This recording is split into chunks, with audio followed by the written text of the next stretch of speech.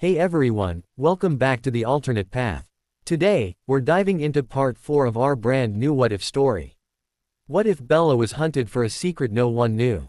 Here's a quick summary. For months, Bella has been hunted by two deadly vampires. Just when hope seems lost, she stumbles into the home of someone who has been waiting for her all along, Alice Cullen. But before we begin, if you enjoy stories like this, make sure to subscribe to the alternate path and share it with your friends, because it really helps the channel grow. Let's start the story. Once I'd buckled up, I noticed Rosalie looking at me, a puzzled look on her beautiful face. "Why are you apologizing?" she asked. "The smell," I replied sheepishly. Rosalie rolled her eyes and stuffed the spray bottle back into her purse. "You have no reason to apologize for that. It wasn't something you could control, therefore there is no reason for an apology. Only apologize if there is a reason behind it, Bella." Her tone was surprisingly soft, especially for Rosalie. Was she starting to like me, I wonder? "All right, I won't," I replied. It was best to do what she said, regardless. Rosalie nodded, satisfied by my answer. But she didn't start the car. She merely sat there, lost in thought for a few minutes. I wasn't sure what to think. I'd never spent much time with Rosalie save for that one time she'd apologized for what had happened at the mall. Other than that, I'd had little to do with her, save for hearing a few teasing jokes here and there. It was a little awkward, truthfully, to be near her without her saying anything. And worrisome. After what felt like forever, Rosalie finally shifted in her seat and spoke. "How was your trip to the beach?" she inquired. I was a little caught off guard by her sudden curiosity, but I shrugged it off quickly and replied. "It was okay. Did you go into the ocean?" I shook my head. "No. I thought about it, but I didn't in the end." Rosalie chuckled. "Alice won't be pleased that you didn't put the bikini she bought you to use."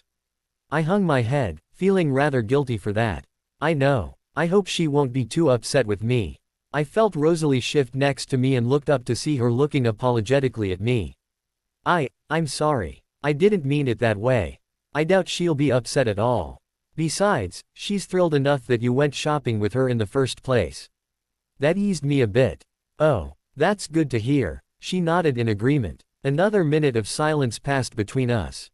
"Is this as awkward for you as it is for me?" she asked. "Pretty much," I replied. Rosalie groaned. "Damn it. Well, I guess it's better for this to be a little awkward than for this not to happen at all." "What do you mean?" Rosalie turned her head so that her eyes met mine. "I wanted to spend a bit of time, talking, with you. I've been thinking a lot about it and I realized that I shouldn't be so harsh to you, so I decided that I would try and take some time to, bond. That's why I offered to be the one to come and pick you up." I gaped at her. "You did? That was surprising." I mean, it was nowhere near as surprising as Rosalie actually wanting to spend time with me, but still. For her to want to come and pick me up wow. Rosalie noticed my reaction and nodded, a small smile forming on her face. I spent most of the drive over here trying to decide on how I was going to approach actually starting a conversation with you without making it seem too awkward or odd. I couldn't really think of any way, truthfully, until I heard you threatening those peons from school." "Why, you heard all of that?" I stammered. Her smile grew. "Every word of it. I have to say, I'm impressed. Not only did you stand up for yourself, you stood up for the rest of us, too. And you apparently nailed the little pretty good, since I saw her holding her cheek when she drove off. I have to say, you're not bad." She turned the keys in the ignition, starting the car at last. After a brief glance at me, likely checking to make sure I was buckled up, she turned her car around and drove off. "You've got my respect, Bella. You're all right in my books," Rosalie stated, her eyes showing that she meant what she said. "Thank you, Rosalie. I'm glad we're on better terms now. As long as you don't hurt Alice intentionally, which I can tell you would never do, we'll be on good terms. Since you told me that you wanted to be my friend that one day, I've been thinking on it more and more and, even though I was bi-dotchy at first, she paused and bit her lip, mulling over something in her head. "I like you." "Thanks," I murmured. Rosalie smiled warmly at me, the warmest I'd ever seen. "Good. Now that's enough sentimental bullshit for one day, I'd say." I laughed at that and our drive home was much more pleasant. "Hey Rosalie. You can call me Rose, she stated softly. Otherwise, yes. How's Alice doing? I asked. I'd been worried about her since she called the first time while I was there. The franticness in her voice scared me and I was fearful as to how well she was coping, even after I sent her the picture I'd taken. She's doing fine, Rosalie replied. She misses you insanely, but I'm certain that the feeling is mutual. She was rather freaked out when she said she couldn't see you in her visions at first, though. That was fun. She rolled her eyes sarcastically at the comment, likely remembering what had happened. I myself was curious and a tad concerned. What happened? She sighed. Alice suddenly jumped off the couch and announced that she couldn't see you anymore and it scared the shit out of her. She started pacing around back and forth for a few minutes while we tried to calm her down, but she wouldn't listen to us. It became too much for her and she bolted out the door to try and go to La Push herself. We all chased after her and after about 10 minutes of chasing we caught her and dragged her back to the house. It took Carlisle, Esme and Jasper to calm her down enough to get through to her. Carlisle suggested that she call you, so she did. She was so frantic, though, that she dialed the wrong number 3 times. Each time she became more and more paranoid, so finally I snagged the phone from her and dialed your number in. When you answered, you should have seen the look on her face. It was like a giant meteor that had been seconds away from destroying the earth suddenly vanished into thin air. That was how relieved she was that you were still breathing, even if she couldn't see you. I blanched, feeling horribly guilty for causing her so much pain. Rosalie noticed this and placed a gentle hand on my shoulder. Don't feel guilty, Bella. You have no reason to, and Alice will most definitely tell you that herself. She just worries about you. She loves you with every fiber of her being and I think it causes her pain when you aren't around. I know the feeling, I admitted. Rosalie removed her hand and looked at me curiously as she turned a corner without even needing to look at the road. I mean, I felt the same way the entire time that I was on La Push. I missed her insanely, it was almost physically painful. Hell, I missed all of you while I was away, almost to the same level. Interesting, Rosalie mused. You'll have to tell that to Carlisle. I planned on it, actually. Oh, that reminds me, did she like that picture I sent?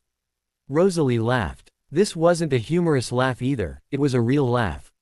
It was the first time I'd ever heard Rosalie's true laugh, which was utterly majestic.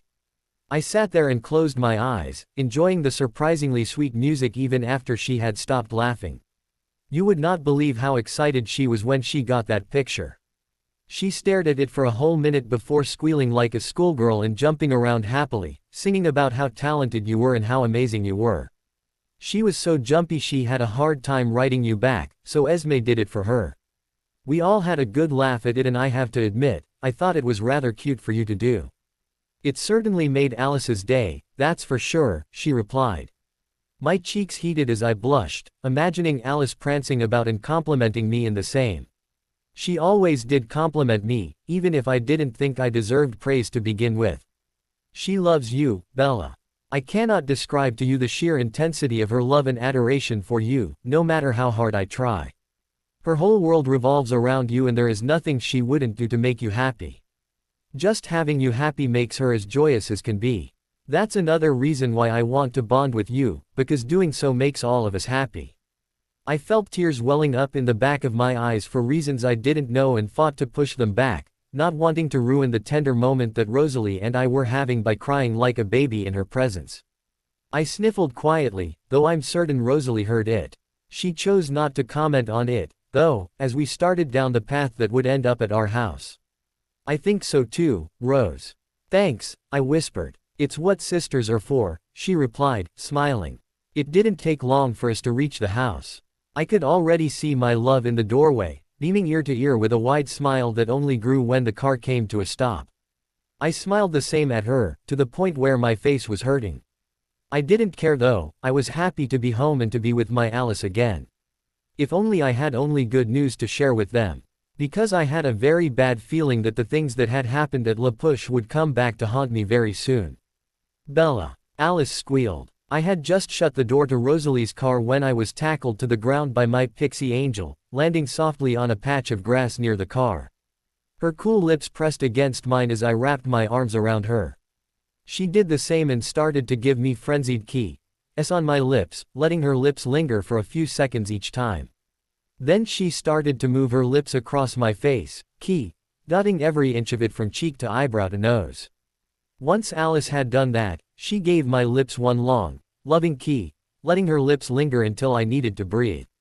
Alice rested her forehead against mine, smiling warmly at me as we gazed intently into one another's eyes. It felt amazing to be in her arms again, kissing her. It felt like it had been an eternity since we'd seen one another, and I was certain my eyes were reflecting those feelings because I could see Alice's were.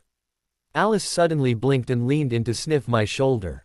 "You stink, Bella," she said, crinkling her nose adorably. I rolled my eyes. "Is that your way of saying, 'Hi Bella, I missed you'?" She scowled and captured my lips, trailing her tongue across my bottom lip. I moaned softly, opening my mouth and allowing her tongue entrance. Her cold tongue swirled around the inside of my mouth, the pleasurable sensations making my eyes practically roll into the back of my head. She continued this for another minute before removing her tongue and planting one last kiss on my lips, smiling at my dazed expression. Alice giggled. "That is how I say hello to you, my sweet Bella. But you still stink." I sighed and hugged her as tight as I could. "I know. Rose told me the same thing when she picked me up. She sprayed me with some of that scented stuff, though, so I figured that would make me smell a little better." "Ew, she put her stinky spray on you." "Ah, I hate that stuff," she whined, her nose scrunching up even more and making her look even more adorable. Rosalie, who was standing at the doorway, huffed. "My scented sprays do not stink." Alice rolled her eyes and sniffed me again, frowning. "I miss your old smell. Anything that isn't naturally you stinks. I can't help it. It's not like I mean to not smell like me," I grumbled. "Geez, that sounded weird." She rubbed her nose against mine, sighing contentedly. "It's fine. I love you, Bella. I don't care if you stink or if you smell godly, I love you and I will always love you. Besides, all you have to do is take a shower and you'll smell like you again. It's no big deal." I closed my eyes and smiled, reveling in the closeness that I'd missed. "All right, I'll go take a shower," I replied. She smiled at that and stood up, slowly lifting me with her. No sooner was I on my feet, however, was I suddenly tackled back down again. Alice was scowling as she pressed her forehead to mine, narrowing her eyes at me. "That reminds me. Don't you ever hang up on me again, Isabella," Alice growled. "Do you have any idea how scared I was? You could have been hurt and I wouldn't have known or been able to do anything about it. You could have been killed, Bella. Don't you know what that does to me, knowing that could have happened?" Her dark honey eyes smoldered with concern and showed me how scared she truly had been. I grimaced and felt horribly guilty for putting her through that, imagining her angelic face broken and crying tears that would never fall because she thought she'd lost me.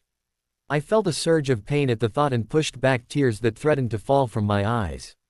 Alice noticed this and her face softened up instantly. Oh baby, no.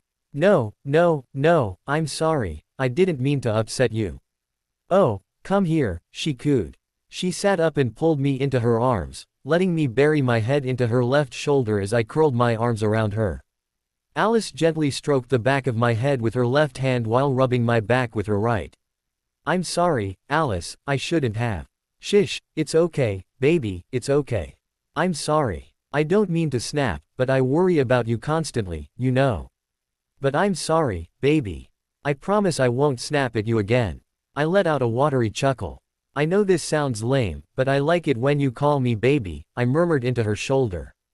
Alice giggled and continued to rubbing soothing circles into my back and my head. "Well, you're my baby, mine and no one else's." I heard two soft grunts of disagreement from inside the house and smiled as Alice kissed at my cheek and giggled again. "Okay, you're mine, Carlisle and Esme's baby. There, is that better?" I smiled as I breathed in her sweet scent several times before dotting Alice on the lips. "You're a dork, you know that?" I asked. She smiled broadly. "But I'm your dork, right?" "That you are, Alice," I replied. "Shall I go inside and take a shower now?" Alice stood up and pulled me to my feet again, pressing her body into mine as our lips touched, her cool hands cupping my cheeks and pulling me further into her. I snaked my arms around her once more as our lips moved against each other's rhythmically. We broke apart minutes later, both of us with goofy grins plastered onto our faces.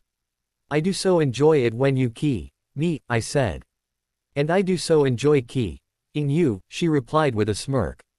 She leaned in and captured my lips once more, gently pushing me back so that I was lying on top of Rosalie's car.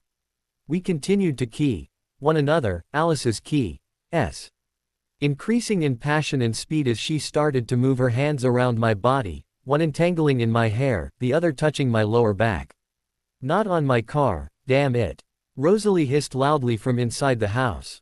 I heard several chuckles and Emmett's booming laughter echo outside as Alice laughed and pulled me off of Rosalie's car. As much as I wanted to continue, I would rather keep my life and have the chance to key her again than face Rosalie's wrath. I found myself laughing a little too as Alice looped her left arm around my right and led me inside of the house. Esme was there in an instant, greeting me with one of her trademark Esme hugs, which I happily relaxed into.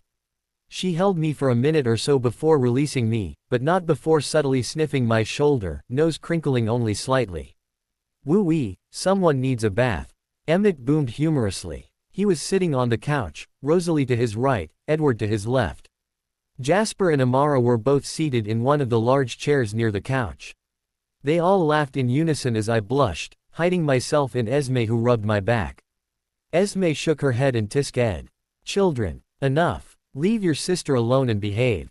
After shooting them a scolding look that silenced their laughter, she turned and gave me a gentle smile as she leaned in and keyed at my forehead.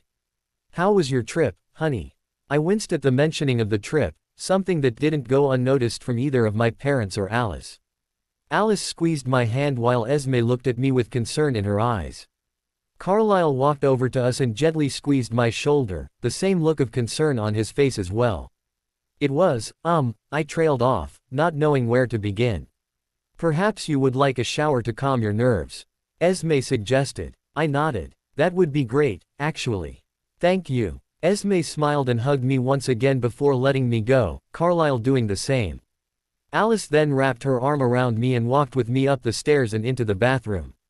I noticed that there was already a towel and a change of clothes for me to put on, which I furrowed my brow in confusion. Alice giggled and keyed my cheek. I kind of knew ahead of time that you'd need a shower. I rolled my eyes, but smiled softly at her. Thanks, Pixie Feet. No problem, Stinky, she replied joyously, pulling me into a brief but loving hug. I scowled at that and prepared to counter it, but Alice shushed me with a quick key before dancing out the door, leaving me alone. I silently cursed her for not giving me the chance to form a proper comeback, but shrugged it off. I didn't care too much since I was overjoyed to be back home with Alice and the others. With a sigh, I shrugged out of my clothes and removed my bikini, setting them on a neat pile near the door.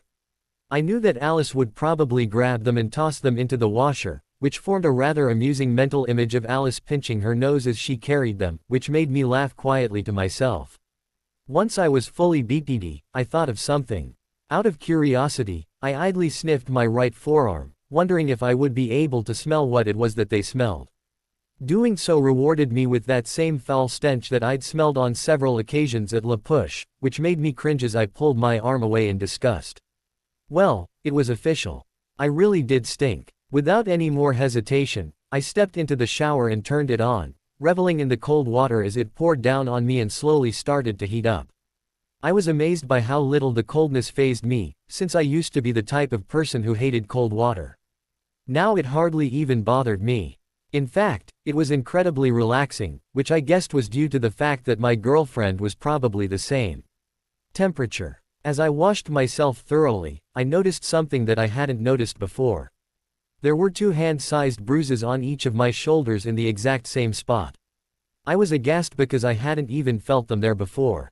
Now, though, I was rewarded with a sharp pain in each spot, which made me wince and caused me to get shampoo in my eyes. Ow, ow, ow, ow. My hands were moving desperately to try and get the soap from my eyes, but the burning feeling was causing far too much pain. I yelped as I struggled to keep my balance in the meantime, which only proved to be even harder. Seconds later, I felt a pair of cold arms wrap around me and the familiar scent of chocolate and strawberries filled my nostrils. Alice. I wasn't able to make any kind of response because of the frenzy that I was in, but being in Alice's arms always seemed to calm me. Suddenly I felt a cool tongue started gently gliding across my right eyelid, licking away the soap before moving on to the left eyelid. Her tongue lingered for a moment, swirling around each eye and lapping up any soap that was left over. Once that was done, her hands moved up to my face and I felt water being lightly rubbed into my eyelids. After a few minutes, I was able to open my eyes. The burning pain was still there, but it had lessened greatly. I blinked several times and saw that Alice was no longer there, likely giving me my own private space to finish taking a shower. I did so quickly so that I would avoid getting soap in my eyes again and made sure to be gentle when washing my shoulders.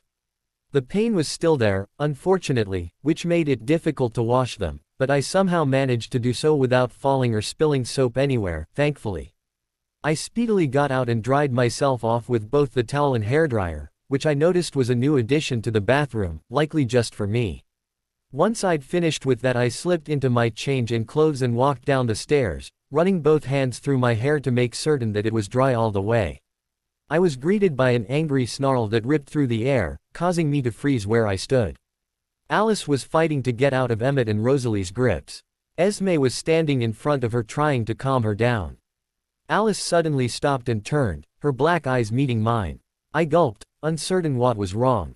Alice, what's? Alice growled. Your shoulders. Wah. Your shoulders. She snarled. They touched you. They hurt you. I'll kill them. She managed to tear out of the hold that Emmett and Rosalie had her in, but before she could get much farther she was blocked by Jasper, Amara and Edward. Alice curled back her lip and let out a threatening growl, crouching in a defensive position, ready to attack.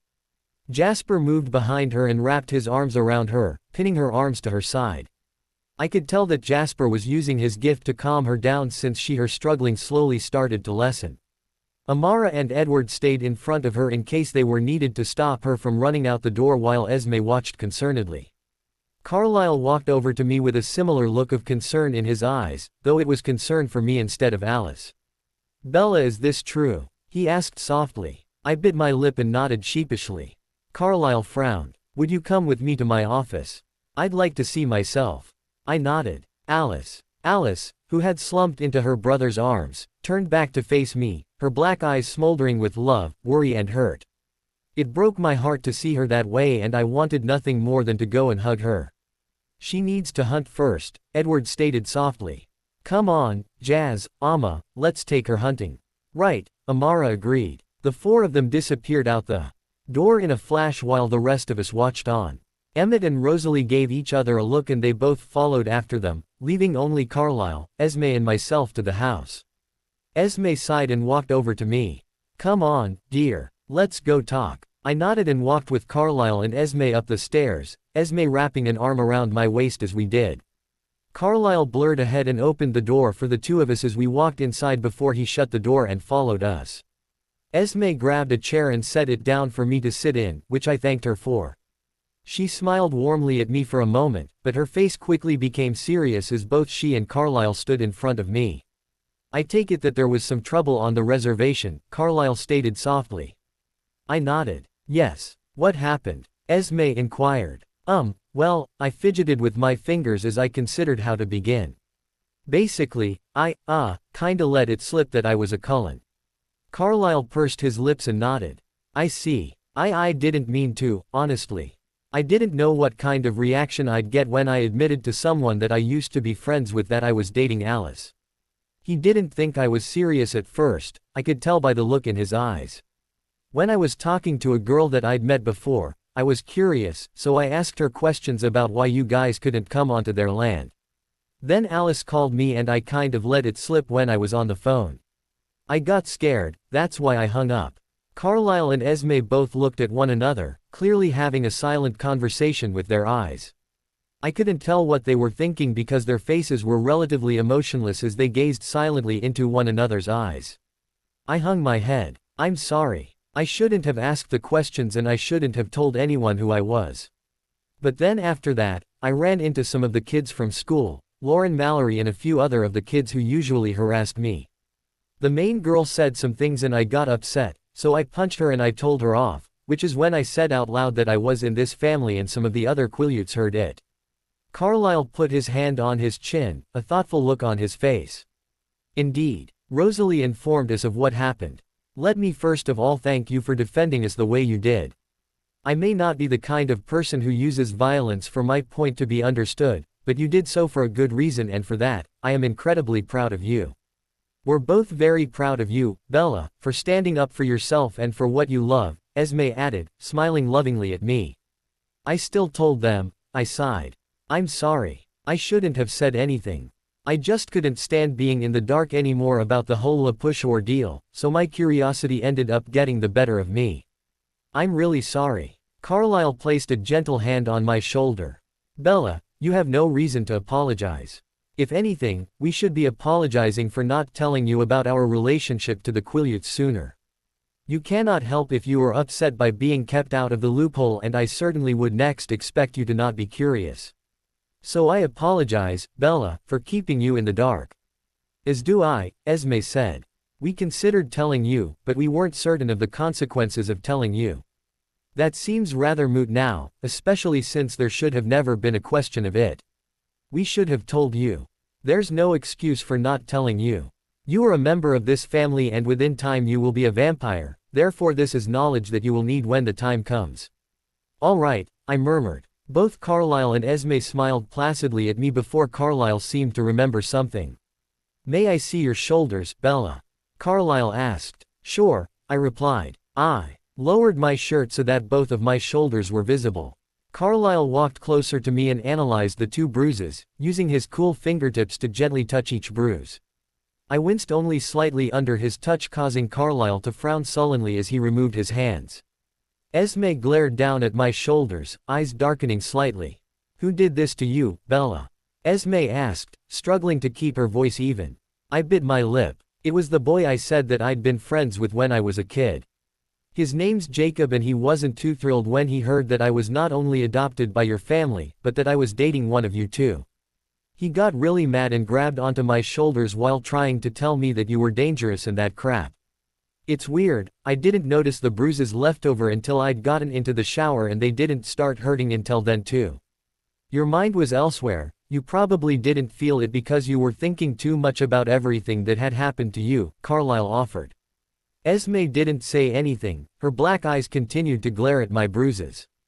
But it could also be a sign of your slow transformation into a vampire as well.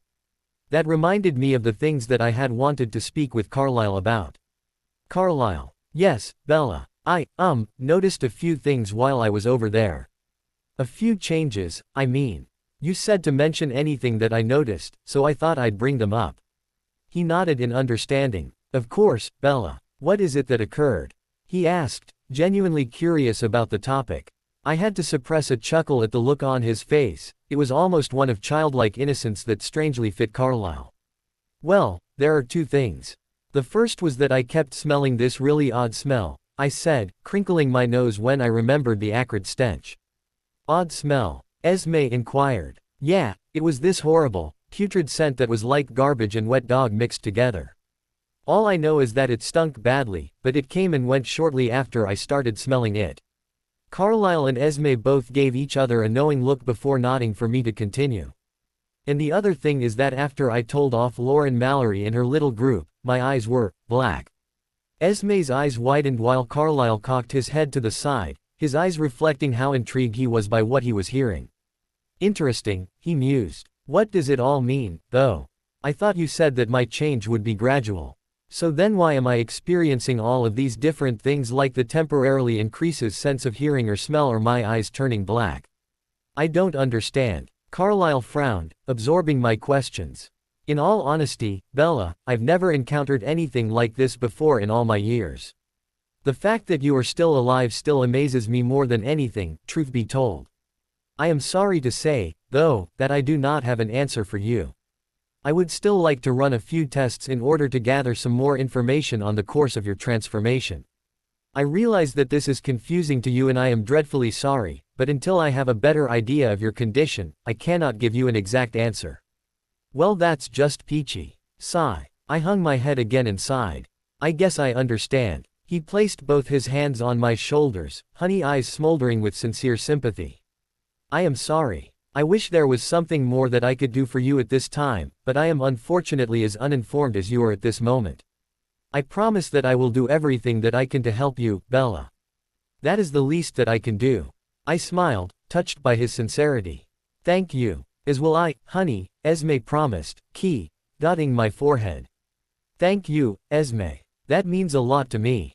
She smiled at that, and the room fell silent as I thought about everything that had happened today. Does that mean that you'll tell me what the deal with the Quileutes is, then? Carlyle and Esme both frowned and looked at each other for a moment. Perhaps now would be the best time, Carlyle stated. Yes, Esme agreed. She looked down at me. Bella, dear, did you perhaps notice any odd qualities about some of the younger Quileutes? Well, they all had the same tattoo on their shoulders, I noticed that. And then there was the fact that several of them had the same problem where they would start violently shaking, like they were about to burst out of their own skin, I replied. Esme sighed. That is partially correct. You see, Bella, the Quileutes are not normal humans. I gathered that much, honestly. But what are they, then? Carlyle pursed his lips. Tell me, Bella, did you happen to learn anything regarding the Quileutes' past? I paused to think back. I remember Leah, the girl that I first let it slip with, mentioning that there's a legend that the Quileutes are descended from wolves. I didn't quite understand it and she didn't elaborate much, so it just left me confused. The more I thought on it, the more my mind was screaming at me how obvious it was, but for some reason my conscience was blocking it. Was it that obvious, and the only problem here was that I was in denial about the whole thing? I mean, if vampires can exist, wouldn't it make sense if there were other inhuman beings out there? Could they be? My thoughts were broken when I felt a familiar pair of cold arms wrap around me. Alice was back and she was pulling me into her arms, cradling me protectively to her body as she nuzzled my neck. On instinct I was already mimicking her actions and wrapping my arms around her, hugging her as tight as I could manage, since I knew it wouldn't hurt her. Did something happen? Carlyle inquired. What's wrong, dear? Where are the others? Esme asked. Alice bit her lip. I had a vision. The newborn, she's moving. She's coming here. I heard Esme mutter something under her breath as I breathed uneasily into Alice's shoulder. She must have felt what I felt because she instantly sat down and placed me on her lap, holding me lovingly. Alice, I murmured. Shish, it's okay, baby. I'll protect you, she cooed sweetly. Did you tell the others? Carlyle asked. Alice nodded briskly. Yes, Edward was near me when I got the vision. He informed the others and they all went to set up a perimeter around the area. What is that going to do? I asked curiously. Alice blinked, surprised that I had asked. Oh, I guess I never mentioned this to you before. We vampires have, I guess you could call it, a unique ability that we can use both when we're hunting and when we mark our territory. I'm not quite certain how to explain it, though. If I may, Alice. Carlyle offered. She nodded. What you would call it, Bella, is the ability for us to extend our natural sense. I furrowed my brow in confusion. I'm not following. You know how we naturally smell good to you? Alice asked. I nodded. Well, we can make so that we can push our natural sense outwards. It'd be like if you and I were standing on opposite ends of a room. I could make it so that you would be able to smell me. Normally, vampires use this to draw their prey in, since our natural scent is mouthwateringly delicious to humans. But we also use our scent to mark our territory, extending it outwards and creating an invisible barrier, if you will, that shows that the land is owned. That sounds pretty cool, actually, I mused. Alice shrugged. I guess so. But it doesn't help that it only draws in humans for when we hunt, not animals. When animals smell us, they usually tend to run away. I guess it's because they're naturally more aware of who the predator is. Alice, did you see for certain that the vampire was heading to this exact location? Esme asked. Yes, Esme, she's starting to head for Forks, Alice replied. I'd been keeping tabs on her movements, which was hard to do since she kept changing her mind about her destination. I do know, however, that she'll be in Forks within the next 3 days. She hasn't made any decisions other than that, so I don't know why she's coming here or what she'll be doing, but you can bet that I'll be keeping my eyes on her. What of the other 2 nomads? Carlyle inquired. Alice bit her lip and stared down at the floor. I haven't seen any decisions from them as of late, honestly. The last I saw was of them heading in the same direction as the newborn in order to meet up with her, but I never saw them meet. They either changed their minds or they made a snap decision and I didn't see it. Either way, I've practically lost sight of them. It's like they know that I'm watching their every move, so they're moving less and at random. Carlisle and Esme exchanged worried glances. I grimaced, suddenly now concerned with what it was that Victoria and James had in mind. And then there was this new vampire and how she somehow had to fit into the equation. There was just too much coincidence with her appearing shortly after they failed to catch me. Had they created her during the time that I had been on the run from them? But then why abandon her? It made no sense. What are you thinking? Alice asked, staring intently at me. I sighed. I'm just worried about this whole mess. I want it to go away so I don't have to think about them anymore. I'm tired of being paranoid every time the news talks about missing people or people found dead in the streets. And I'm tired of all the nightmares of them mocking me and threatening to hurt you and the others and Alice shushed me by holding a fingertip to my lips before removing her finger and leaning into me. I lost my train of thought real fast as she cupped my cheeks and started slowly dotting me like she always did, with slow, rhythmic movements filled with nothing but love, warmth and passion. When she broke away, she did so slowly, her eyes smoldering with the same emotions that she had poured into her lips. Stop, she commanded gently. Stop worrying. Stop stressing. Just stop thinking about them altogether, Bella. I have said it time and time again and I will keep saying it because you don't seem to get it. I will protect you. I will not let them hurt you again, and I will do everything in my power to keep that promise. We're all going to do our part in making sure that you are completely safe, so I want you to stop concerning yourself with it. Okay. I blinked and nodded. Okay. How could I not worry, though? This was my family. She was my girlfriend, my best friend. I couldn't live with the idea of any of them being hurt by James and Victoria, because I knew damn well that they would torture them the same way they had tortured me. I'd had nightmares about it several times whenever Alice was away and I was asleep, though they would quickly go away when she returned and curled into me. But they still haunted me in the back of my mind. They needed to be stopped. No, not stopped. Killed. They needed to be torn into shreds and thrown into a fire, ending their miserable lives once and for all. I was sick of being forced to think of them every time I saw the bite marks on my arm, sick of hearing their twisted voices and their bone-chilling laughter echo in the back of my head. I wanted them dead. Alice wanted them dead. The others wanted them dead, even Carlisle and Esme. Though they didn't vocalize it. I could see it in their eyes, though, how much they hated Victoria and James for everything they'd done to me. A part of me wanted them to come back. It wanted them to pick a fight and get what was coming to them when they realized how much better the Cullens were compared to them. There'd been several occasions where I'd had dreams of Alice ripping Victoria's head off. It was weird, since I usually didn't have violent dreams and I usually didn't enjoy having violent dreams, but for that image, I was more than happy to make an exception. I figured if anything the increase in my violent thoughts was a reflection of my changing process, which seemed to be the cause of a lot of things happening to me lately. I did hope, though, that I would be able to better control them as I continued to change. I did not need another accident like what had happened with Jessica that day, no matter how much I hated her. I had to admit though, standing up to Lauren felt good. Not good, fantastic. It was weird, too, because I'd been thinking of Alice when I stood up to her. I think that being around Alice has really helped me out a lot, maybe even more than I realize. Perhaps we should inform the Quileutes, Carlisle murmured, more to himself. It would be good to go and speak with them regardless concerning the situation with Bella.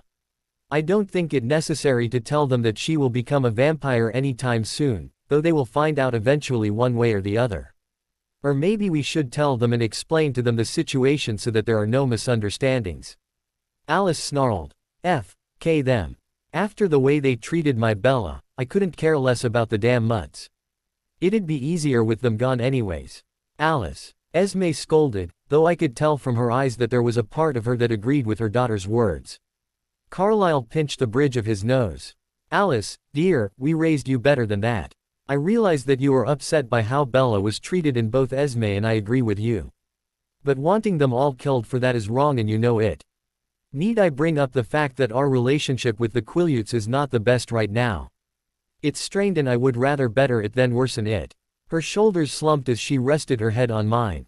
Fine, Tell them if you want to, she grumbled, not pleased in the slightest. But don't expect much from them, Carlisle. I dare not think of how they'll react when they find out about Bella's condition. Condition? I asked. Alice frowned and keyed my forehead. I didn't mean it like that, love. Sorry. No, it's okay. My mind is just sort of everywhere at the moment. Bella, she warned. I shook my head. Not about them, Alice. Just thinking, you know. Which reminds me, I turned to look at Carlisle.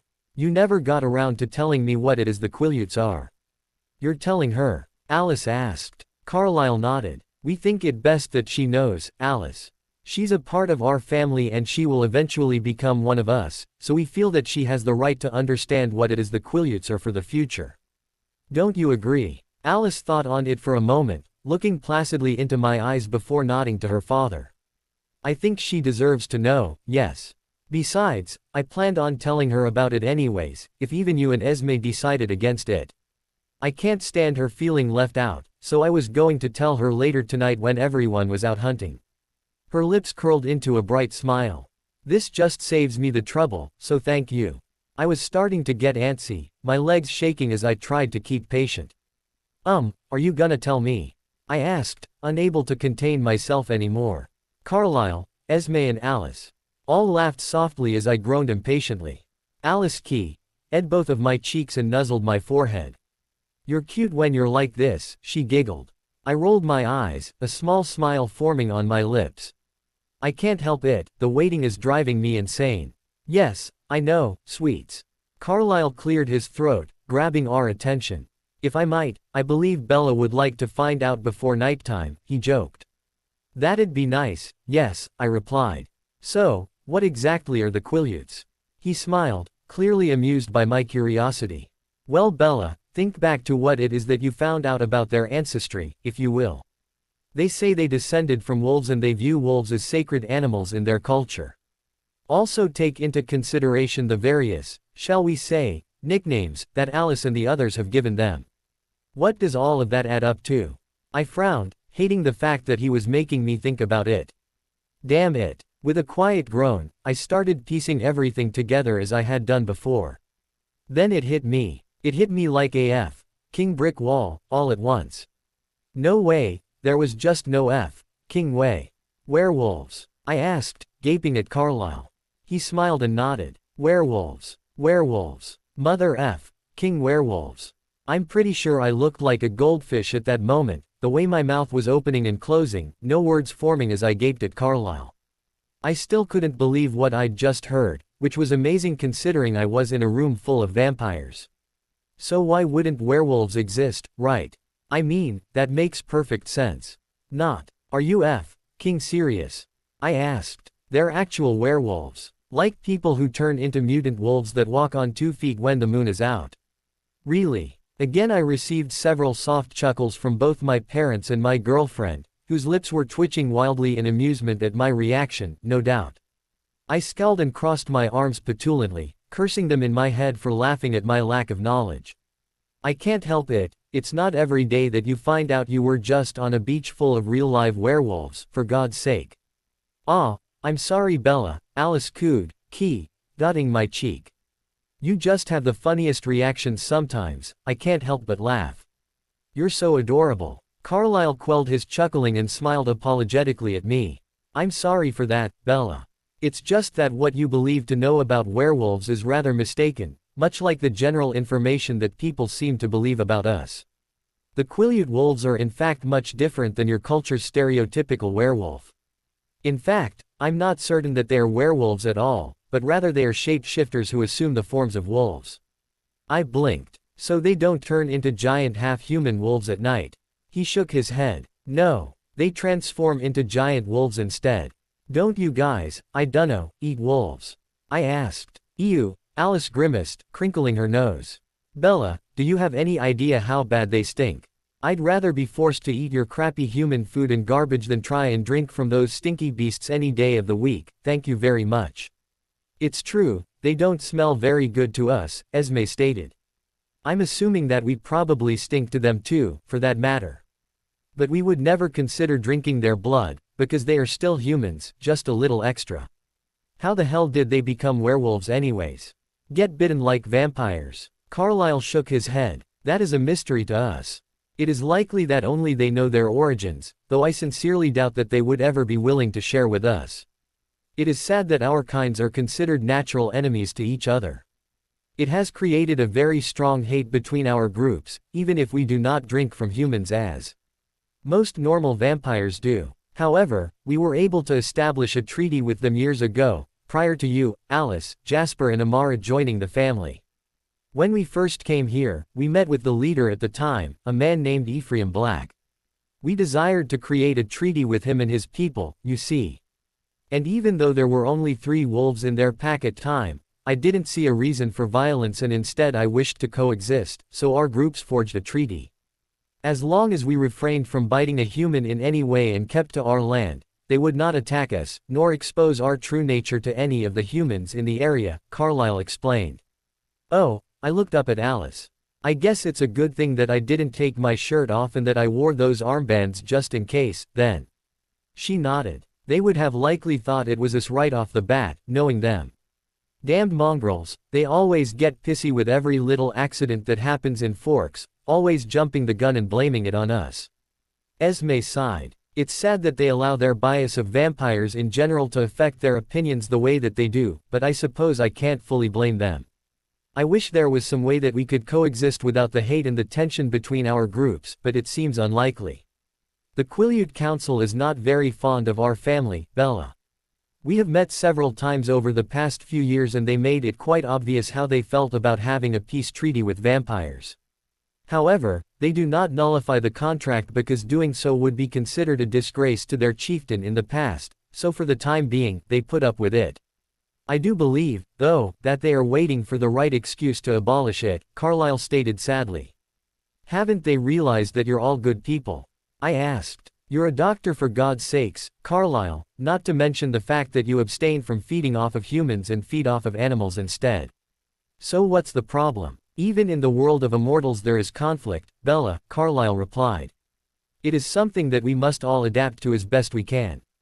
Esme and I try to keep from starting conflict and, should there be some form of it started, we try to settle it peacefully. Violence is not something that either of us enjoys. There is far too much of it already in this world, which is saddening, so we aim to be different. It doesn't always work, though, and sometimes conflict is inevitable. Understanding dawned on me. You've gotten into fights with the Quileutes before. Both Carlyle and Esme nodded somberly. Alice bit her lip and rested her head in the crook of my neck, breathing in slow breaths. It was silent for a moment as no one knew what to say, the only noise being Alice's quiet unnecessary breaths. What's wrong, Alice? I asked gently. Alice flinched and peered at me with shame written on her face. After one last breath, she pressed her forehead into mine, gazing into my eyes. I gazed back intently into those beautiful golden orbs, reveling in how much I loved them. One of the things I loved most about her eyes was how well I could read her from them. They always showcased her emotions, even if her face did not, which helped me know when something was bothering her. Bella, I had an accident with them several years ago, she admitted sorrowfully.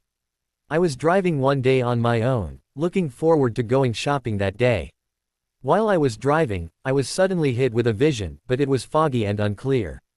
By the time I realized what it had been trying to tell, it was already too late. I ended up crashing into someone. It was a man and a woman, both of them from the reservation. They were both severely injured. She looked away from me, staring at the floor. Instead, I panicked and called Carlyle and told him about it. I couldn't stay because there was too much blood, so I had to leave while I called for him to send an ambulance. It was fast, but not fast enough. The woman ended up dying from internal injuries shortly afterwards while the man survived, though he was paralyzed from it. I gasped when I realized I knew who she was talking about.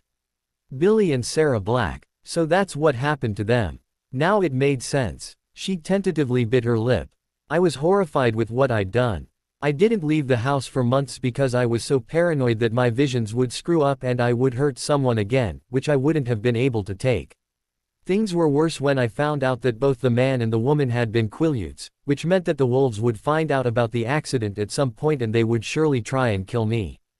They never did though, so I'm assuming that the man never told the others, though I don't know why. I thought back to speaking with Jacob in his room, his dark, foreboding smile. Did he know? No, he couldn't have known. If he did, then he would have reacted differently when he found out that I was dating Alice.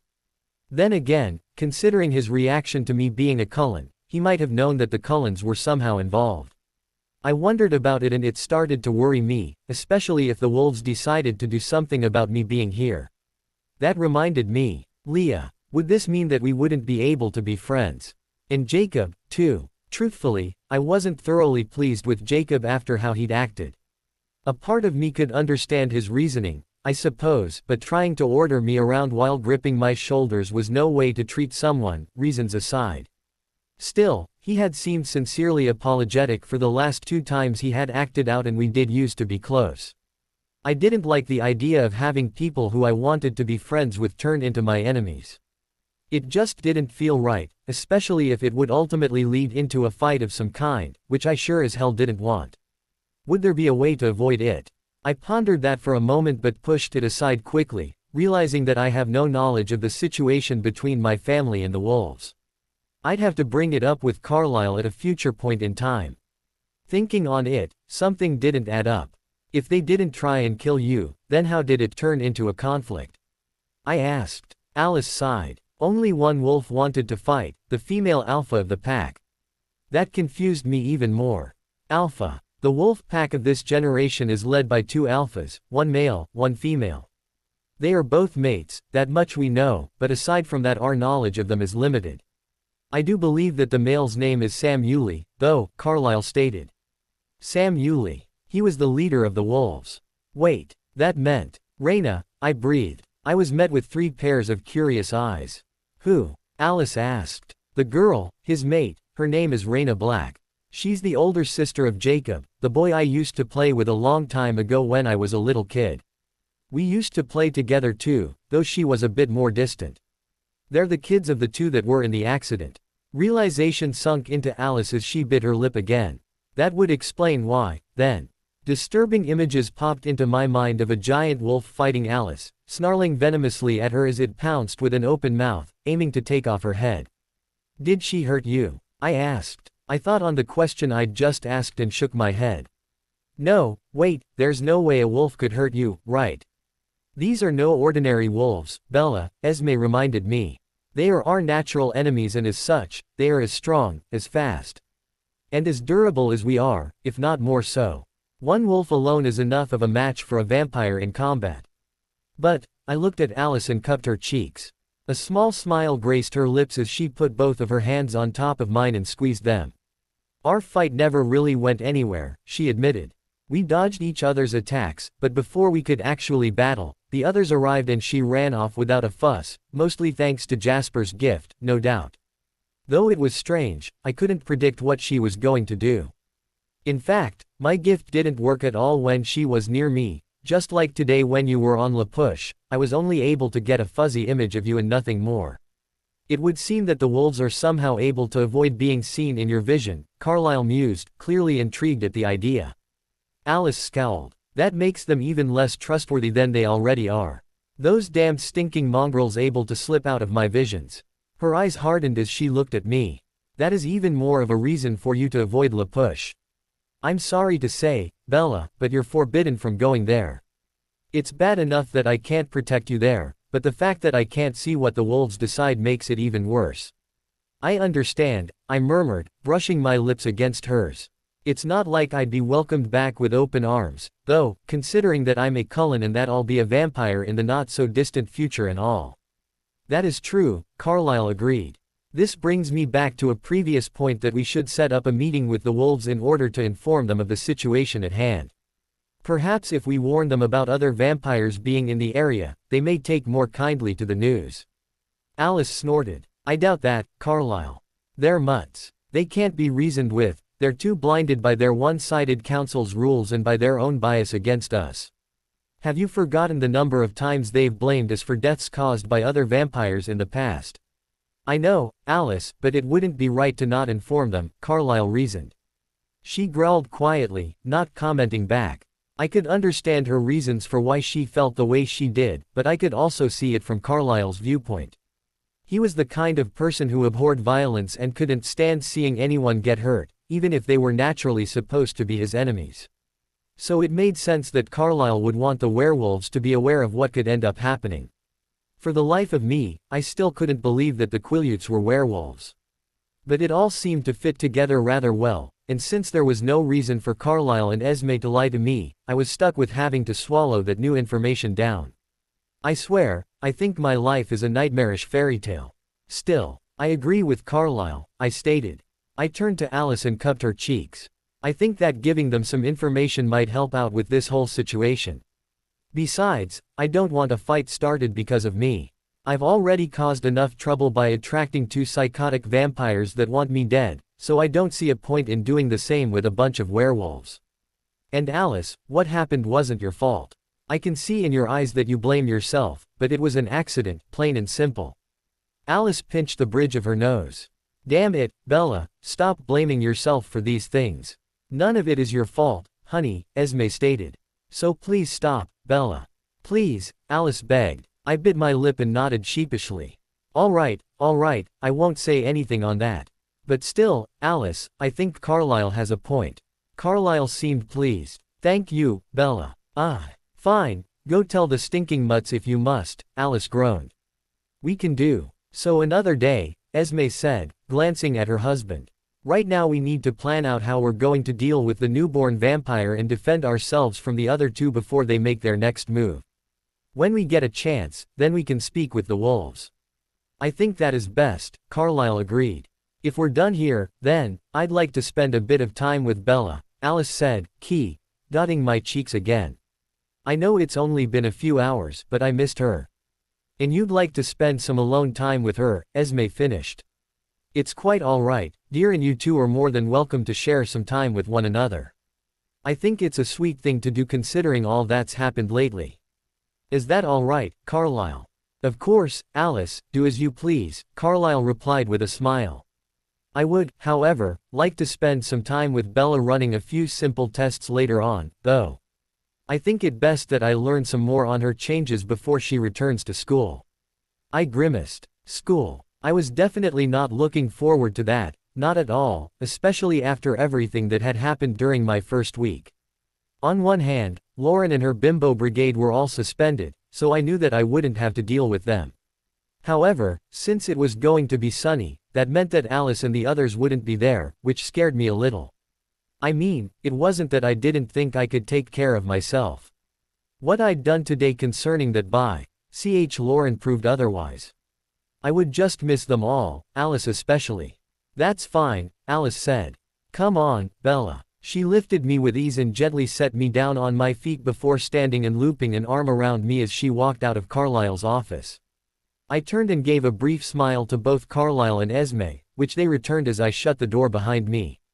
I walked with Alice into our room and sat down on the bed, pulling my shoes off as she closed the door behind her. So Allie. I didn't get a chance to continue since Alice had pounced on top of me, crashing her lips against mine in an instant. She wrapped both arms around me, her right arm around my waist, her left around the back of my head, her hand holding it as she continued dotting me. I moved my hands to the back of her head, running my fingers through her soft locks, dotting her back as passionately and lovingly as she was, and letting out a soft moan, and when I felt her tongue lick my bottom lip, asking for permission into my mouth, permission that I was more than happy to give. As we I noticed something, or rather, I smelled something. Her scent. That sweet, mouth-watering mixture of chocolate and strawberries with a hint of vanilla that I loved, seemed stronger than it normally was. I could smell it radiating off of her skin, like an aura. That's when I realized that Alice was showing me what she had mentioned before about how vampires could control their scents that way. I felt as though her scent was wrapping around me. I could smell only her, taste only her, feel only her. It was amazing. It felt as though her scent had melded with me. I moaned again as her tongue finally inserted into my mouth, gliding around the inside of my mouth. My tongue attempted to fight with Alice's over-control of my mouth, but lost in mere seconds because I couldn't do that and enjoy the pleasure at the same time. I don't know how long we ed for. I lost track of time and all thought process with the combination of Alice's heavenly lips and her scent wrapping around me. Eventually, though, the need to breathe outtranked the amazing tingling feeling surging through me and I was forced to break away, gasping for air several times. Alice kept our foreheads pressed together and allowed for her lips to brush against mine as she smiled. Holy crap, I panted. That was awesome. I noticed a few beads of sweat dripping down my brow and saw that Alice did too. Her dark honey-colored eyes watched a few beads drop down onto the bed before placing her finger on my cheek and capturing one with her fingertip. Without a second of hesitation she placed her finger in her mouth, letting out a quiet moan, and as she licked her lips. Delicious, she purred. I smiled and captured her lips once more. I agree. I breathed in and out several times, loving how strong Alice's smell was. It made my mouth water even more, causing a small bit of drool to escape my lips and drop onto my shirt. Alice and I both noticed it and giggled. Well, I'm glad you enjoyed it, she murmured. I could feel her scent slowly dissipating from around me. That was my way of, shall we say, making up for last time. Thank you, I replied. Alice rolled off of me so that she was lying on her side, pulling me into her seconds later. I happily snuggled into her, nuzzling into the crook of her neck while she did the same. Her body soon began to vibrate, her purring causing a peaceful, lulling calm to overtake me. I really did miss you, Alice. She smiled warmly. As I missed you, love. She leaned in to capture my lips in a tender key, holding it for a few seconds. By the way, I heard from Rosalie what you said and did on the reservation to those assholes from school. I blinked, surprised. She told you. Alice smirked. She told us all, actually. Oh, I blushed slightly, wondering how much Rosalie told them. Alice cupped my cheeks and made me look at her, her eyes shining with nothing but love. I can't even begin to express how deeply proud I am of you, Bella. I'm proud of you for standing up not just for yourself but for all of us, for me especially, and I'm proud of you for teaching that stupid CH a lesson, even though I feel that she deserved worse. But regardless, thank you Bella, for doing what you did. When she finished, she gave me another loving key. I shrugged as nonchalantly as I could, trying to ignore the heat in my cheeks. It was no big deal. And honestly Alice, you were the inspiration. Just like for that sand picture of you that I somehow managed to make. I loved that. That was so sweet of you. She squealed, hugging me as tight as she could without causing me any pain. You're too good for me, Bella. And I must say, you're more artistic than you seem to think. It took skill to make that. I only wish I could have been there to take a picture of it so that I'd have a larger one. Maybe we could go to the beach sometime. I suggested. Alice beamed at me. I'd love that. And you can finally show off that why body of yours when you wear nothing but your bikini to the beach. I happen to know that you never removed your normal clothes today, but I'm not complaining. I frowned. How did you? Rosalie told me, of course, she replied, grinning at my blush. Damn it, Rosalie. Alice giggled. Like I said, I'm not complaining Bella. I'm actually happy that you didn't show your body off, since I want to be the only one who can see it. I'd get jealous if you did otherwise, so thank you, even if you didn't do so purposefully. I rolled my eyes at her, a small smile playing on my lips. That means you'll wear the bikini you bought for yourself too, doesn't it? She licked her lips. Oh yes, my dear, she purred seductively. We both burst into laughter which we kept up for a few minutes before stopping, the peaceful silence between us returning. It was nice, almost nice enough to make me forget about everything that had happened today on the reservation. Leah, Jacob, werewolves, treaty, enemies. Those were the words floating around in the back of my head, even as I lay in my love's arms. I managed to push them aside, though, because I knew worrying about them was pointless and I knew that Alice would figure out that I was worrying. So instead I focused on enjoying Alice and nothing but Alice, cuddling with her in our bed instead. We stayed that way for what seemed like hours, the two of us holding each other with the only noise being her soothing purring. It was only when Alice shifted that I realized that I had started to fall asleep in her arms, not that I was complaining. That was when I heard the sound of the door opening and shutting downstairs, realizing that the others had returned at last. Do you want to go downstairs? Alice asked. I nodded. Only if I can stay in your arms. Lame, I know, but how could I resist? Always, she giggled. That said, Alice scooped me into her arms and jumped off the bed before gracefully moving out of our room and down the stairs. Carlisle and Esme were there too as our siblings clambered into the house, Emmett the last one inside. Alice plopped down in the couch, pulling me to her lap as she always did. I curled around her so that I was sitting with one side facing her, the other side facing the others, just so I could better hear what was said. "We've marked as much of our territory as we could," Edward announced, taking a seat on one of their easy chairs. "Now it's just a matter of time before our newborn friend arrives in town. When she does, though, we'll know." "How would you know?" I inquired. "Vampires have a sixth sense that lets them know when an intruder crosses into territory that they've marked with their scent," Jasper explained. "So we'll know the instant either this newborn or the two nomads cross over into our area." Emmett pounded his fists together. "And that's when we jump in and rip them to pieces. We don't know if this newborn is aligned with them, Emmett," Esme pointed out. "She was moving in the same direction as those other two jackasses. Alice said so herself, so that makes her an enemy in my book," Amara grunted. "Besides, Alice wouldn't have seen her beforehand if she wasn't dangerous in some way." Esme sighed. "All right, as long as you're all careful." "Ah, Mom, we always are." Emmett boomed. "Not always, Rosalie scoffed. "Need I remind you of the last encounter we had?" Emmett pouted and hung his head petulantly. I cocked my head to the side, curious. "What happened?" I asked. "We got into a fight with another coven that was traveling through here and things got messy real quickly. We ended up defeating them, but we avoided killing them on Carlisle and Esme's orders, so we let them go." Emmett got his A.S. handed to him, though, Alice replied, smirking. Emmett snorted. "Not as bad as you did, Pipsqueak." "It's true, Alice got way too overconfident and it cost her," Edward snickered. "She always gets cocky when she fights," Amara added. Alice growled, baring her teeth at her siblings. "Shut up. It was a one-time deal," she hissed. "Nah, it happens all the time." Emmett laughed. "It's true, Allie," Rosalie chuckled. "How many times has Carlisle had to patch you up afterwards because you overestimated yourself or underestimated your opponents?" Jasper asked humorously. Alice snarled at them, but it only made Emmett laugh louder. The others were all laughing as well, even Carlisle and Esme had small smiles that they were trying to suppress. Alice looked around them with both irritation and embarrassment in her eyes, eventually giving up and burying her face into my shoulder. "I hate you guys," she grumbled. I smiled and pulled her close to me, resting my chin on her shoulder and running the fingers of my left hand through her hair. Carlisle and Esme both looked at one another and nodded before Carlisle cleared his throat, quelling all of the laughter in the room. Alice peeked up from my shoulder as well, though she had no intention of moving anytime soon. "I'm glad you're all doing your part in keeping our family safe.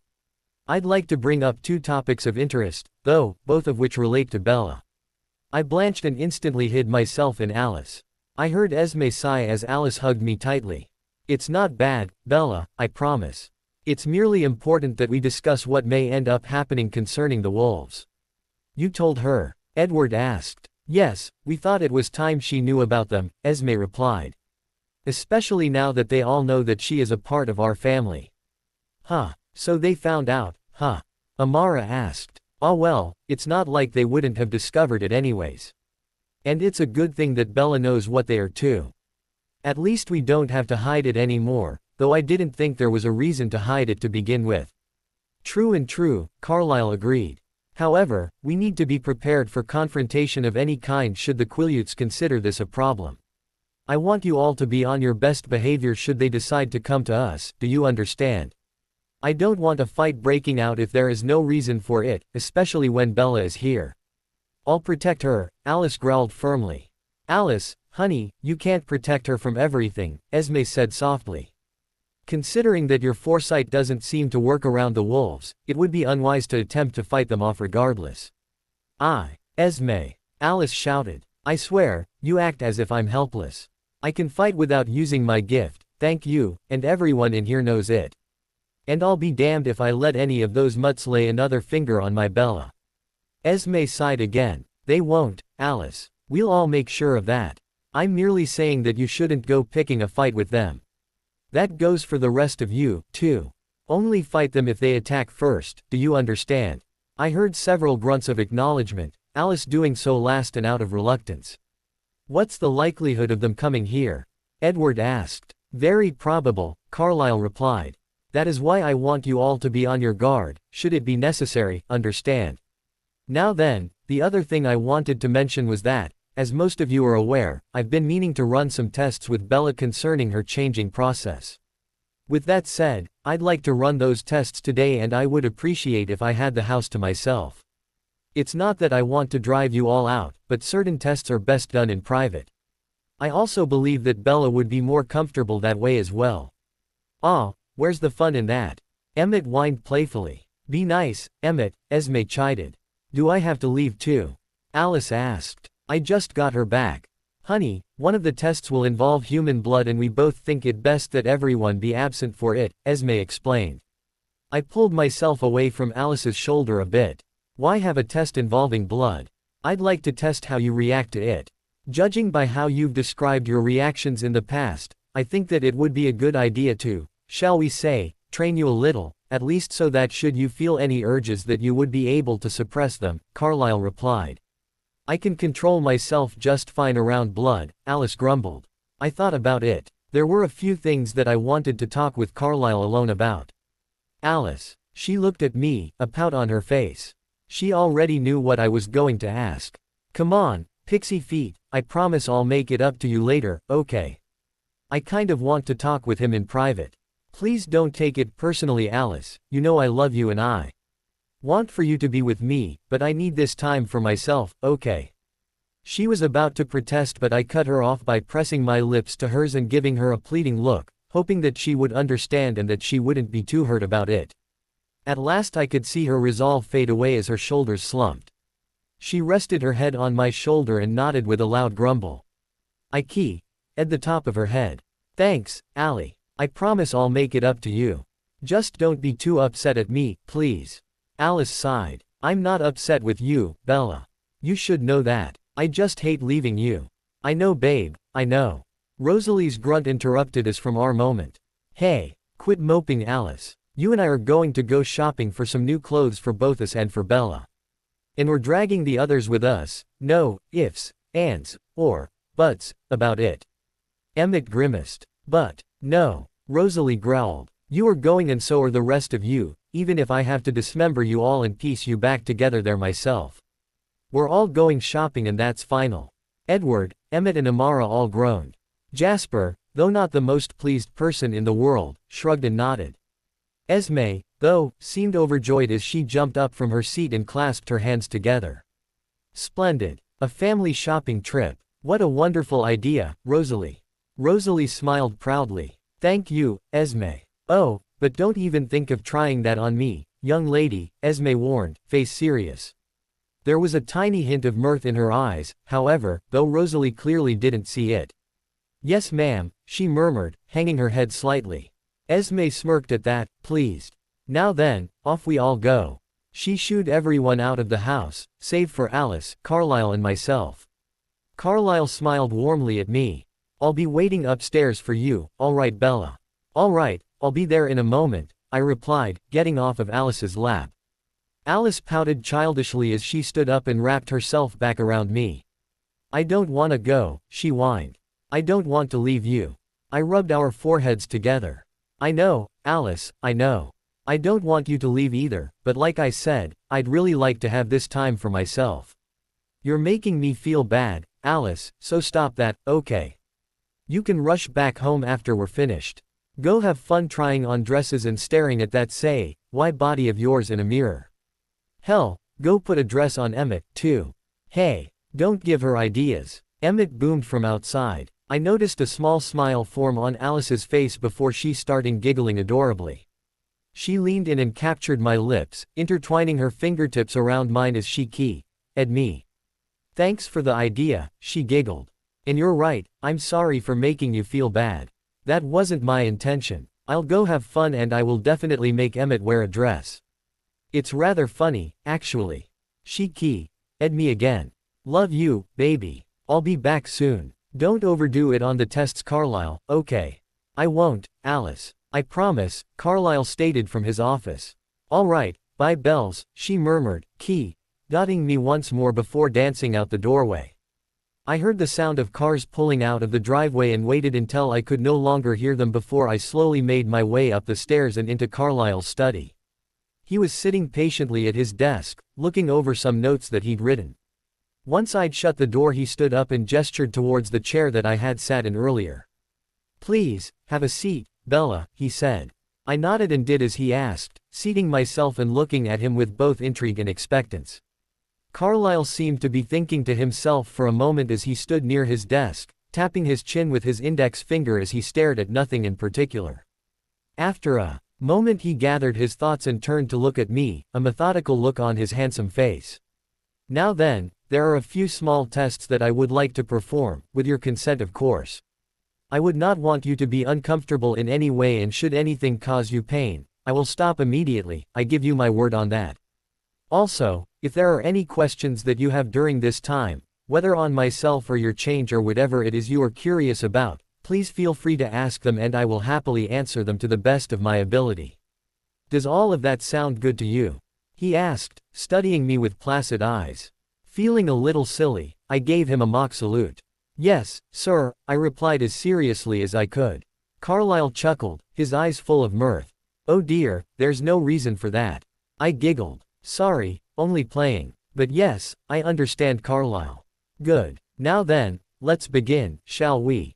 he asked, more to himself, I think. "What test will we be doing first?" I inquired. He strode over to behind his desk and pulled out a small container. Upon opening the container, he pulled out a vial with something red inside of it. "Blood. I would like to run a test on how blood affects you, first of all. I am going to dab a little bit of this on a piece of paper and I would like for you to tell me how you feel when I do and we'll go from there. Is that clear?" he asked. I nodded the affirmative and he smiled at me for a moment before doing just what he'd said he would. He opened the vial and dabbed a little on a Q-tip before slathering the blood onto a piece of paper on his desk.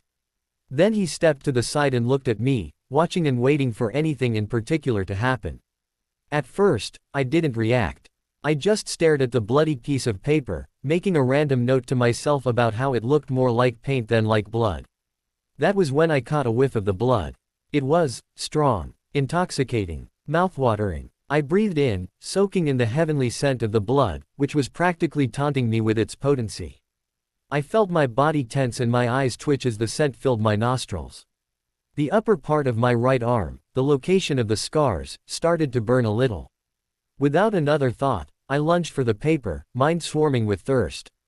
A loud snarl ripped from my mouth as I lost control over all of my senses. Everything, from my vision to my thought process, became blurry. The only thing on my mind being the blood. Blood. Sweet-smelling blood. I want it. I want it. It is mine. Mine. I didn't know what happened next, but I suddenly felt a gentle pair of cold hands holding me down. I writhed around trying to free myself at first, but the grip they held on me was firm, holding me in place as my mind slowly started to clear. Everything started to readjust itself in my eyes as my brain began to function again. I blinked several times and remembered where I was and recognized that it was Carlyle who was holding me down against the floor. His face was placid, gold eyes alight with concern. Once he saw that I was coming to, though, he slowly lessened his grip on my wrists and let me up to my feet, helping me back to the chair, which I slumped into. Carlyle stood at the front of his desk, one hand rubbing his chin thoughtfully as he studied me. After a moment of silence, Carlyle spoke. "How do you feel, Bella?" he asked in a gentle tone. I didn't respond at first, waiting for my head to stop spinning. Only then was I able to see and think clearly enough to give Carlyle an actual answer. The scent of blood lingered in the air, but it was far less potent. And rather than draw me, it repulsed me like it always had, making me feel a little lightheaded. "All right," I grunted, trying not to breathe in with my nose. Carlyle noticed this and cocked his head to the side. "Are you certain? Is there anything I can do for you? Do you think you could take that away?" I asked, pointing to the bloody piece of paper. I covered my nose. "It's making me sick." "Certainly," he replied. Carlyle blurred over to his desk and in seconds was holding onto a box of matches. He grabbed the sheet of blood-stained paper and set it on fire. Once it had been burned away, he blew the fire out and tossed the remains into the trash. I breathed a sigh of relief when the scent of blood was gone and I was feeling normal once again. Or rather, as close to normal as I could be, anyways. Very interesting, Carlyle murmured. He turned to appraise me. Tell me, Bella, what was going through your mind when you saw the blood? Nothing at first, I admitted. I know that it drew me in, even if I couldn't smell it at first. But then I was suddenly able to smell it and my mind just went blank. The only thing I could think of was the blood and how badly I wanted it. Everything just seemed to blur together when I went for it. I lost complete control. He nodded in understanding, pursing his lips as he mulled over what I'd said. Bella, did you feel a burning sensation in your throat? He asked. I shook my head. No. But, I paused for a moment.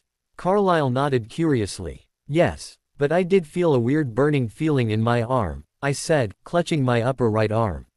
It was like my scars were burning when I smelled the blood, but they stopped once I couldn't smell it anymore, just like the odd thirst stopped. I see. Carlyle. He looked at me intently. Is this what it feels like for a normal vampire when they smell blood? He nodded. It is, but the substantial thirst that we have is far stronger. You see, Bella, when we need to feed, we feel a burning sensation in our throats. It starts off small at first and is barely noticeable, but as our time without feeding increases, so too does the strength of the burn. In a manner of speaking, the burn that we feel makes our ravenous thirst even more uncontrollable.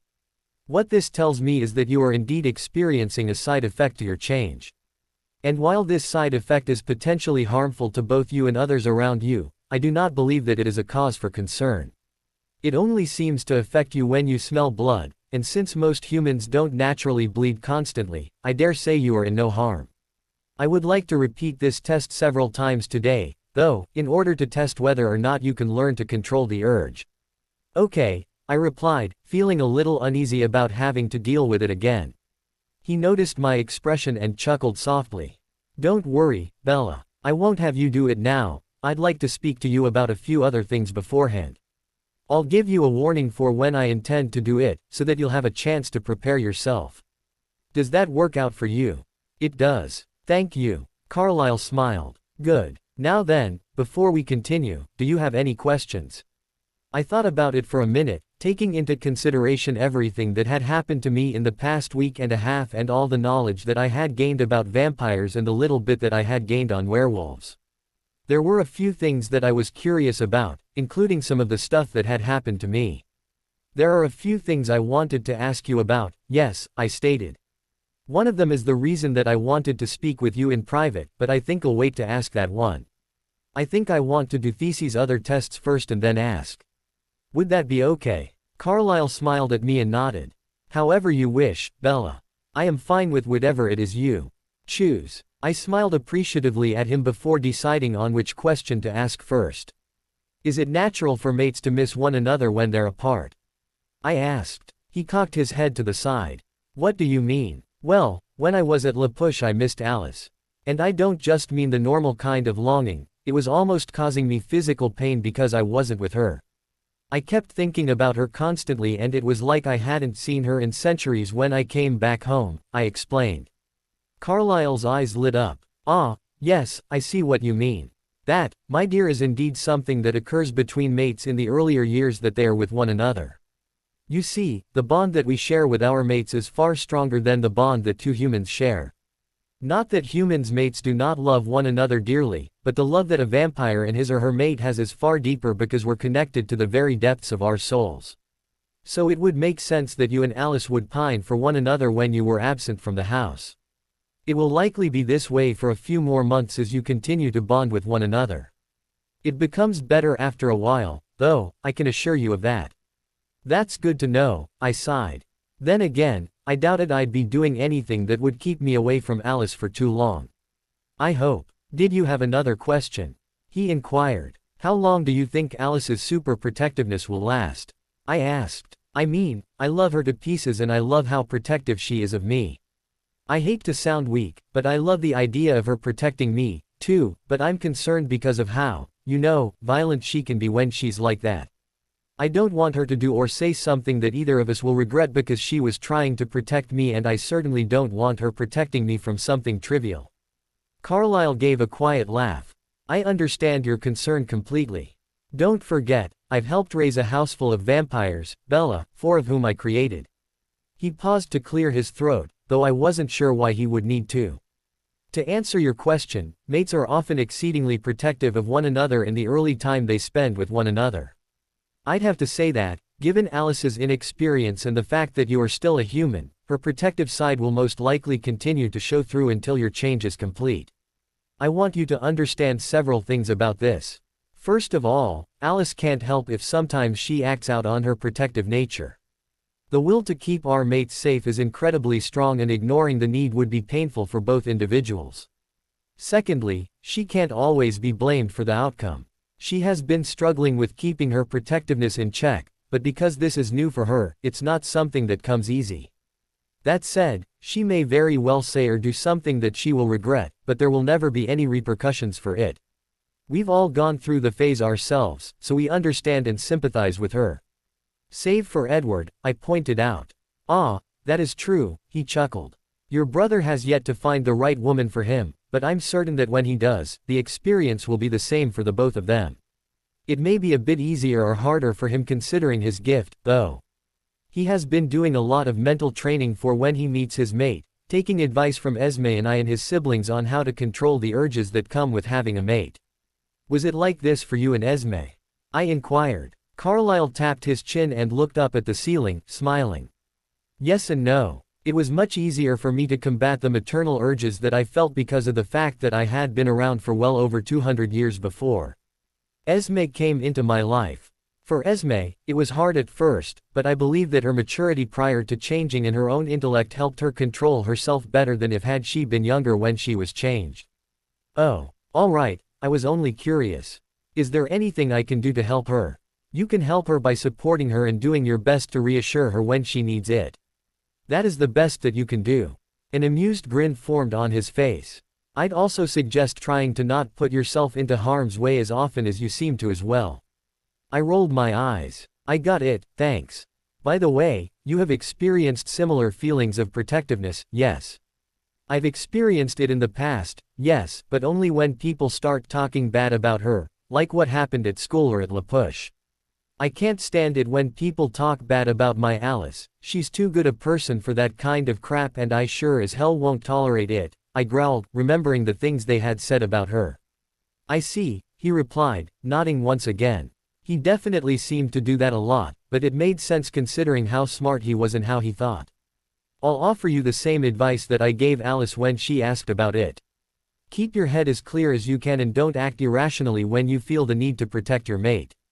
That is all. I'll do my best." He smiled. "Very good. Anything else you'd like to ask?" I bit my lip. "None for now, no. If that is what you'd like, Bella.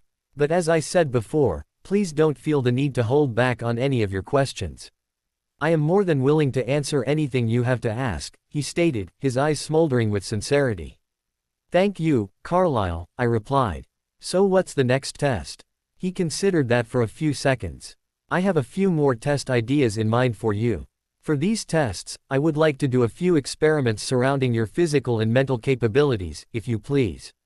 I blinked. "Huh," he chuckled. "My apologies, I mean that I would like to run some tests on your reflexes, your senses, your reaction time and, if possible, your physical strength and endurance. It is possible that the venom has had additional side effects, some of which may not be negative." "Does that make sense?" he asked. "Yeah, that makes a bit more sense, I guess." "Good. Now, what I would like to do first is take a look at your senses.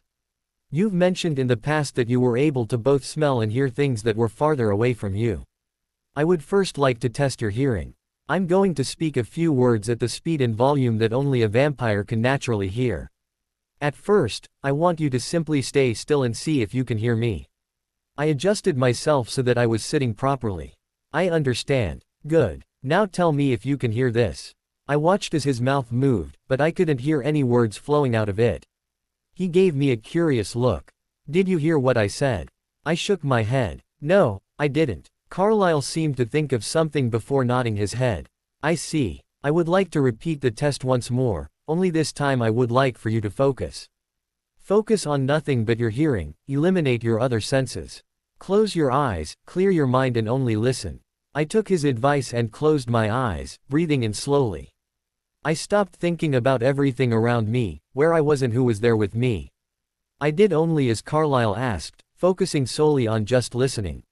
I could hear my heart beating at an even pace in my chest, the sound of my lungs moving as I took each breath. I could faintly hear sounds from outside of Carlyle's window, the quiet breeze and the rustling of leaves. "If you can hear me now, Bella, then the test is a success," Carlyle whispered. It was both low and fast, but I was able to hear it. I opened my eyes, blinking rapidly. "I heard you," I breathed. Carlyle's eyes widened for a moment before a smile graced his face.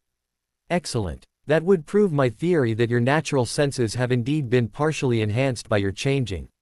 I think that they are heightened under normal circumstances, but when you focus purely on just one sense then you are able to use it the way that a vampire can." He blurred behind his desk and picked up a pen, scribbling something down on a piece of paper.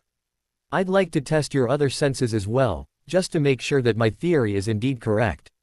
I would like to see how strong your sense of sight is, so I am going to stand over here with a piece of paper with something written down in small print. We vampires can read nearly every print, our eyes can focus in and make out even the smallest of letters fairly well.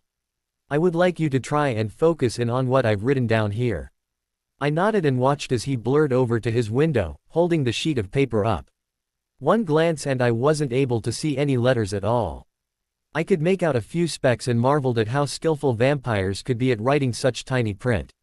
Biting my lip, I narrowed my eyes and did as I had done before with my hearing, focusing solely on my eyes and on seeing the words written down on the sheet of paper. At first, it didn't work. I still couldn't read the words, let alone see them.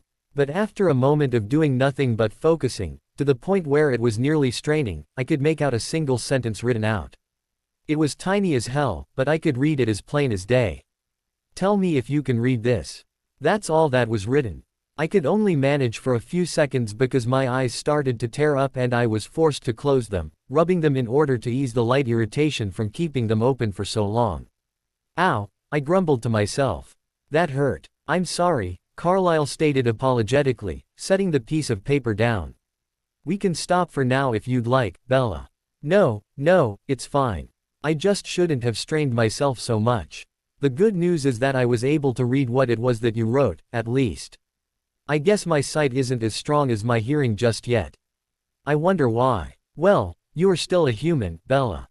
For that reason it is likely that your body has yet to fully adjust to the venom. I believe that your senses are still developing and will likely continue to develop as time goes on. You may experience times when your senses act out without you wanting them to, so be warned should that happen that you should not worry on it. Just be careful that you don't act out on your senses should they do that. Okay, I will, I promised. So are you going to test my other senses? Carlyle smiled and shook his head. No, I don't think that will be necessary. You've proven my theory that on your senses and I don't think it necessary to test the others out. Besides, I honestly would have no idea how to test your sense of taste and touch, but we needn't worry on it. I shrugged. It didn't bother me too much. I was actually pretty excited by what I'd learned today. I would like to test your reflexive capabilities next, if you don't mind. It's nothing too gratuitous, I promise, I merely wish for you to try and follow my movements. I would like to see whether or not you can register them. Please do not strain yourself, you're starting to look a little fatigued, Bella, and I do not want you hurting yourself. If you feel sick, tired or dizzy, please feel free to let me know and we can stop for the day, Carlyle stated. I furrowed my brow. I didn't feel fatigued. But then again, with me the fatigue hit me like a train. When I least expected it, so maybe I just hadn't felt it quite yet. I got it. He smiled at me, vanishing from my line of view seconds later.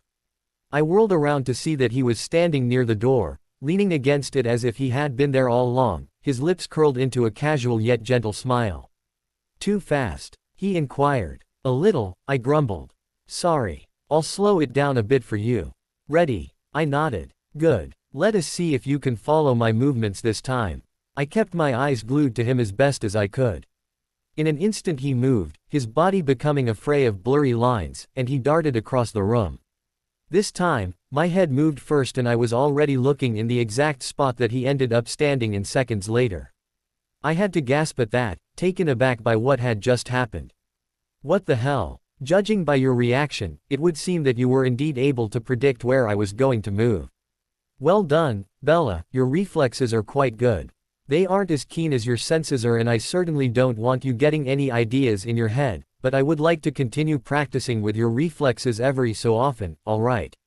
I gave him an innocent look. Why on earth would that give me ideas, Carlyle? You think I'm going to go and try dodging traffic? Carlyle frowned for a moment before shrugging nonchalantly. I would prefer you avoid that, yes, and I'm certain Alice would as well. In fact, I'd ask that you not bring up the idea around her because she would likely not take kindly to it at all. I chuckled as I imagined Alice going on an angry tirade at Carlyle for ever putting the ideas into my head. Then again, she wouldn't be pleased with me either, and she might do something drastic as a means of getting back at me. My chuckle died halfway through as my eyes widened in horror at the things she could and would do. What if she took away cuddling for a week? God, no, I couldn't survive. Yeah, you're right, I won't think or bring it up ever again, I stated, cringing to myself. Carlyle snickered. Yes, I doubt you'd enjoy her reaction. In any case, I'd like to run one last test before we return to you trying to control yourself around blood. This is another simple test and I guarantee it will be quick and relatively painless. I raised an eyebrow at him. Relatively. He shrugged innocently. It isn't going to cause massive injuries, I promise. He reached into his pocket and pulled out a small rock, then placed the rock in the palm of my right hand. I would like for you to try and break that pebble. This is just to test whether or not your physical strength has been affected at all by your changing as of yet. He wanted me to break a rock. That was an odd idea for a test. Then again, I guess it was better than me trying to punch a rock. Or him or some shit like that. Of course, punching a vampire would be like punching a rock, only 10 times worse. I found that out the hard way when I punched Victoria on one occasion. Bad mistake, very bad mistake. I stared down at the pebble in my hand and decided I might as well give it a shot. I put the pebble between my index finger and thumb and squeezed down on it. Nothing. I scowled and did so again, using as much strength as I could into my fingertips. I heard the pebble crack a little, but it didn't break. All it did was make my fingers sore. I gave up and growled, tossing the rock to the ground petulantly. Carlyle chuckled and picked it up. It would seem that you have yet to receive the physical strength that a vampire has. Do not be discouraged, though. This wasn't an ordinary rock, but a piece of concrete that I found. I gaped. That was concrete. Yes it was, he chuckled. In truth, I had considered other alternatives to testing whether or not your strength had increased, but I know for a fact that those alternatives would have been met with the ire of your mate. Not only that, but I was certain that you would injure yourself and I would feel horrid were that to happen, so I went with the simplest method I could think of. But as I said, don't be discouraged with yourself. You're still a human, after all. I frowned at that, but made no comment. Carlyle didn't mean it as an insult. I knew that he would never say anything to insult me. Hell, I doubted he'd ever insult anyone at all for that matter, he was far too kind a person. And I was a little glad with the test that he chose, thinking to myself what other options he may have considered at one point. Hopefully none of them involved me trying to lift something excessively heavy or punch a rock. Do you really think that it will take a full year for the venom to change me? I asked. Carlyle closed his eyes to think about it. I honestly don't know. And in truth, your change is something that I have been thinking about since we discovered it. I'm honestly rather worried about the speed of which you are transforming at. What do you mean? He sighed and reopened his eyes, those gentle golden orbs full of uncertainty and worry.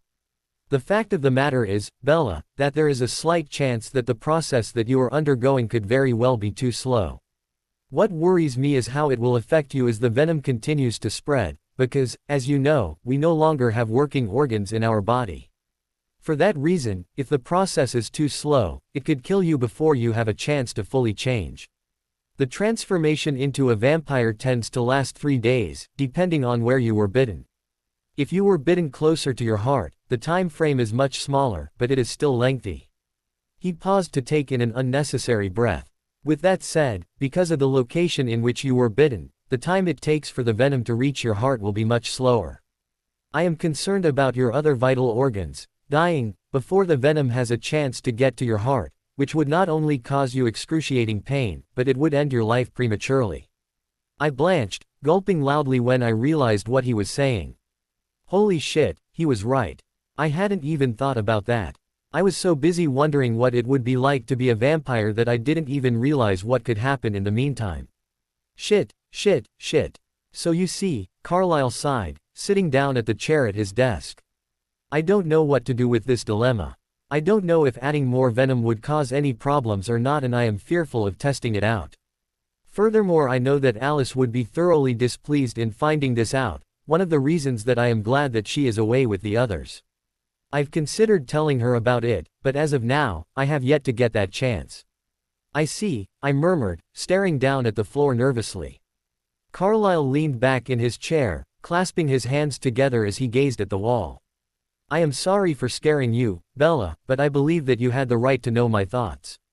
However, the good news is that I do not think it necessary to worry on this anytime soon. Your changing is very slow, and as such it will be months before something should happen. I will delve into the subject as best I can and speak with Esme on it. We will come to you when we can figure out what to do. In the end, I'd ask that you not mention this to Alice, but should you do so, it is your right and I will not say anything against it. He turned his eternal eyes to me. Just know that if you experience any sort of pain anywhere at all that makes you feel as though your body is on fire, please come to me quickly. I will do everything in my power to make sure that this works out and that you do not suffer, Bella. You have my word on that much, at the very least. I ran a hand through my hair and sighed. Thanks, Carlyle. I appreciate it. Carlyle frowned. I am sorry, Bella. Perhaps I should not have brought it up. No, I'm glad you did, I stated, meeting his eyes. I think it's better to be aware of these sorts of things than to not know about them until it's too late, you know. I mean, I'm a little scared, I'll admit, but I've been a little scared about the whole thing. At least now I know what to prepare myself should the worst happen. We won't let it happen, Carlyle assured me. You can be certain of that. I am, I replied, smiling a little. It didn't reach my eyes, I knew that. So I guess we're going to do that blood test thing again. Yes, I would like to, but in a moment. Before I do you have any other questions you would like to ask me about? I bit my lip and racked my brain for questions that I had. There were a few, one in particular that I was saving for the right time. Aside from that one, there were other questions, but right now I couldn't really think of them. My brain was so caught off guard by what Carlyle had told me that it was hard to think of much else. No, not right now. Maybe later, though. As you wish, Bella. I would like to run the first test now, if that is all right with you. Sure thing, I suppose. This time, what I'd like for you to try and do is resist the urge you get to go after the blood. It might be uncomfortable for you, but I would like to see how long the urges remain intact. In the past, you have mentioned that shortly afterwards the scent made you feel nauseous, correct? I nodded. Yeah, usually the smell of blood makes me feel sick. Or, it used to, I guess. But every time I've smelled blood and felt those urges, shortly after I would feel sick from smelling it because it was so intense. I understand what you mean, he stated, giving me a thoughtful look. That is one reason why I would like to run this test again. I would also like to run this again in order to test how well you can control yourself before the urges either dissipate or take over. Is doing this going to help me when I change? I inquired. That is a good question, one that I unfortunately cannot answer. It may help, or it may not. We will just have to wait and see. No. He smiled encouragingly at me. Are you ready, Bella? I clenched my jaw tightly and gave him a rough nod. Yes. Carlyle stood up and retrieved the vial of blood from inside of his desk, as well as another sheet of paper. He glanced at me once before opening the vial and allowing it to drip down. 3 droplets of blood splashed onto the sheet, my eyes watching each and every one. As with earlier, I couldn't smell it at first, but my eyes were drawn to it. I moved my hands to the sides of the chair, gripping them tightly as I pursed my lips. Then the scent hit me. My nostrils flared when the rich scent of blood became the only thing I could smell. I winced as the scent drew me in, a slight burn forming in my throat. The burn was nothing compared to the thirst that I was feeling. It was almost mind-numbing, the thirst, the drive I felt to go after that blood. I struggled to keep myself in place, digging my nails into the wood of the chair. Resisting only seemed to make the urges worse and the smell more tantalizing, to the point where I was nearly in tears trying to keep myself in place. After what felt like an hour I couldn't take it anymore. I released myself from the chair and lunged at the location of the blood, my vision blurring slightly as the blood became the only thing on my mind. In a flash, Carlyle appeared in front of me, gracefully and gently grabbing me midair and softly pinning me to the floor once again. Everything was spinning at first, but as the feeling of Carlyle's cold hands on my wrists became more noticeable, my head cleared up. I blinked several times and let out a loud breath of air. I could feel my heart pounding in my chest as my father released my wrists and offered me his hand, which I gratefully took. Carlyle lifted me up with ease and helped me back to my seat, rubbing my back until my senses returned to me fully. I rested my face in my palms, sighing once again. I was vaguely aware of Carlyle disposing of the piece of paper as he had before, the smell of fire hitting my nostrils for a few seconds before I could smell nothing save for the honey-flavored scent that always hovered in Carlyle's office. I looked up, feeling better now, and saw Carlyle scribbling down some words down on his notepad. Once he had finished, he glanced up at me. "Feeling better?" he asked, genuine concern etched into his voice. "A little bit. I'm feeling a bit fatigued," I admitted. "But I'm okay." "That is good to know," he replied. He then cocked his head to the side. "Your eyes are black again, you know." I blinked several times. "They are." He chuckled. "Actually, they're beginning to lighten now, but they were black moments ago. It would seem that your eyes darken when you deal with the thirst for blood and in cases of extreme anger, though I would hazard a guess that any form of emotion could trigger it. I have a feeling that this is temporary and it will likely stop until you change altogether, but I can't be sure. Either way, I find it interesting that your eyes change color." Ahem, sorry, I was getting off topic. "I watched as you resisted your urges this time around. You were able to hold off for exactly 1 minute and 32 seconds, which is 67 seconds more than you were able to do the first time around. This proves that while you can resist, it is likely incredibly difficult for you to do so. But this also shows that if you put your mind to it, just like an ordinary vampire, you can control yourself, even if it was just a little bit this time." "Wait, so I was only able to hold off for a few more seconds?" I asked. "You were able to control yourself for a full minute, Bella. That is exceptionally good considering that you are a human and that you are still in the basic stages of your transformation. This doesn't help me discern whether or not training yourself this way will make it easier for you when you transform fully, especially because your senses aren't as heightened as they will be when you become a vampire. I won't rule out the fact that they may be meaningless altogether, but I cannot say for certain quite yet," he explained. I sighed, rubbing my temples. There was way too much King information for my brain. This is why science-sounding stuff is my least favorite, because it always gives me a damn headache, especially if it's something I want to hear about. Info after info after info is very bad for Bella's brain. I'm amazed my head hasn't exploded yet from all the stuff I've learned and dealt with today. I do feel a little tired, I know that much, but that seems to be a bit normal for me. There's just so much to think about and worry about and take into consideration when dealing with the whole vampire thing, and then I learned about werewolves existing today and yada, yada, yada. "Hey Carlyle, could I, get a drink of water?" I asked. "Of course, Bella. I'll be right back," he replied. I was about to tell him that I would get it myself, but he vanished out of the room before I had a chance to get a word out.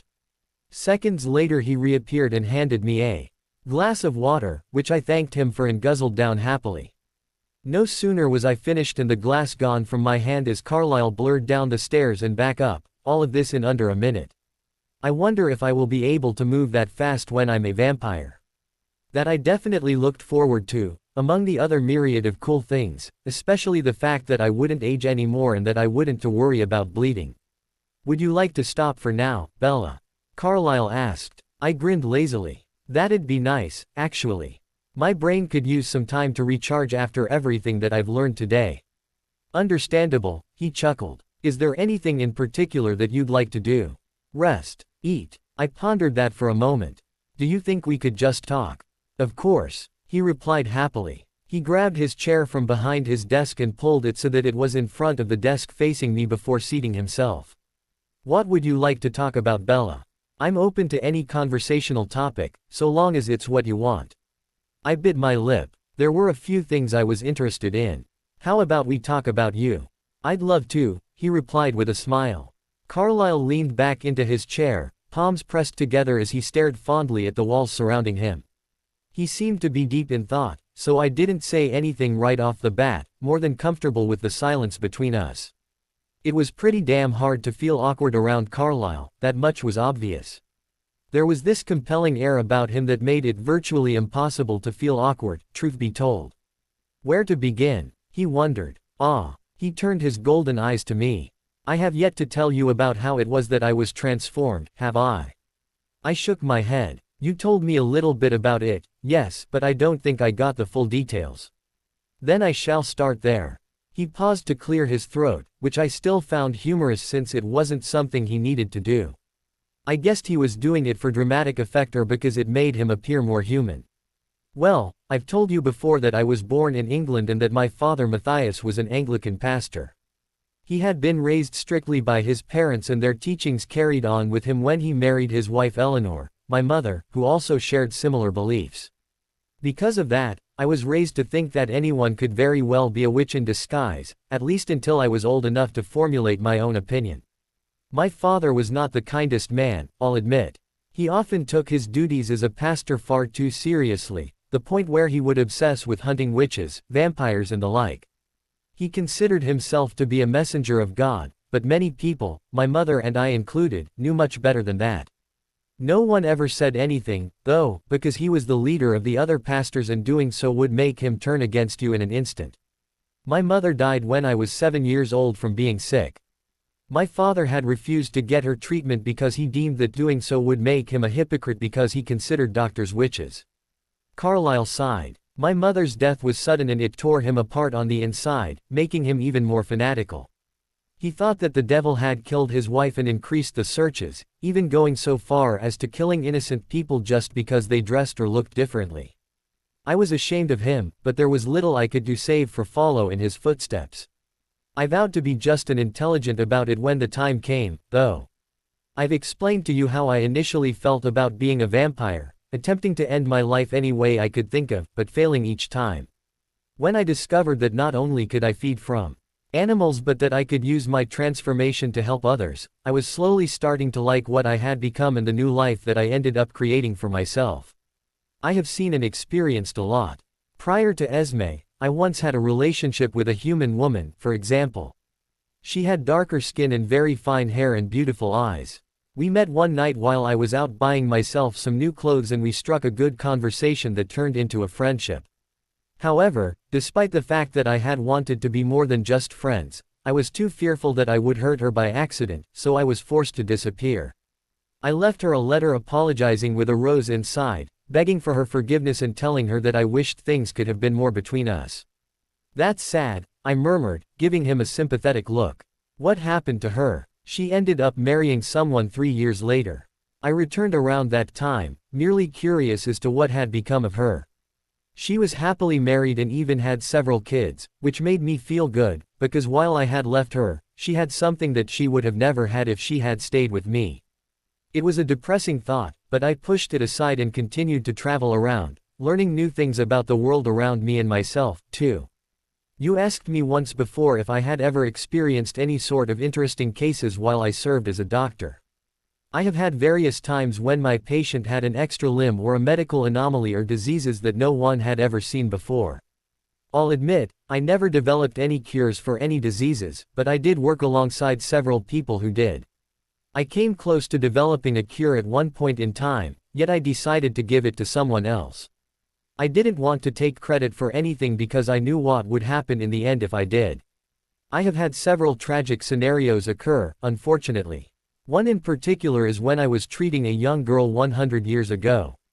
She was a tiny thing, but incredibly brave and sweet.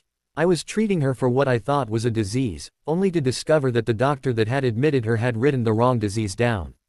Ultimately, the poor girl died because I had given her the wrong medicine and it haunted me for years afterwards. I vowed that I would never have another patient die under my watch again, and since then, none have died. I smiled at him. That's because you're an excellent doctor. He smiled back. Thank you, dear. I do try my best. Have you ever met any famous people? I inquired. Why yes, I have actually. I received quite a handful of autographs from many famous individuals over the years, all of which I still keep. I keep them in our attic along with all the other prized possessions that I and the others have. I doubt you know of many, but you are free to look at them whenever you choose. I will gladly show you where I keep my things later today, in fact, if that is what you want, he offered. I'd like that, thank you, I replied.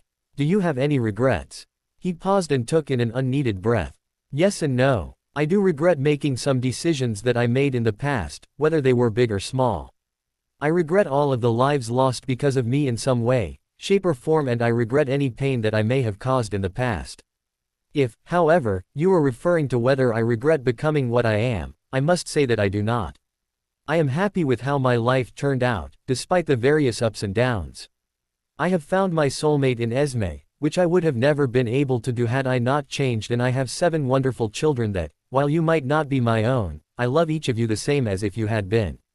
So no, I do not regret becoming a vampire, and I don't regret changing Edward, Esme, Rosalie and Emmett when I did. I only changed them because I saw no other way of saving their lives and because I had a feeling that things would work out for them, which they did. Was it hard at first when you changed them? I inquired. He pursed his lips, likely recalling the experiences from the past. Yes. When I changed Edward, tearing away from his neck was one of the most difficult things I had ever done. It caused me a great deal of pain just getting myself away, even more so from going back to finish the job.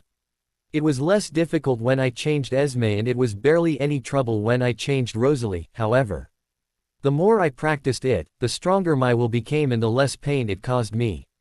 Most vampires wouldn't naturally be able to do such a thing, in my opinion. It takes centuries for them to learn how to control their thirsts and centuries more for them to be able to stop from feeding. Do you think that anyone else in the family would be able to do what you did? To stop from feeding off of a human once they started? I asked. He considered this for a few seconds before nodding. Yes, I do. I have faith that Esme has the capability of stopping from feeding, for one thing. It would likely be as painful for her as it was for me when I first did it, but I know that she could do it. As for the others, I feel that the one after Esme with the most potential would have to be Emmett. It would be a struggle for him, more so than for Esme, yet I know that Emmett would stop himself one way or the other. He always took the incidents he had the hardest out of any of our children, so he would be the least likeliest to give in to his cravings. What about Alice? I asked. Alice, in my eyes, is like Edward and Rosalie. They all have the capability to do it, but none of them believe in themselves enough, Edward especially. They all have poor opinions of their ability to maintain control, even if Esme and I think differently. And as for Jasper and Amara, they are still learning to deal with their control. In a few more years, I believe all of them will achieve the level that they are desperately seeking to get at. I see, I said, frowning. Did Alice really think so poorly of herself? She'd been doing an amazing job around me for the past week or so, ever since that one accident. I'd have to bring that up with her sometime when we were alone with one another. Carlyle crossed one leg over the other as he thought to himself. Is there anything else that you would like to ask me? I mulled over other questions that I had concerning vampires and found one that I had been itching to ask about for a while. But before I got to that, there was one other thing that I needed to know about. Do you think the werewolves will be a problem? I asked. He pursed his lips, switching the leg that had been crossed over for the other one. I am unsure, to tell you the truth. They hold a strong resentment towards us due to things in the past and because of their own unfortunate bias against our kind. It depends a great deal on how the council sees it, as well as the 2 alphas of the pack. Should things become too strenuous, we will be forced to leave Forks behind and find a new home, something that I know that the others will not take kindly to. I sighed. It's my fault that they know. Carlyle touched my shoulder and gave it a gentle squeeze. The soreness that I had been experiencing before because of Jacob was still there, but it wasn't as noticeable now. I looked up to see his eyes full of kindness and warmth. Bella, you are not the one to blame for your actions. We should have informed you of what they were before you went, or perhaps we should not have let you go at all. But I did not feel that. The latter would be right, because you had the right to do as you please. What happened is not your fault, though, so please do not blame yourself for it. I bit my lip and nodded sheepishly. Okay. He removed his hand from my shoulder and placed both palms together. Anything else? Now was the time for the big question that I'd wanted to know about. How is it that vampires acquire their gifts? Carlyle smiled. That is an excellent question, Bella, one that I have wondered about for many, many years. In truth, no one knows how it is that some vampires come to bear powers that others do not. I have asked many vampires, including some that have lived for centuries, and even they have never been able to give me a full answer. For that reason, I find it best to create your own belief, because I do not think that we will ever know for certain. I frowned, not liking that, but shrugged it off. What do you think? Carlyle gave me a thoughtful glance. In my opinion, I believe that we take with us the most prominent traits, skills and characteristics from our lives as humans.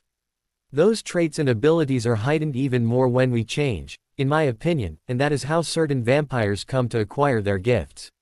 For the vampires that don't have gifts, they still gain something when they change, it just might not be as noteworthy. What do you mean? Carlyle started to walk around, eyes scanning his walls as he did. He did this for about a minute before stopping and returning his placid eyes to me. Let's take Emmett, for instance, Carlyle said. He does not possess a gift like several of his siblings do. He can't predict the future or read minds, but in truth, he doesn't need to.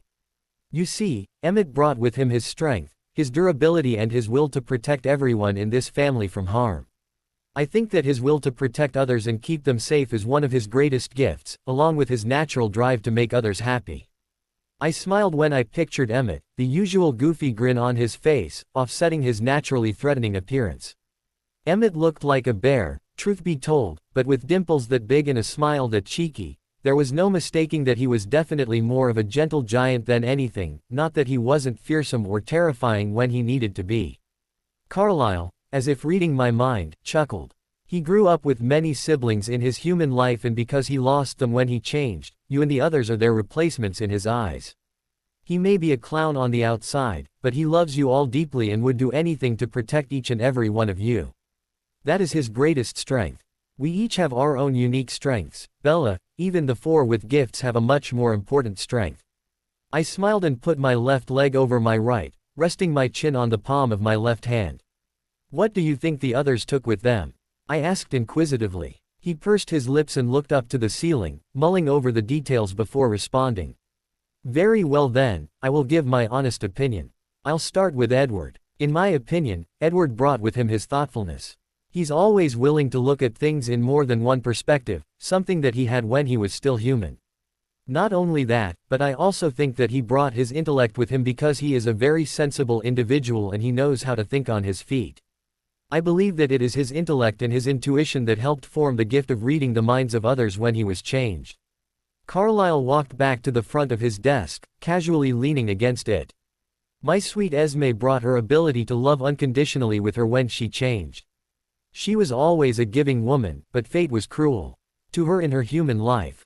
Now, though, she has everything that she's always wanted and she loves every bit of it. It isn't just Esme's ability to love, but her ability to be loved by others and the warmth that she generates within you whenever she speaks or looks at you. She can make anyone happy just by smiling, and in my mind, Esme could charm two warring nations into coexisting. She is just that naturally loving and kind that it would be a sin to ever neglect that love. I thought it was sweet of Carlyle to say such a thing, and I agreed with him. You would have to be the cruelest or stupidest piece of shit alive to ever say something cruel or unkind to someone as sweet and loving as Esme. She was too good a person for that, and anyone who disagreed deserved to have their skull kicked in.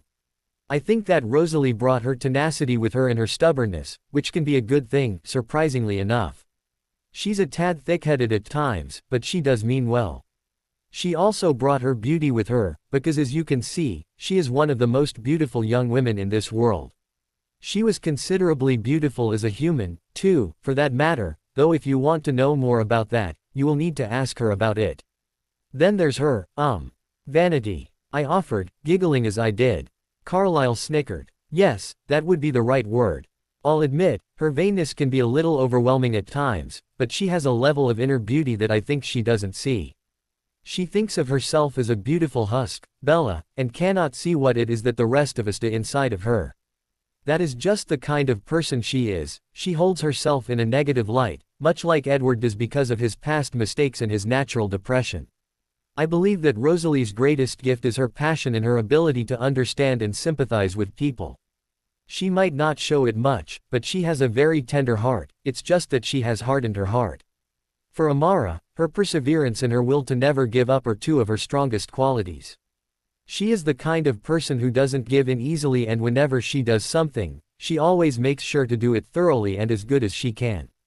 Perhaps you could say that Amara is a bit of a perfectionist, but I do know that her heart is always in what she does and that she means well, no matter what someone else thinks.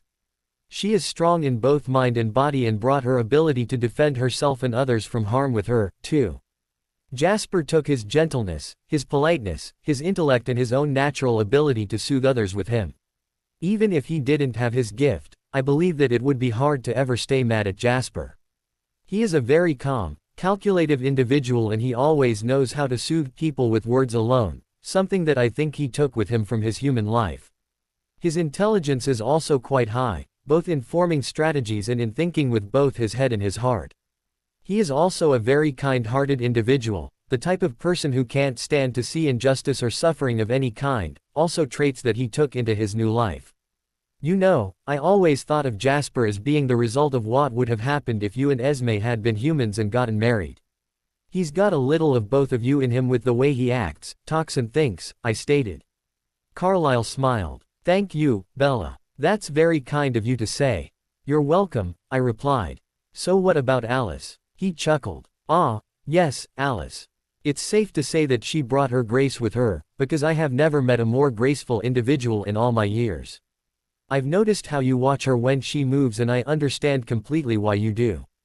It's rather captivating, isn't it? I nodded. It's like she's gliding across the ground. It's so beautiful and, I guess, poetic just watching her move back and forth.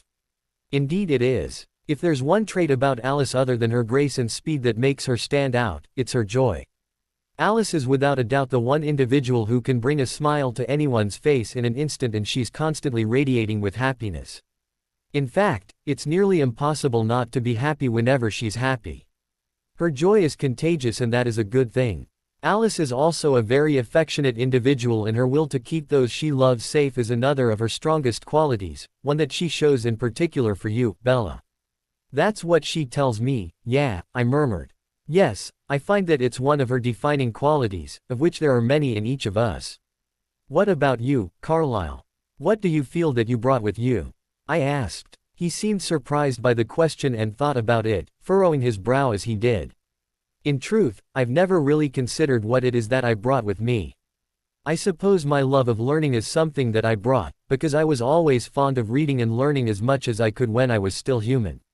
I'd like to think that I also brought my compassion with me, because I have always felt that people should be treated equally and that cruelty and violence do not solve every problem, despite what most others think, he replied. In your defining detail? I asked. Carlisle chuckled and shrugged nonchalantly. I see my defining detail as being that I am a man of peace and the kind of person who can quell an argument with words alone. It's true that sometimes action speaks louder than words, but I've never been one to eliminate using words alone to solve a crisis. That's just how I see it, though. I might be wrong. I don't think so, I disagreed. I think that's all true. He smiled appreciatively at me. Thank you, Bella. That's kind of you to say. However, you seem to have forgotten to ask about someone. I cocked my head to the side, puzzled. Who? Carlisle shook his head and laughed. You, of course. I blushed and ducked my head, tapping my fingers together. Me. I wasn't even a vampire yet, so how could he talk about what I brought with me? Carlisle seemed to know where my mind had wandered to, because I felt his hand on my shoulder. I realize that you have yet to change, yes, but Alice, Esme and I have been speculating on how you will be when you change. Esme believes that you will be strong, agile and that your ability to bond with others will be one of your greatest strengths. Alice believes that your beauty will be brought with you, as will your passion, your kindness and your uniqueness. I blushed an even deeper shade of red. She, She said all that. Carlyle chuckled again. She said many things, actually. I merely told you a small number. If you'd like to know the full list, you'll have to ask her. Oh, I ran my hands through my hair to the back in my neck and rubbed it. What do you think I will bring with me? He leaned into his chair once more and tapped his chin with his index fingers. In my opinion, you will discover a great deal about yourself that you may not already know about, including things that you may be aware of, you just don't believe that they are true. I cannot say for certain as to how you will fare when you become a vampire, because everyone experiences the change differently. There's also the thought that you may have a gift when you change, which I think would be plausible. I would have to agree with what my wife and Alice have said about what they feel you will take with you. Something in the back of my mind was screaming at me, causing me to frown. That's when I realized that I had yet to bring up what I had wanted to talk with Carlyle about. One of the reasons why I wanted Alice to leave so that I could have a private moment with him. It wasn't just that I wanted to spend some quality time with my father and do the tests, I wanted to ask him about the weird things that had happened on several occasions.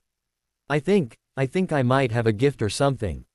Carlyle, who had been muttering to himself as he scribbled down some notes, turned and looked at me intently.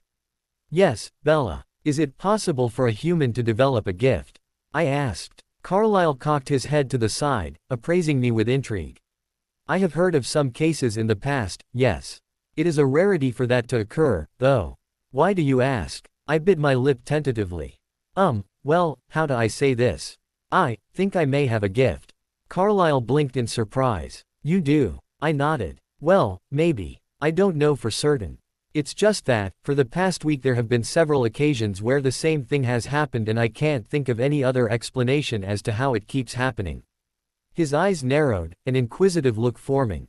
May I ask what it is that keeps happening? Well, there have been several occasions where there was someone near me, harassing me I guess you could say, and then seconds later they're flying backwards. It's like something is pushing them back, like an invisible force or something. I dunno, I can't think of any other way to describe it and I don't think I could replicate it anytime soon. I see, he replied, clearly more curious than anything. Describe to me when this happened. I thought back. The first time was when James and Victoria reappeared, when Alice and I were in the forest together. James got close to me and then he went backwards, but it wasn't all that far that time. The second time was when I was at school in the locker room being attacked by Lauren and all her friends. They flew backwards when they ganged up on me. The third time was earlier today when I was at La Push. Jacob grabbed onto me and I got upset, then the next thing I know he's thrown off of me. He clasped his hands together and rested his chin on them, appraising me thoughtfully. How very interesting, he mused quietly. I'm not 100% certain, but I do believe you may be right. There isn't much I can say since you don't know yourself what. How very interesting, he mused quietly. Who? I asked. His name is Eleazar Denali, one of members of the Denali Coven living in Alaska. His gift allows for him to identify the gifts of other vampires, as well as identifying the weakness to those gifts and how he can best defend against them. But he can also identify potential gifts in humans, though the process is harder for him. But if ever there was anyone who could tell you, it would be him, Carlyle explained. I remember someone mentioning, Edward the First think, that they might come visit soon. Ah, yes. I haven't spoken to their leader Tanya for a few years now, so it would be a perfect opportunity not only for us to catch up, but for you to meet her and her family. They're a very good bunch, I'd say, all unique in their own way and they abide by our lifestyle, which would make things much easier for you. All right, that sounds cool, I said, smiling a little. I appreciate you telling me this, Bella. It gives me much to think about indeed. Is that what you wanted to discuss with me in private? I nodded. Yeah, it is. I wasn't sure about it myself, so I wanted to bring it up with you before I said anything about it to anyone else, you know. There's no sense in getting excited if it's just a fluke or something like that. I understand completely. And again, thank you for telling me, though I'm certain Alice would be excited to know about this. I shrugged. I might tell her, I'm just not sure if it would be relevant to talk about. My dear, anything you have to say would be relevant to Alice, Carlyle chuckled. Oh my, I just recalled something.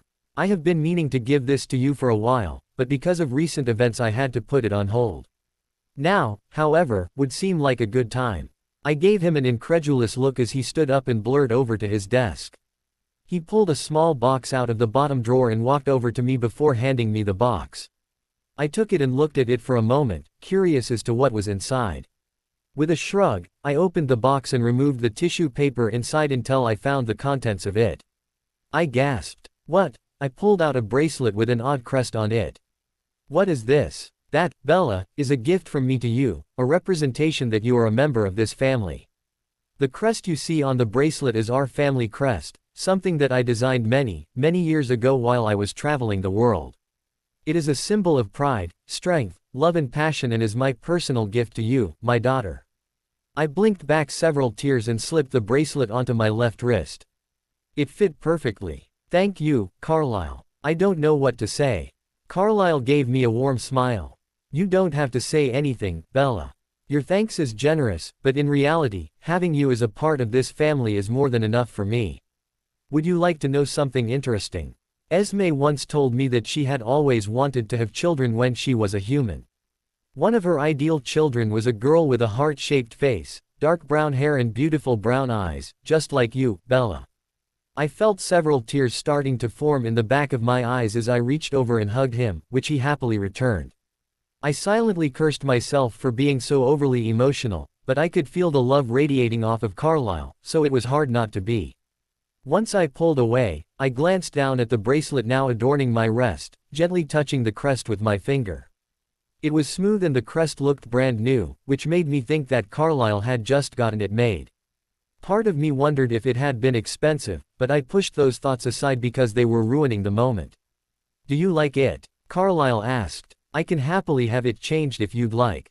Alice was the one who suggested that I get it made into a bracelet, but if you would like a necklace, I'd be more than happy to exchange them. I shook my head. No, I love it. Besides, I paused and gently lifted up the necklace that Alice had given to me, which I had yet to remove. I already have a necklace, so a bracelet works. And thank you, this is, just, wow. It's great. I'm glad you like it, Bella.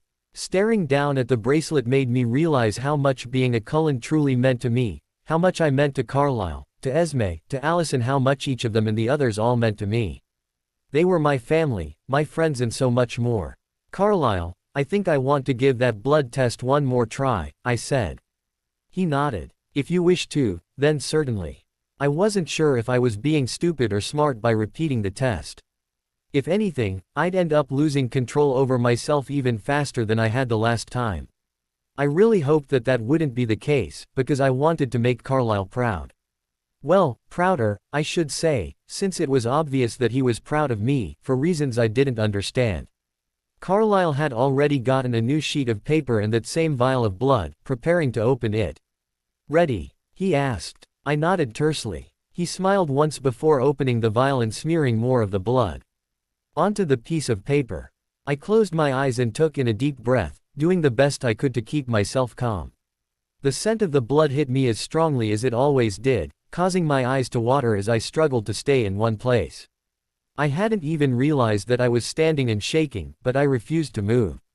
Stay in control, stay, God, the blood smells so damn good, F.K. I snapped, unable to take it anymore and once more I lunged. This time, however, my body anticipated that Carlisle would move to stop me, suddenly swerving to the left without me even realizing it.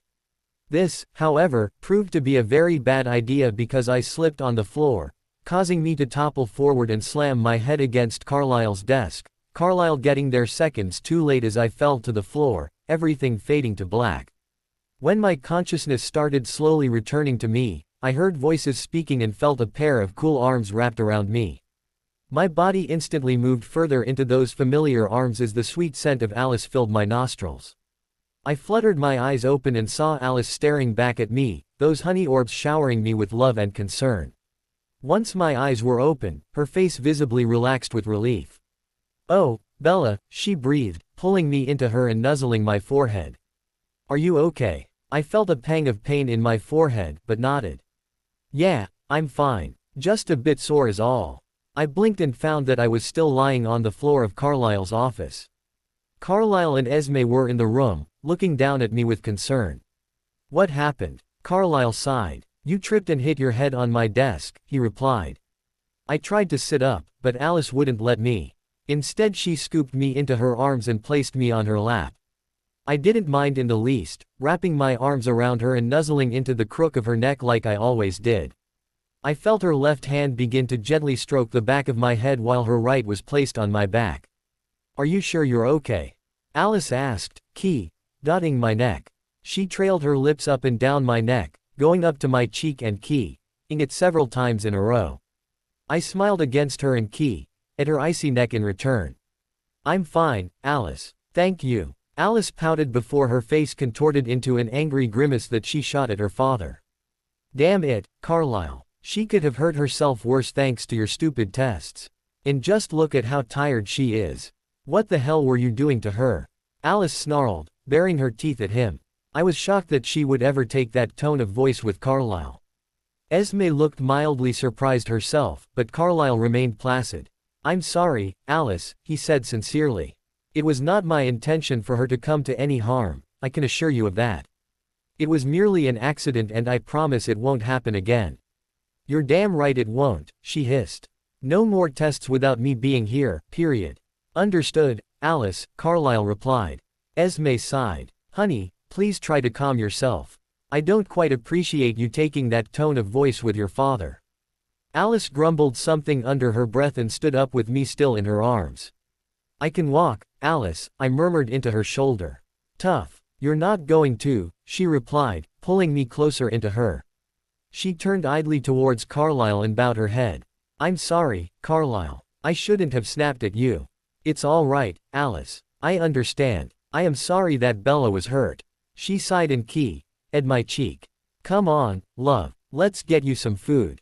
After all, once you're fully awake we need to start discussing what we're going to do about tomorrow. I frowned as she slowly carried me out of Carlisle's office. Tomorrow. Well, yeah. Tomorrow's Monday, remember. School. I grimaced. King school. Alice gently placed me onto her bed, sitting next to me as I slumped downwards and rested my head on my pillow. Alice giggled and plopped down next to me, laying on her side as she snaked her arms around me. I smiled and cuddled into her, resting my head beneath her chin. She at the top of my head, letting her lips linger for a minute before pulling them away. Love you, she murmured. Love you too, I replied, snuggling as close to her as I could. We laid in silence for a few minutes just enjoying each other's company. After a few minutes, though, Alice sighed and at my forehead again before situating herself so that she was facing me, gold eyes boring into mine. Bella, we need to talk about this upcoming week. I grimaced. Do we have to? She gave me a small smile. Yes, we have to. The fact of the matter is, it's going to be sunny and we won't be able to go to school. I've been talking with Carlisle and Esme on what we were planning to do concerning you and going to school, however, I've decided that I don't want you to go, Bella. With this vampire nearing the area, it would be far too dangerous for you to leave this area, let alone this house. So then I'll stay home with you? I asked. Alice bit her lip and sighed. Unfortunately, she hesitated and looked at me sadly. I won't be able to spend too much time with you. I need to keep my visions centered on the other vampires' movements in order to know where they are and when they'll be here. Carlisle thinks it would be best that we all keep constant watch on the area around our house. You won't be alone, though, Bella. I refuse to leave you by yourself. I see, I murmured. Alice cupped my cheeks. Oh, Bella, you have no idea how badly I want to do nothing but cuddle with you, but I can't. I can't afford to be distracted, especially where your safety is concerned. The sun will be lasting for most of the week, but once it becomes cloudy again I promise I'll make it up to you somehow, you have my vow of that. I nodded in understanding. All right, that makes sense. What excuse are you gonna use for me not being at school, though? The same excuse we always use. We're going hiking and you're going with us, of course. You are a part of this family, so it would be a little odd if you went to school and we weren't there, not to mention how horrid I would feel without you around me. Plus people might start talking, and we can't have that either. That makes sense. So, how will this work, exactly? I inquired. Basically, we would all take shifts running the perimeter around our house and the surrounding areas. We would go out a little further than necessary because Carlisle and Esme don't want any innocent humans to die, at least not if we can help it. But as I said, our main concern is our own territory, especially since that's where you're at. So you'll all be guarding everywhere at once. Alice smiled. Not exactly. Esme thought it best that we divide ourselves up. Other than whoever it is that will be guarding you, Jasper and Amara, we'll work in pairs, each pair patrolling their assigned location. We'll need breaks for hunting and I will of course be coming back to check on you, because there's no way in hell I can stay away from you for too long. I furrowed my brow. Why would Amara and Jasper be working alone? Jasper and Amara are our best fighters, remember. Jasper has handled newborns in the past, so he would be the best person to face the newborn should she prove to be hostile. Plus, he can always use his gift to calm her down in order to question her. Amara is even more skilled than he is, but she isn't as accustomed to fighting newborns. But with her ability and, if necessary, her gift, she could easily defeat a single newborn without any trouble.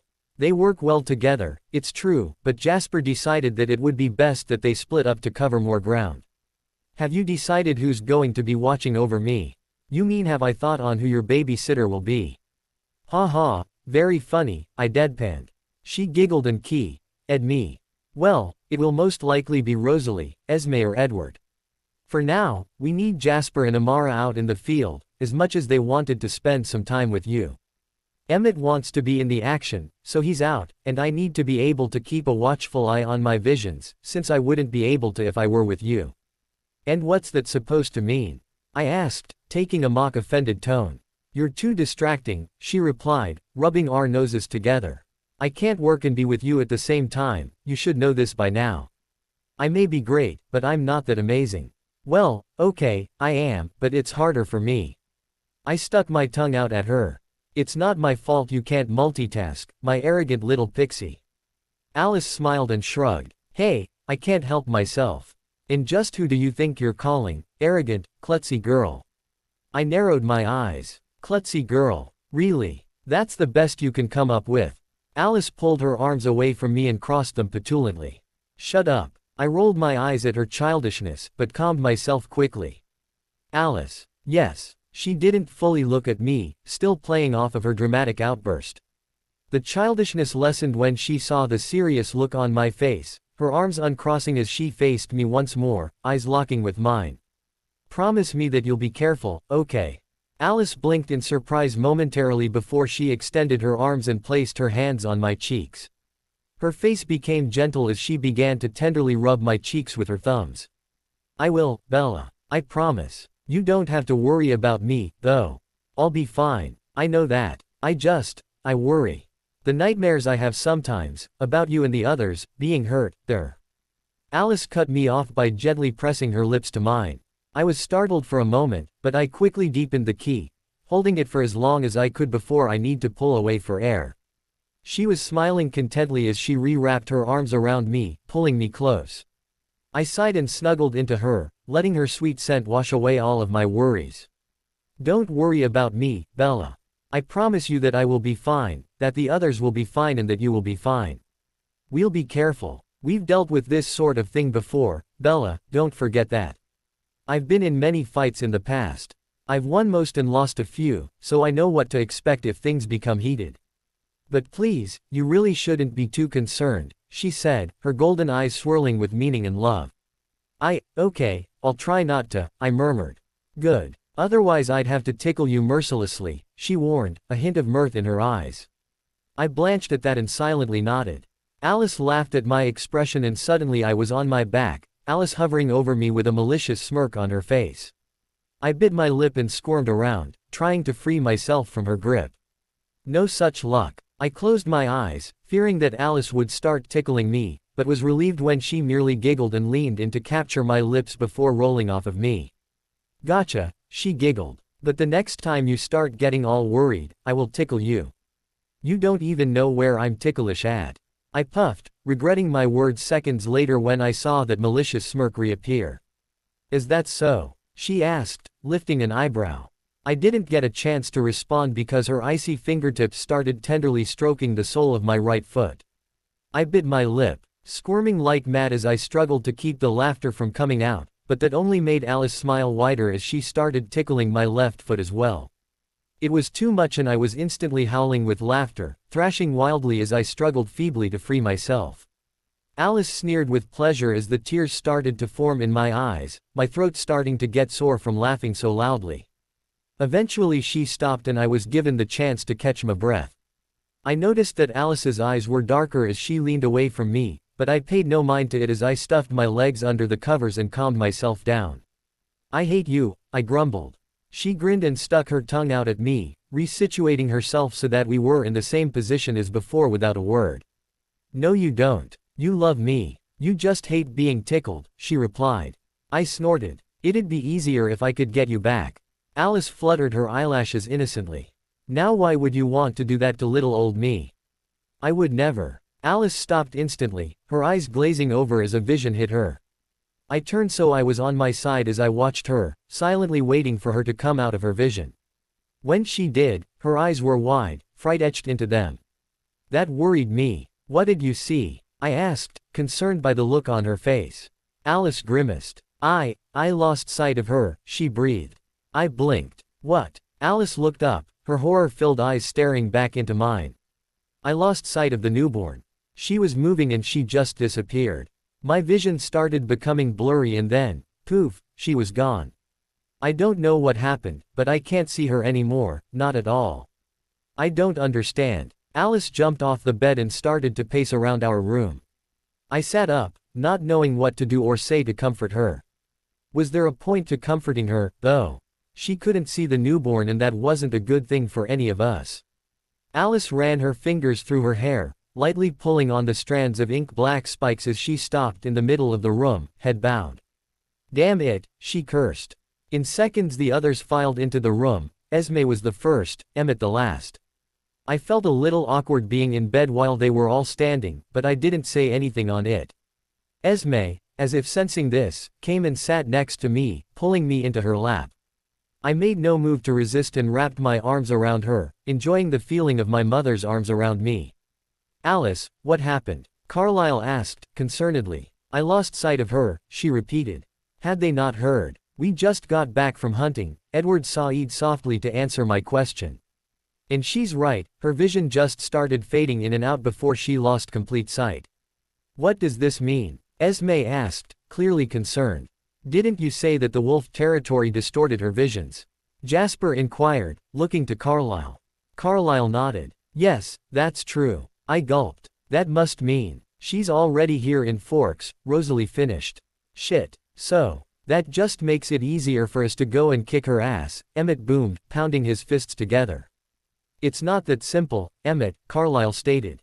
"For all we know, the wolves have already taken care of her. And even if they haven't, we don't know her exact location." Alice looked like she was about to say something when her eyes fogged up again as she hung her head, pressing her hands against her head in silence. "Alice?" I asked, worried. She didn't answer me, so I looked to Edward instead. Edward frowned. "It's the vampire," he replied. "She can see her, but it keeps fading in and out." "Maybe she isn't on wolf territory," Amara suggested. The others, myself included, turned to look at her. Amara shrugged. "Well, Alice can't see snap decisions. Right. And newborns have a tendency of making snap decisions, right? So maybe she keeps changing her mind so much that it's causing Alice to lose sight of her, then. Wouldn't that make more sense? If she were on the dog's land, they would know it and she wouldn't have seen the vampire to begin with." "Amara makes a good point," Esme murmured, hugging me closer to her. "However, that doesn't mean that she's any less close to Forks. Alice, do you have any idea where she is right now? Is she here or closer to being here?" Alice snapped out of her vision state and shook her head. "I don't know for certain, Esme. I think that she's relatively close, but like Amara said, she keeps changing her mind to the point where I can't pinpoint her location. I can see that she's surrounded by trees and nearing houses, but aside from that, I don't know." "This means we'll have to be on our guard tomorrow," Carlyle stated firmly. "Even more so than intended. We cannot let her pass us by. The risk is too great, not only for our family but for everyone else in Forks. One newborn is enough to take out an entire town," Jasper said. It might be best that we expand our patrols outwards more than we planned. I also think that we need some more help. A newborn wouldn't naturally be foolhardy enough to attack an entire coven, but with us separated and the likelihood of those other two appearing, they may try and outmaneuver us before they strike, which wouldn't bode well for any of us. Edward scowled. I'm not sure that would be a good idea, Jasper. He was likely referring to something Jasper was thinking. Jasper sighed and ran a hand through his hair. I know of the risks involved, Edward, but what good would it bring us if they managed to get past our defenses somehow? That may be true, but there are other options, Edward disagreed. He turned to Amara. Do you think you could contact Arthur and Sophie? Are they near enough to come and lend us a hand in case we need them? Probably. I can go give them a call in a few to see where they are, she replied. So what, we're not gonna hunt this by ch down? Emmett asked, clearly annoyed. Emmett, you know we can't do that. What if that's what she wants? What if this is all part of a plan that those other two came up with? Esme asked. They could be the ones behind this, using their knowledge of us to get us away from Bella. Emmett started to reply, but stopped himself, slowly nodding when he realized what she meant. Absolutely not. Alice roared, spinning around to glare at her own brother. Jasper looked taken aback for a moment before nodding. I know, Alice, but what if it's the only way to ensure her safety? No, she growled. I am not leaving her here defenseless, Jasper. That is not an option, do you hear me? Alice, Carlyle interjected calmly. Jasper sighed again. Think about it, Alice. Would you try and attack someone when you knew that there was a family of vampires surrounding the area? I wouldn't, I know that. Plus, we need to take into consideration that this girl may have been around for a few months. Were she a true newborn, her actions would be wilder, not more controlled. So she does likely have enough sense in her to know to stay clear from our land. We'll know if she gets too close, Alice, Rosalie added. Alice's resolve was dropping. But, Edward spoke up. If Bella wishes to leave the house, one of us would go with her and keep an eye on her. In fact, it might be good for Bella to be out of the house because if anything the vampire wouldn't go after her if she were in an area with multiple humans. If asked, she would just be out getting supplies for our trip. That sounds plausible enough, Carlyle mused. Would you be the one going with her? I think that would be a good idea, at least for tomorrow, Edward replied. I still don't like it, Alice grunted. What if something happens to you? What if the newborn has some kind of gift that we don't know about? Then what, Edward? Edward rubbed his neck. Alice, do you trust me so little? Alice bit her lip. I don't know, Edward. She stopped and looked at me, her eyes swirling with concern. I just don't want anything to happen to Bella. It won't if we do this right, Edward affirmed. Alice shook her head. Why can't I be the one to be with her? I didn't listen to the rest of their conversation, a wave of fatigue hitting me hard. I let out a brisk yawn, feeling Esme shift slightly. I turned to see that she was looking at me, a hint of concern on her beautiful face. She gently stroked the back of my head with her left hand as I rested my head on her shoulder. I always felt good when I was with Esme, always felt the love and warmth radiating off of her, especially whenever she hugged me. Are you tired, honey? She asked quietly. I nodded sleepily. A little bit, yes. Would you like for us to leave the room so you can sleep? My eyes were starting to feel heavy as I shook my head. No, that's okay. I don't want to be a burden, I whispered. Besides, I don't mind it much. I laid my head on Esme's left shoulder and snuggled into her. She smiled warmly at me and seemed more than happy to hold me in her arms. I yawned once more before closing my eyes, breathing Esme's vanilla freesia scent. The voices around me had quieted down a bit so only they could hear what was being said, which I thought was nice of them. As slumber slowly started sinking in, I was vaguely aware of Esme's body moving and another pair of cool arms wrapping around me. I didn't think too much on it because I fell into a peaceful sleep, my brain trying not to think about what was to come the next day. When I woke up, I was lying in bed, but there was no Alice. In her place was a pillow that smelled just like her. I sighed morosely and hugged the pillow, breathing in and out several times until all I could smell was her heavenly scent. After a moment I sat up, still hugging the pillow to my chest. A part of me wondered where Alice was, but I knew already that she was out with the others, likely keeping an eye on their territory. A knock on the door jostled my thoughts. "Come in." Edward stepped into the room, a small smile on his face. "Good morning, Bella," he greeted. "Morning, Edward. Is everyone out guarding the area?" Edward nodded, smirking as he did. "Yes, the others are all out. Trust me when I tell you this, though, Alice did not want to leave you. It took us over an hour to pry her off of you without waking you up, which was a feat, let me just say."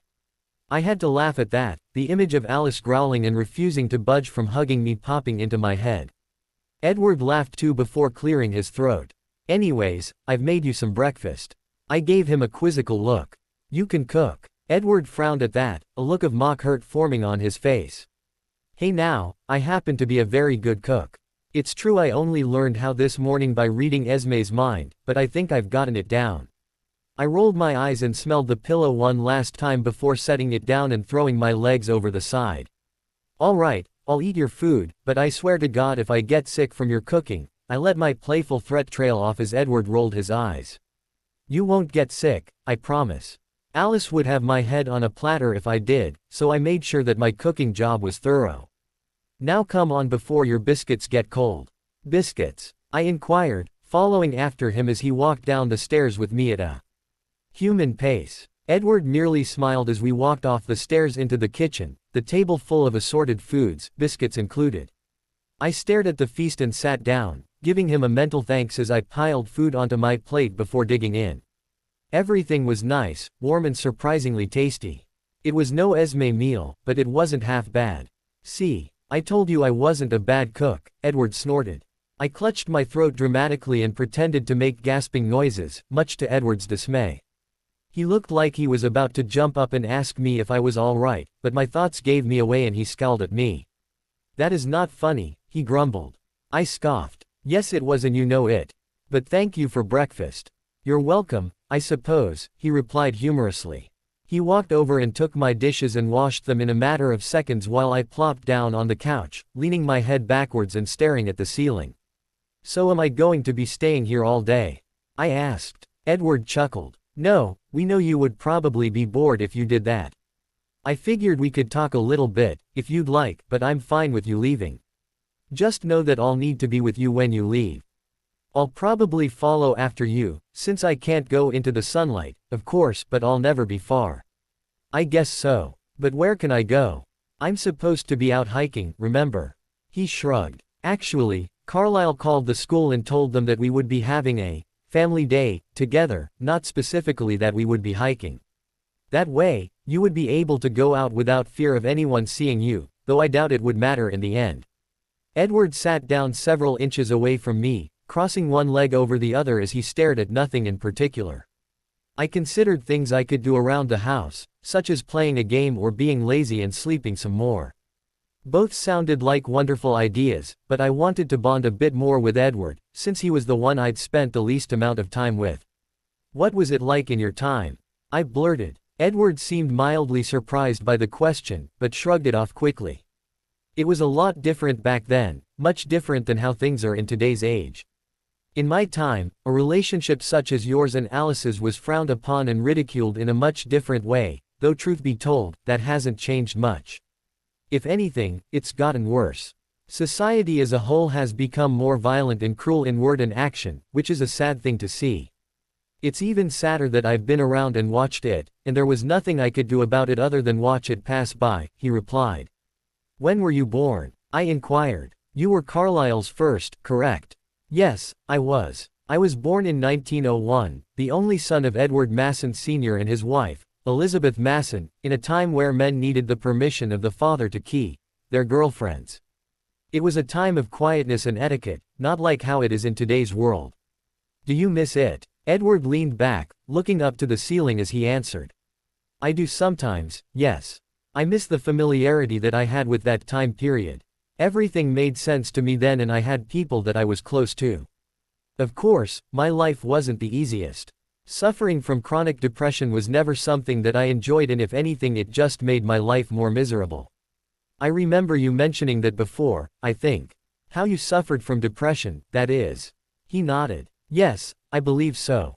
I was depressed ever since I was young, you see. I think it started when I lost my closest friend. It hit me hard because she had been the only person I'd ever had to talk to aside from my parents. And then she was gone, just like that. I felt alone and isolated myself from the outside world, trying to alleviate my sorrow through music.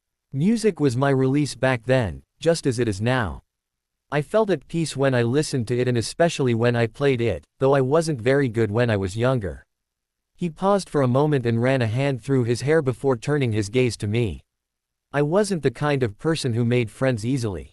It was always awkward for me to meet new people and hard for me to stay in a friendship. I don't know why, I merely found myself drifting away from people. I guess the truth is that I preferred to be alone, where it was quiet and where I didn't have to deal with drama or loss. But being alone caused me pain at the same time, so I felt like I could never really find a good balance. And then there was the Spanish influenza. My father, who had been a good man, if a bit pompous at times, was the first in my family to die.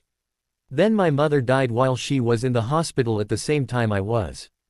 Carlisle had been the doctor for the both of us and couldn't stand to see her die, but there was little he could have done. He tells me that she knew there was more to him than most people could see and begged him to save me, which he ended up doing. I initially did not feel that I had been saved, though, but rather that I had been damned for all eternity to walk the earth as a bloodthirsty monster, preying off of the weak and innocent in order to survive and forced to hear their every thoughts while doing so. It wasn't easy at first, trying to adjust to this life while trying to control my gift. It made me more depressed than I already was, but there was nothing I could do anymore to stifle it. I even left Carlisle for some time to try and clear my head, though without his guidance things only got worse. Something must have changed your mind and made you come back, I murmured. Edward nodded. I was lost and alone. Carlisle was the only person I knew, the only vampire that I knew, and he was nothing but sincere and kind. I realized pretty quickly that I'd been foolish for leaving him and his odd lifestyle, so I returned to him.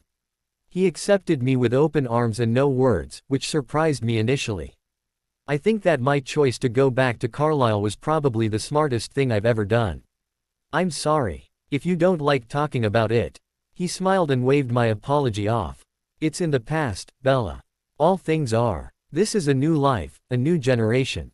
I choose to take each day for what it's worth, using it to learn something new about myself or the environment or those around me. I try to learn from my past mistakes, even if some of the things I've done cannot be undone or easily learned from. I still try, though. That's a very positive attitude, Edward, I mused. Yes, it is, isn't it? Strange for depressed little mind reader Edward to have some positive thoughts, I'm certain. They're there, though, I swear it. It's just hard for me to bring them out into the open sometimes, he admitted.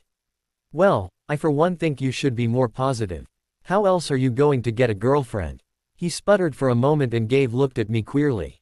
Say what now? You heard me. You need to find yourself a mate, and being all depressed and moping about sure as hell won't get you one. Besides, you'd be happier and it'd make Carlisle and Esme happy too since you're the only one who has yet to find somebody, I stated, crossing my arms. Edward continued to stare at me with an unfathomable look for a good minute or two before shrugging his shoulders and looking away, apparently taking my words into consideration. He seemed lost in deep thought, so I decided not to bother him and stood up, walking back up the stairs to my room. I started to look for my cell phone. Since I could at least text Alice to tell her I loved her and to tell her to be safe, but I quickly realized that my phone wasn't in my room. What the hell? Did I drop it somewhere? It's down here. Edward called from downstairs. I sighed in relief and trotted back downstairs where Edward was. He was leaning against the wall near the staircase, my cell phone in the palm of his hand.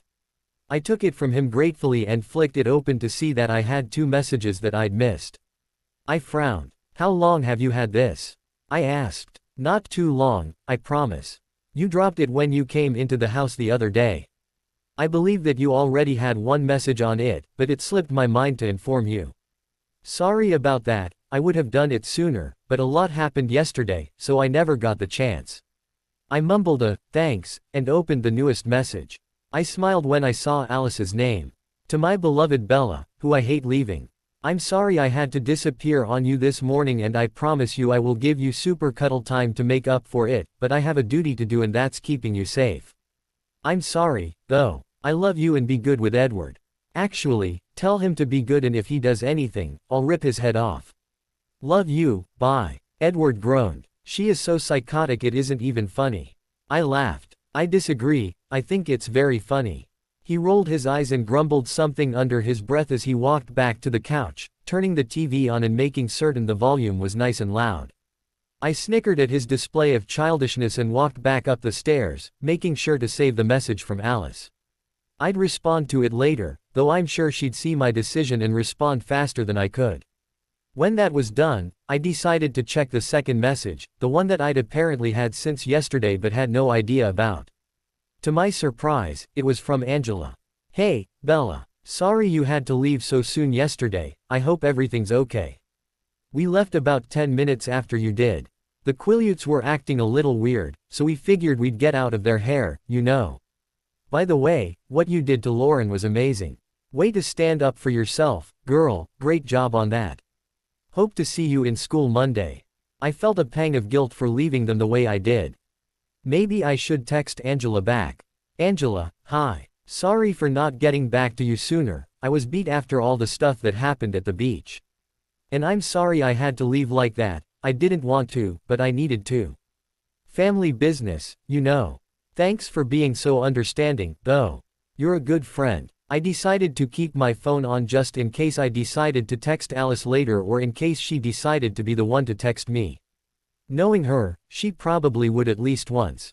I went back downstairs, vowing to myself that I would stop going back and forth for the rest of the day and noticed that Edward wasn't on the couch anymore and the television was off. On the wall next to the stairway was a note written in cursive. Bella, I hate doing this, but I needed to go hunting. I'll be back in about 5 minutes, so try not to get yourself into too much trouble while I'm gone, okay? I scowled. Now what am I supposed to do with myself? With a huff, I prepared to go and turn the television back on when I felt my phone vibrate. I reached into my pocket and pulled my phone out to see that I'd received a new text message from Angela, which surprised me. Wasn't she in school by now? Bella, I'm so glad you texted me back.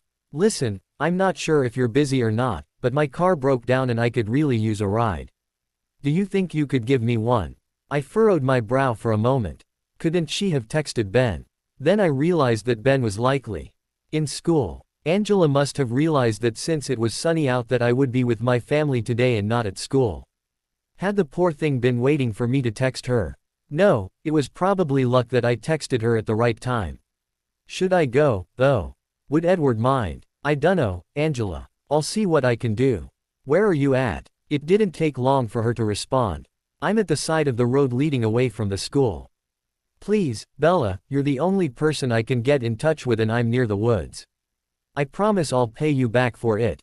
I bit my lip, feeling remorseful for her. She'd be so good to me and now she needed me to help her out. It was the least I could do, right? I thought about it for a minute, trying to figure out if this was a good idea. I mean, was I worrying too much? Alice said that the newborn wasn't near here yet. Plus, I would be near where there were more people. And it was sunny out, so any vampire with a decent-sized brain wouldn't go out outside where they could be seen. I still wasn't sure what I was doing when I grabbed the pen on the table and scribbled down on the back of the paper Edward had used as a note. Edward. Angela texted me and said that her car had broken down near the school. She needs a ride and I'm the only person she can reach. I'll be right back, I promise. I went towards the door and grabbed my keys, moving quickly to the garage where my car was at. I had to admit, I was a little excited. This was the first time I'd be driving her alone in my second overall drive. I was feeling giddy as I opened the door and slipped inside. When I remembered the garage door, I was relieved to see that there was one of those click things already in my car. I smiled to myself as I pressed it and turned my car on. Once the garage was open, I revved my car, grinning at the noise it made, and pulled out of the garage, clicking the button once more to close the garage door. I tore out of our driveway, letting out a gleeful shriek at the feeling of driving fast down the dirt road leading away from the house. I was amazed with myself at how comfortable I was driving fast, but I guessed that being driven around so much at a fast speed had made me used to it. Plus, there was the power and the thrill behind driving fast that I really enjoyed. I mean, who doesn't love to drive fast? I don't know how long it took before I passed the school, mentally flipping off everyone there that I didn't like. Hell, I flipped the whole damn school off, especially that bi-ch principal. I growled to myself when I remembered that meeting with her. As I kept driving, I spotted a car on the side of the road and recognized it as Angela's. I smiled, glad that I had found her, and pulled over to the other side of the road, parking under a tree. I figured that I should at least go and meet her. I shut my car off and left the keys in the ignition before getting out of the car and walking over to Angela's parked car. The area we were in was a turnoff point from the road, so there wouldn't likely be many people driving by. Come to think of it. "Hey, Angela," I called out. Once I neared the car, I noticed that she wasn't there. "Angela, are you there? Hello." There was no response whatsoever. I was starting to get worried. What if Angela was hurt? I heard a noise coming from the woods, the sound of bushes moving, followed by a loud thud. "Angela," I called, walking past her car, over to the source of the noise. "Angela, you there?" I moved to where I had heard the noise, but found no one. I was confused, worried and a little on edge with this whole thing. She wasn't here. Something didn't seem to add up, but I couldn't put my finger on it.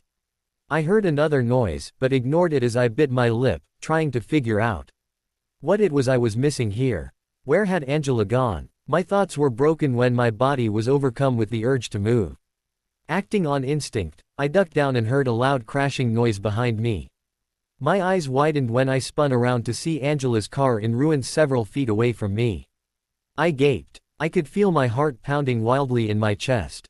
The air seemed to get colder around me all of a sudden. Slowly I turned around and came face to face with a pair of blood-red eyes and a look of unquestionable rage. "Hello, Bella." The newborn. F.K. My breath hitched as I stared with terrified eyes back into the face of the newborn that I had been praying I'd never meet. And yet here she was. The worst part, I'd walked into a perfectly planned trap that she'd created just for me. F.K. As I looked into her soulless red eyes, something struck me. This girl looked vaguely familiar. She had long blonde hair, around Rosalie's length, but with less shine and a bit darker. Her face was that of a model, the kind of face that men would go nuts for, with thin eyebrows, round eyes and a thin nose. And her body was perfectly curved and well-rounded, too. There was something about her that seemed like I knew her from somewhere. Did I? My head was screaming at me to run away, but I couldn't bring myself to move. I was frozen in place with fear that came from the murderous look blazing in the vampire's eyes as she stalked towards me, lips curled into a wicked smirk. "It's been a long time," she said, her voice low and sultry sounding. She stopped inches away from me, closing her eyes and breathing in deep. My, I had no idea how utterly divine you smelled. I knew you smelled good before, but never did I think you'd smell better in person. Of course, I didn't think you would fall for this little ruse that easily, either, but here you are, alone and looking as dense and scared as ever. It took a while, but my brain seemed to kick back into gear at that point. I moved back a step, watching her warily. "Where's Angela? What did you do to her?" I asked feebly. The vampire shook her head and smiled. "Don't worry, I didn't touch your human friend. I merely borrowed a few things to lure you out here. I must admit, getting you alone was far easier than I had imagined it to be." You planned this." She smiled, her teeth gleaming dangerously. "Oh, yes, you bet I did. It took me forever to come up with a good plan of getting you alone. Then I had to plan how I would kill you, too. I just couldn't decide on anything until I smelled your delicious scent. So I followed after it, still trying to plan out how I would ultimately end your worthless life. That's when I discovered your scent lingered on your friend's car, here. So I decided to borrow it. And lo and behold, she forgot her cell phone in the car. It was just too perfect. The vampire vanished and in an instant I found myself being pinned forcibly against a tree, her left hand around my throat, squeezing it enough for it to hurt, but not enough to kill me. She was glaring back at me with hateful eyes and a malicious smile as she licked her lips. "You know, I really did mean it when I said I'd pay you back, Bella. I can get the revenge I've been seeking for the last few months against everything you did to me." I stared at her, confused and frightened in the same. "What do you mean? I don't even know why you." She stared at me for a moment before tilting her head backwards and letting out a fit of loud, twisted laughter. The sound chilled my blood, reminding me so much of James and Victoria's cruel laughter. It was almost the same, yet still sultry sounding in tone. When she stopped, she shook her head at me again. Before I knew it, I was being flung through the air, slamming roughly into another tree. I yelped when I collapsed onto the ground, my back throbbing from the newly caused pain. The newborn was hovering above me shortly after, grabbing me by the neck once more. "You piece of shit. You really don't recognize me, do you? How pathetic," she growled. Then again, how could I expect the woman responsible for the deaths of my family to recognize someone she thought she killed, him? I gaped at her. What the hell are you talking about? Her face was inches away from mine, Arlette orbs boring into me. "Look at me, Bella. How can you not recognize me? Have you forgotten so easily the daughter of the people who took you in when you were alone and without shelter? Have you forgotten the care that they gave you, the food and the clothes? Did you really forget the screams when you shot them?" My jaw fell open. The memories came flooding back, painful images of screaming and blood flashing before my eyes. I stared at the girl before me and at last I remembered her, the face of someone that I thought was dead. No, it couldn't be. It just couldn't be. She was dead. I watched her die. No, I breathed. "You can't be." She smiled maliciously and slammed me into the ground. "Yes, I am. I am Sarah Caldwell, the girl whose family died in one night because of you. You killed them all, you horrid my mother, my father, my sisters and brothers. They're all dead now thanks to you." Her eyes flashed with rage and agony, focusing the former purely on me. "And you nearly killed me too. But I survived. My beloved James, he took pity on me and saved me. He and Victoria took care of me, they helped me when I awakened as this demon. It's no thanks to you that I am forever this creature now, Isabella Swan. So now I've come to get my vengeance for everything that I lost thanks to you." Sarah, I whimpered, trying to tell her that I didn't kill her family and that it was James and Victoria who did. She ignored me, though. "I'm a little disappointed. They told me that your protectors would be entertaining, yet all they did was mark their stinking territory. And what's worse is how easy it was to get you out here, with little more than a simple text no less. Ah well, killing you is all the same to me. Sarah, please. It's funny, though. James and Victoria asked me not to kill you. They said that they needed you alive so that they could exact punishment for what you'd done to them. I don't want you to stay alive, though. I want you dead. I couldn't care less about those other vampires. How foolish they must be to keep you with them, not knowing what you did," she spat. Wait, Sarah. I begged, unable to fight the tears forming in my eyes. Please, I never meant for them to be hurt. Why you gotta believe me, I didn't kill them, Sarah, I swear. I couldn't pull the trigger, honest. It was Victoria and James. Lies. She snarled, throwing me in the opposite direction. I landed roughly on the ground, whimpering at the painful impact and struggling feebly to move, but to no avail. Sarah slowly sauntered over to me, her hands balled into tight fists. "They said you would deny it and that you would blame them. They told me it all. I know you killed my family." I stared up at her through watery eyes as she cocked her head to the side, sneering at me. "And now I can have the pleasure of ripping off your foul head. But don't worry. Once I finish draining every sweet pint of blood in your body, I'll give the husk back to your protectors," she said, licking her lips again as she started leaning towards me. Shit. I was going to die. I knew it. Alice wouldn't be able to get here in time. I'd wanted to be stronger. I'd wanted to not be a burden on anybody. Yet, here I was, cowering like a rabbit before the open jaws of a lion. I couldn't move. I could hardly breathe. What could I do? Nothing. I was helpless. Utterly helpless. I hated it. I hated feeling this way, not being able to defend myself. Hated it all. My body felt numb as Sarah opened her mouth, likely planning to savor her kill. No, I would not be her kill. I would not die from her, not like this. I needed to fight. I didn't care how futile it was, I would not go down without fighting first. I am sick of being weak and defenseless all the damn time, sick of always having to be saved. My mind swirled as I growled menacingly at Sarah, causing her to stop for a moment and glare down at me. Her eyes were pitch black now and filled with nothing but rage, rage that only grew at the sound of my growl. She quickly grasped me, and pinned me down, seconds away from ending my life. Something inside of me, I don't know what, seemed to click at that moment. I concentrated on that feeling and shot my arms out to shield myself from the vampire closing in on me. Upon doing so, however, I felt as though my hands had released a wave of air. That wave careened into Sarah and sent her reeling backwards, colliding with and subsequently destroying a nearby tree. I watched after her in amazement, staring down at my hands. What the hell had I just done? Sarah snarled and got to her feet abruptly, even more livid than before.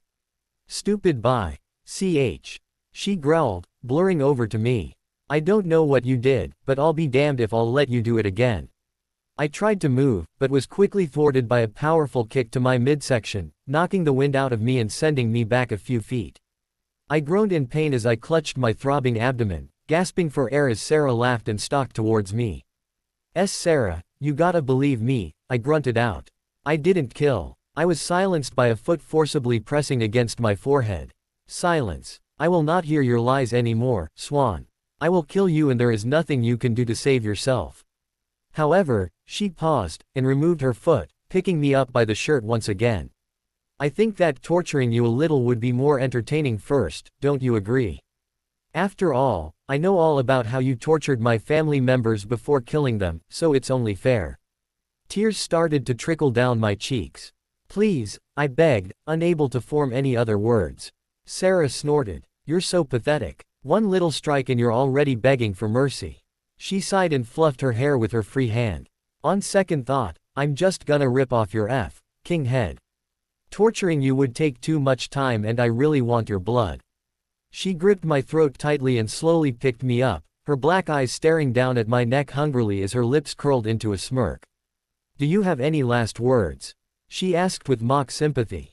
I closed my eyes, cursing myself and my shitty luck, but accepting my fate nonetheless. Despite the circumstances I was in, I found myself smiling. It wasn't just that I had resolved myself to dying, but I was also aware that Alice and the others would kill her for it. The thought of Alice tearing her into pieces made me smile wider.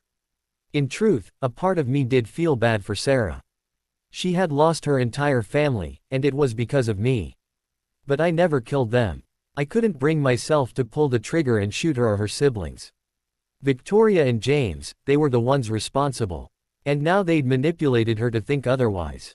It was clear that Sarah wouldn't see the truth of the matter, however. She was blinded by their manipulations, and the fact that she was a newborn made it even harder. She wasn't the same Sarah anymore, so I knew that there was no point in trying to reach her. I decided on my last words, knowing that they would be heard, one way or the other. I love you, Alice, I breathed quietly. Sarah scoffed. Ah, isn't that sweet? Pity she can't hear you. It's time to die, now. I heard her body move and expected the end to come fast. But it didn't come, because seconds later an angry, guttural roar tore through the woods, causing the very trees to shake. I opened my eyes to see Sarah frozen in place, her eyes wide with fear and surprise. Out of my peripherals I saw it coming, but I still didn't expect it. A sound like thunder erupted from where Sarah was as a blur violently crashed into her, causing me to drop to the ground. I gasped for air now that my throat was free and turned my head to see two blurs moving about the trees, snarling and hissing coupled with them. I knew already that it was Alice fighting Sarah, and I felt a small pang of joy flood through me, happy that my protector had come to me. At the same time, though, I felt a shred of guilt. I had gotten myself into trouble and once again, I needed to be saved. I couldn't do anything to help myself. It was a painful, embarrassing feeling that hovered in the back of my head, making me feel as though my conscience was mocking me for being so helpless. Maybe Sarah was right. Maybe I really was pathetic. Another vicious snarl ripped through the air, followed by another thunder-like boom. I saw Sarah fly backwards, ramming into a string of trees, causing each to topple downwards. Alice came into view, standing still, her whole body quivering with unimaginable fury.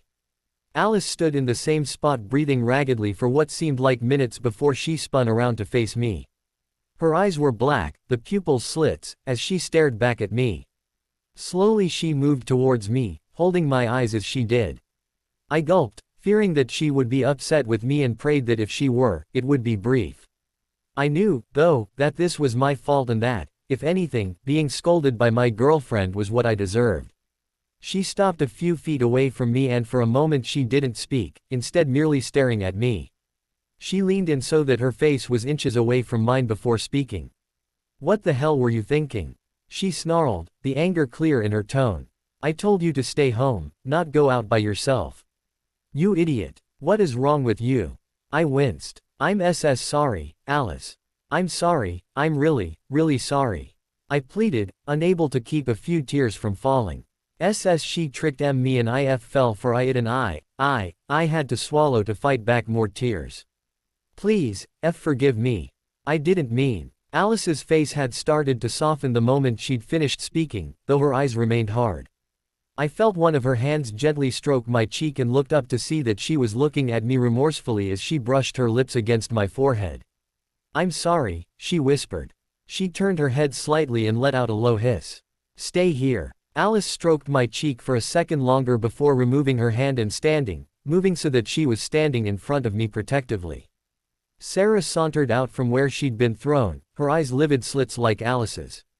She curled her lip back and let out a threatening snarl as though she were trying to scare Alice. Alice didn't budge an inch, clenching and unclenching her hands as she glared Sarah down. Sarah noticed that Alice wasn't leaving and looked at her with irritation. "Get out of the way," she barked. "This killed my family and now I'm going to kill her." Alice twitched, her chest vibrating with a rumbling growl. "You will not touch her," Sarah sneered at her. "Try and stop me." Without another word, Sarah lunged forward, baring her teeth. Alice vanished into the air and I suddenly found myself being scooped up into her arms. She moved to the left as Sarah careened into the tree that had been behind me, destroying it instantaneously. Alice shielded me from the pieces of bark that flew through the air, pinning me close to her body until there was no more. Sarah hissed and spun around to face her as she set me down. "You're pretty fast," she mused. Alice didn't respond and instead appeared directly in front of Sarah, catching the newborn by surprise.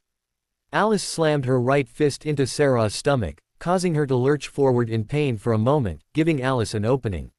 She thrust her right knee upwards, aiming to nail Sarah in the face, but Sarah recovered quickly and dodged it with ease, spinning around to land a mean backhand to Alice's face.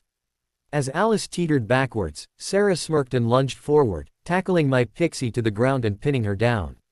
She cocked her head backwards, then slammed her head downwards, connecting perfectly with Alice's forehead. The resulting sound was the same loud, thunder-like crack, the resulting collision creating a miniature shockwave that pushed me back down to the ground. "Alice!" I shouted when my pixie's body went limp for a moment. My eyes widened in terror when I saw the resulting cracks that had formed on her forehead after Sarah's vicious headbutt. Sarah laughed as she stood up. "See, you're no match for me, little girl. Now stay still while I go tear your human apart." Alice's eyes shot open. "You will not," she seethed. Her left hand grabbed onto Sarah's right leg and with surprising strength, flung the owned vampire like she was a bag of feathers. Sarah landed on her back, but quickly jumped up to her feet, hissing. Alice got to her feet in a single graceful movement, moving her neck side to side to crack it for whatever reason she chose to. The cracks on her forehead slowly started to dissipate as Alice crouched down, ready to continue her attack. Sarah seemed amused by this and shook her head before mimicking Alice's pose, almost in a mocking manner. Was she really that stupid? Did she not know who it was she was dealing with? I smiled smugly as Alice and Sarah both surged towards each other. Sarah opened her mouth and went for Alice's neck. Alice, whether by her gift or by her own natural talent, avoided the sharp pair of teeth as Sarah snapped them shut, anger flashing in her eyes that she had bitten air. Alice thrust her right hand at Sarah's face, nailing her cheek cleanly. The impact forced Sarah to step back, leaving her open for another strike, which Alice gladly gave via the left hand. Sarah grunted and collapsed to the ground, small cracks appearing on both cheeks. Alice pounced into the air, but Sarah reacted faster and rolled out of the way. Sarah snarled and lifted her right leg up, bringing it downwards as fast as she could manage. Alice was able to dodge it, but she was immediately met with a left hand to the face, the impact creating another shockwave as Alice careened into the wreckage that had once been Angela's car. Alice quickly emerged, her pants tattered and a part of her jacket torn. She glanced down at her attire, scowling angrily at it before returning her gaze to Sarah. Sarah extended one hand and motioned for Alice to come at her, taunting my poor pixie with a sneer on her face. Alice twitched, but rather than give in to her anger, she remained calm and in control as she sped over to where Sarah was. What surprised me is that, by concentrating on watching Alice's movements, I was able to see her movements much easier. It was the same for Sarah, though her movements were still a tad faster than Alice's, which worried me. Alice flung her right arm Sarah's way. The bee-owned vampire blocking it with her left forearm with ease and quickly retaliating with a right of her own. Alice ducked under her arm and swept Sarah off of her feet, spinning fully once and grabbing onto Sarah's ankles. Sarah snarled and tried to move away, but Alice had her in a firm grip as she lifted the newborn into the air and slammed her down into the ground, creating a human-sized crater. The very ground shook at the impact, making me fall when I tried to stand up. I had no idea what I would be able to do, but I figured I could at least move away some more to make it easier for Alice so that she wouldn't have to keep a constant watch on me, since I noticed her eyes would occasionally flicker in my direction whenever Sarah wasn't looking. Sarah looked like she was about to get to her feet. This time, however, Alice managed to move faster and pounced on top of the newborn, bringing her left hand crashing down into the bee-owned vampire's face. Then she used her right, then her left, again and again, just like she had done to Rosalie in the mall. The only difference was, though, that there was true murderous intent behind each blow as she pummeled away at Sarah's face. Alice snarled violently as she started pummeling every inch of Sarah's body that she could, her arms, her chest, her stomach, her throat, everywhere. She didn't hold back on her strength either, each resulting collision causing a small tremor to form. The ground around the crater started to crack at the amount of strength Alice was pouring into each strike. Sarah stopped moving altogether as my pixie pummeled her for a good 3 minutes. Only when Alice finally stopped was I able to get a peek at Sarah. Or rather, what used to be Sarah.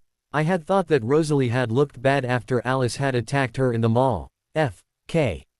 No, Sarah did not look like a vampire or a human or any discernible being for that matter. Her body looked like someone had taken a jackhammer to a very sturdy statue.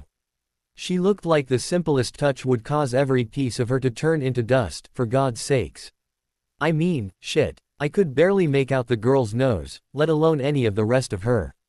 Alice stood over the nearly demolished bee-owned and let out the loudest, war cry-like bellow that I'd ever heard before, which reminds me, I don't think I've ever heard one before, especially not one like this and glared downwards. She was breathing heavily, her entire body tense and shaking as it had been earlier. "Don't you ever lay a finger on my Bella again," she roared. I watched on silently, not knowing what to do or say. I almost forgot to breathe for that matter because the air surrounding me was so tense. I wasn't sure how Alice would react if I said anything, too, for that matter. I gulped again when Alice's head slowly lifted and looked at me. Alice," I stammered out. Alice made no audible response, blurring over to where I was instead. She knelt down and, slowly yet cautiously, Alice placed both of her cool hands on my cheeks, cupping them.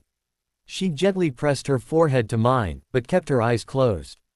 We stayed that way for a moment as Alice's ragged breathing started to slow down. "Are you hurt?" she asked in a whisper, as though she were afraid of her own voice. "A little bit," I admitted, hesitating slightly. But I'm fine, I swear. I'm just a bit sore." She shook her head. "I'm sorry, Bella. I'm so sorry. I shouldn't have snapped at you. I should have seen this coming, too. I thought I wouldn't get here in time. I saw her about to kill you and God, Bella. I love you so much. Alice, I stopped talking when Alice froze for a moment before removing her hands from my cheeks. I blinked, puzzled as to what the problem, but then I turned to see Sarah standing up from the crater she had been laying in. My eyes widened in shock, as did Alice's. Sarah's body was already starting to heal, the cracks patching together at a speed I didn't think possible. In a matter of seconds, Sarah's body was back to what it had been, her ruby eyes glaring at Alice and I as an evil smile tugged on her lips. Well then, she moved her neck side to side and cracked her knuckles. You're stronger than I thought you'd be. But, she paused and vanished into thin air, appearing an instant later behind Alice. You aren't strong enough to beat me. Alice could hardly react when Sarah slammed her fist into her back, sending her flying forward more forcefully than she had before. Alice twirled in midair and landed on her feet, moving to the left to avoid another potentially dangerous punch. Sarah snorted and swung her left leg for Alice's head, but my pixie jumped over this, grabbing her leg as she did. Still spinning, Alice growled and lifted Sarah off the ground, slamming her into a tree. A part of me wondered how much of the forest would be leveled by the time these two stopped fighting, but I pushed that thought aside as Sarah quickly got back up, sneering at Alice. I'll give you credit, you're good. Would you like to know something? She asked, cocking her head to the side. Sarah's smirk slowly lowered itself as she narrowed her eyes dangerously at my graceful pixie. I haven't been using my full power. And just like that, Sarah lunged forwards and slammed her left fist into Alice's face. Alice looked like she was about to react to something different entirely, and it cost her. Alice smashed into the ground, kicking up dirt and rocks everywhere. When she stood, I gasped when I saw the wide cracks displayed on her right cheek. She touched said cheek and hissed as she turned to glare at the newborn, who was bouncing on her feet, a cocky smile in place. You see, Sarah mocked. I was holding back because I didn't think you were worth using my full strength on. I guess I was wrong, so now you get to see how strong I really am. It looks like you don't know much about newborns, do you? My sweet James was kind enough to tell me that I was stronger, faster and far more durable than you are. So, she licked her lips. Come and get some, little bye, ch. Alice snarled and sped towards the bee, jumping into the air. Sarah tried to grab her, but Alice spun around, easily avoiding the newborn's arms. With one quick movement, Alice brought the heel of her left foot down sharply, grinding against Sarah's cheek. She followed through with her right foot, kicking the back of Sarah's head. The resulting crack was like lightning striking as the vampire fell face first into the dirt, Alice landing lightly on her feet. Sarah angrily pounded the ground with her fists as she stood, the humor gone from her face. You little. Alice cut her off by connecting the knuckles of her left hand into Sarah's face, creating yet another satisfying, lightning-like crack as the flew backwards once more. Sarah was quick to recover again, the look in her eyes one of frustration and annoyance. It seemed as though Sarah didn't like to be both interrupted and shown up by someone who she thought was weaker than she was. Bye. No one can beat my Alice. You should just give up and go running back to those two cowardly ingrates you call friends. I'm not sure what it was about vampires, but it seemed as though Sarah somehow knew what I was thinking, because she turned around and blurred over to me, grabbing onto my throat, her mouth dripping with venom. Alice was there in the blink of an eye, maybe half a blink. I couldn't tell because I was too busy watching Sarah, snarling and throwing her off of me. I told you to never touch my mate. She roared, sounding like an angry demon. Of course, she's a very why angry demon, but stop thinking like that. Sarah didn't give an audible response, baring her venom-soaked teeth instead. Alice curled back her upper lip and let out a rage-infested howl before charging. Sarah met her head on and the two collided violently, the resulting shockwave pushing me backwards. It was strange how familiar it was to feel that shockwave. Was that what I had produced earlier on? A shockwave. Pushing those thoughts aside, I squinted and tried to watch as the two blurred out of existence, moving at a speed that I could not watch, even if I concentrated. I grimaced, hoping that Alice would be alright as I listened to the sounds of them fighting as best I could. The two hissed and growled like rabid lionesses as they battled it out, ravaging the surrounding woods. Trees toppled down like dominoes, hills were flattened into nothing more than small holes, and the ground shook with each blow that connected, making it near impossible for me to stand up. I wondered where the others were. Shouldn't they be here by now? I mean, wouldn't they have noticed Alice was gone? Unless, I thought more on it and realized that the others likely had no clue what was going on. They had great hearing, yes, but this was located too far away for any of them to hear. Not only that, but since Alice was likely alone when she had her vision, she wouldn't have told anyone about it. I prayed that Alice would be able to defeat Sarah, or that Edward would notice that I was gone for too long and alert the others. I hoped it would be soon, because I was becoming anxious. Alice was good, there was no question of that. Could she defeat someone like Sarah though? A vampire that healed quickly, moved faster and was overall twice as powerful, not to mention that her thought process made it difficult for Alice to predict her movements. A thunderous boom tore me from my thoughts as Sarah's body flew past me. It took me a moment for my mind to register what had just happened as Alice blurred from out of the forest and back into the small clearing that I was in. Her eyes flickered to mine, then back to where Sarah was, the bee-owned vampire clearly pissed off as she stood up. Now it was Alice who had a smug grin on her face as Sarah charged, her fist missing Alice's face completely as my pixie gracefully ducked under it. Alice's smile only grew as Sarah continued trying to strike her, hitting nothing but the air each and every time. Her anger was building with each strike, yet nothing she did seemed to work. She even attempted to use her teeth to attack Alice, but Alice saw it coming and moved back, taunting Sarah by sticking her tongue out at the newborn. Alice, no offense, but stop mocking her. I wanted to scream the words out so that Alice would quit playing and get serious. This must be what the others meant when Alice had a tendency to get cocky during fights. It was plain as day by the smirk on her face and the fact that her pupils, though still black, had returned to being circles rather than slits. Her eyes were full of mirth as Sarah grunted angrily, clearly acknowledging the fact that even with her superior strength, Alice was better than she was. And that did not sit well with her. Sarah stopped moving, clenching her fists so tight I thought for certain that they would break. I could see every vein popping out from her skin as she ground her teeth together. Alice bounced on the balls of her feet, clearly entertained by the sight. What's wrong? Is the big, bad newborn finally realizing she can't beat me? Alice mocked. I bit my lip, hesitating on whether or not I should yell at her to cut it out and get her head back into the game. Sarah, however, beat me to the punch. At least in the yelling part, anyways. Shut up, she roared, jumping at Alice. Stop moving so damn much you ch. Alice laughed. Why? Can't you hit me anymore?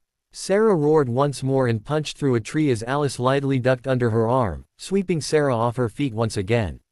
She didn't even bother trying to pounce on her newborn foe and instead jumped back, bouncing her feet some more. Sarah's eyes narrowed until they were slits like her pupils, her body quivering with unkempt fury.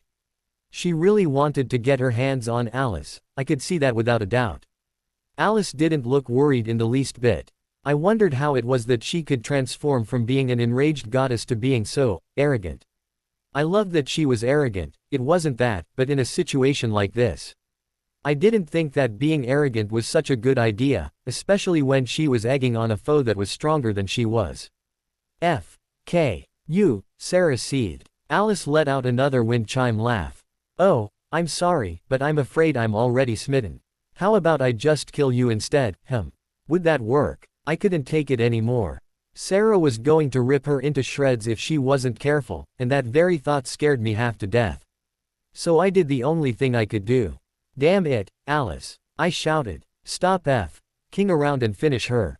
Didn't you hear what the others said to you the other day?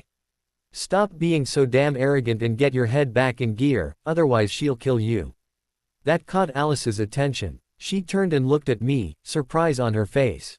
I stared back at her, my eyes watery from the tears that had formed when I thought of her dying. I gave her a pleading look, begging her to snap out of the overconfident state that she was in so that she would be able to think clearly and end this. Alice seemed to understand my concerns and to my surprise swatted herself on the back of the head. Her face became serious, all traces of humor gone as she crouched down, ready to continue fighting for real. I breathed a sigh of relief, thankful that I had managed to reach her. It was a shame, though, that it was too little too late. Sarah glanced at me for a fraction of a second, a twisted grin snaking onto her face. Alice's eyes widened and she hissed threateningly, blurring over to where Sarah was standing. She swung her left leg at Sarah, missing by an inch as the newborn ducked down. Sarah turned to face me fully with bared teeth and lunged towards me. My heart skipped a beat when I realized that she was going after me instead. Shit, no, Alice screamed. Sarah opened her mouth and snarled as she lunged for my throat. Alice moved abruptly to where I was, pulling me into her arms and narrowly dodging Sarah's open mouth. The bee-owned vampire's teeth sank into the tree that had been behind me, her venom melting through part of the bark as she snapped the trunk in half like a twig. She sneered and lunged once more, this time aiming for Alice's throat. Alice grimaced and had no choice but to throw me to the side and try and block Sarah's oncoming attack. As I landed on the ground, I watched as Alice swung her right leg, likely aiming to kick Sarah before she got the chance to bite her. But Sarah was faster than Alice had thought, a sneer forming for a moment as she suddenly moved to the side, catching Alice's leg in her mouth. "Shit," Alice cursed. By then, it was too late and I watched in horror as Sarah tore Alice's leg off. Alice's severed leg flopped to the ground as an ear-piercing agonized scream like shattering glass filled my ears. Tears were already streaming down my face like small waterfalls as Alice writhed about wildly on the ground, clutching the stub where her right leg had once been, shrieking in pain as she did. "Alice!" I screamed, running over to her as fast as I could. I forgot completely about the smugly grinning bee-owned vampire looming nearby as I collapsed to my knees next to my love, my tears falling onto her like raindrops. "Alice, Alice, oh God, I cried, not knowing what to do. I felt so utterly useless. Alice's screams had quelled slightly, reduced to heavy, pained breathing as she kept one hand on the stub. Her eyes looked glazed over and lifeless as she lay on the ground, staring into space with an emotionless face. Sarah's sickeningly twisted laughter became the next sound that rang in my ears, mocking both Alice and I. I stared down at Alice helplessly, touching her left hand as the tears continued to fall. "Oh Alice," I sobbed. "Huh. Stupid bye. That's what you get for getting in my way," Sarah laughed. An inhuman rage began swirling inside of me as I glared up at her through watery eyes. My blood boiled as the rage overtook me, my entire body shaking as I stood up, baring my teeth at the that would dare hurt my Alice. "You King I snarled. I was seeing red as I lunged for her. "I'll kill you." Sarah stopped laughing, her eyes widening in shock. I didn't give her the chance to move as I smashed my right fist as hard as I could into her face, not even thinking about the fact that she was a vampire and I a human. To my surprise, Sarah actually reeled back from my punch. I wasn't done though, my rage far from being sated, so I followed through with my left, hitting her just as hard as I had before. The bee-owned vampire teetered backwards, her head swaying from side to side as her arms flailed about for a good minute. I couldn't help but stop and gape at what I'd done. I just punched King Vampire. And my hands weren't broken. Holy shit. My irrelevant thought process was quickly destroyed when Sarah stopped moving and straightened herself out. She turned so that she was facing me and shot me a look of confusion, shock and anger all in the same. I blinked in surprise when I saw two small cracks on each of her cheeks where my fists had connected, though they dissipated in seconds. "What the K? Did you just punch me?" Sarah sputtered, clearly as amazed as I was. I didn't really know how to answer her exactly. I suddenly realized that the rage that had been driving me had dropped and I was now standing feet away from a creature capable of puncturing my skull with a single finger, coupled with the fact that said creature had a vendetta against me for something that I truly did not do. I was defenseless, helpless. OFK. The realization made me shudder as I took several steps back, standing in front of where Alice was lying. "Alice." I turned and dropped down to my knees again, cupping the back of her head with my right hand and stroking her cheek with my left. Alice blinked several times before looking up at me, her eyes smoldering with pain and hurt. "Alice," I whimpered. "Bella," she breathed. "You need tea to run. Now." I gaped. "What?" She forced herself to sit up. "Run. You need to get out of here. No. No, I am not leaving you here." Alice grabbed onto my shirt and snarled. "Get out of here." "No, damn it," I roared. "I'm not leaving you." Alice grimaced, her eyes pleading with me. Please, Bella. I can't lose you." I ground my teeth together. "And I can't lose you, so shut up.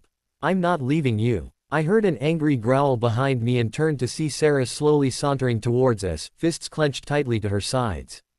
I jumped back and cradled Alice in my arms, glaring down the bee-owned by ch as she bared her teeth at me. Bella, please run, please." Alice begged, grabbing my shirt with less force this time. I ignored her and tried as hard as I could to concentrate. If I had a gift, I needed to use it, and now would be a damn good time for that. Come on, gift, go. Activate. Do something, damn it. Stop being so f***ing useless and do something. Sarah crouched down, preparing to lunge at me. I concentrated as hard as I could, praying that something would happen. She snarled and jumped with an open mouth, Alice screaming and trying to push me back. I didn't budge, however, and before Sarah could get close to me, that same feeling came over me. I watched as the air around my body moved, and in an instant the air shot outwards, careening into the newborn and sending her backwards. Alice, who had been too busy trying to get me to leave to see what had just happened, stopped moving and stared after her, stunned. What the hell? The bee-owned vampire snarled and staggered back to her feet. Damn it, she hissed. She vanished, blurring away from my line of view, only to reappear inches away from me. Alice reacted faster than I did and jumped out of my arms, trying to attack Sarah with just one leg, but Sarah easily swatted her aside. I tried to scream, but my attention was averted to Alice as she landed roughly on the ground. Allie. I was sharply cut off by a very powerful uppercut to the chest. I was faintly aware of the sound of snapping bones as my body lurched forwards and flew backwards at the same time, the throbbing pain left over making me cry out as I collapsed with a loud thud. Bella. No. Alice shouted. I coughed several times, fearing that I would cough blood up as I struggled to stop myself. My entire chest was searing with pain. A single tear fell from my face as I grunted, clutching the area where Sarah had hit me. Looking at the ground, I noticed a shadow looming over me and looked up to see the violent eyes of the woman out to end my life, her black slits gleaming at me with hate and rage even though her lips were curled into a smile. She took a step forward and crushed my cell phone, which I realized that I could have used to call the others. It was too late now, though. Stupid. Time to die, she sneered. No. Alice hollered, squirming towards me as fast as she could. Before she could close in on me, something large barreled out from the forest and careened into her, creating a powerful shockwave that would have sent me flying were it not for the large rock that was behind me. Everything around me was spinning as I hit the ground, still clutching my stomach as best I could. I heard the sounds of fighting and growling and, after breathing in and out a few times, I looked up to see the large frame of Emmett, growling like an angry bear. Emmett, I breathed, overjoyed that he was here. Sarah snarled and swung her right arm at my larger brother only to have it caught by his left hand with relative ease. He retaliated with a right of his own, smashing her face and sending her ricocheting into a nearby tree, demolishing it instantly. Emmett didn't wait for her to get back on her feet and charged at her. Sarah growled and lunged for Emmett. I expected Emmett to maybe step out of the way, but instead he took her head on, grabbing her in midair and lifting her up before slamming her down as hard as he could into the ground, creating another large crater. My eyes bulged when Sarah recovered from the attack and slammed her fist into Emmett's face, causing him to fly into the air before crashing down.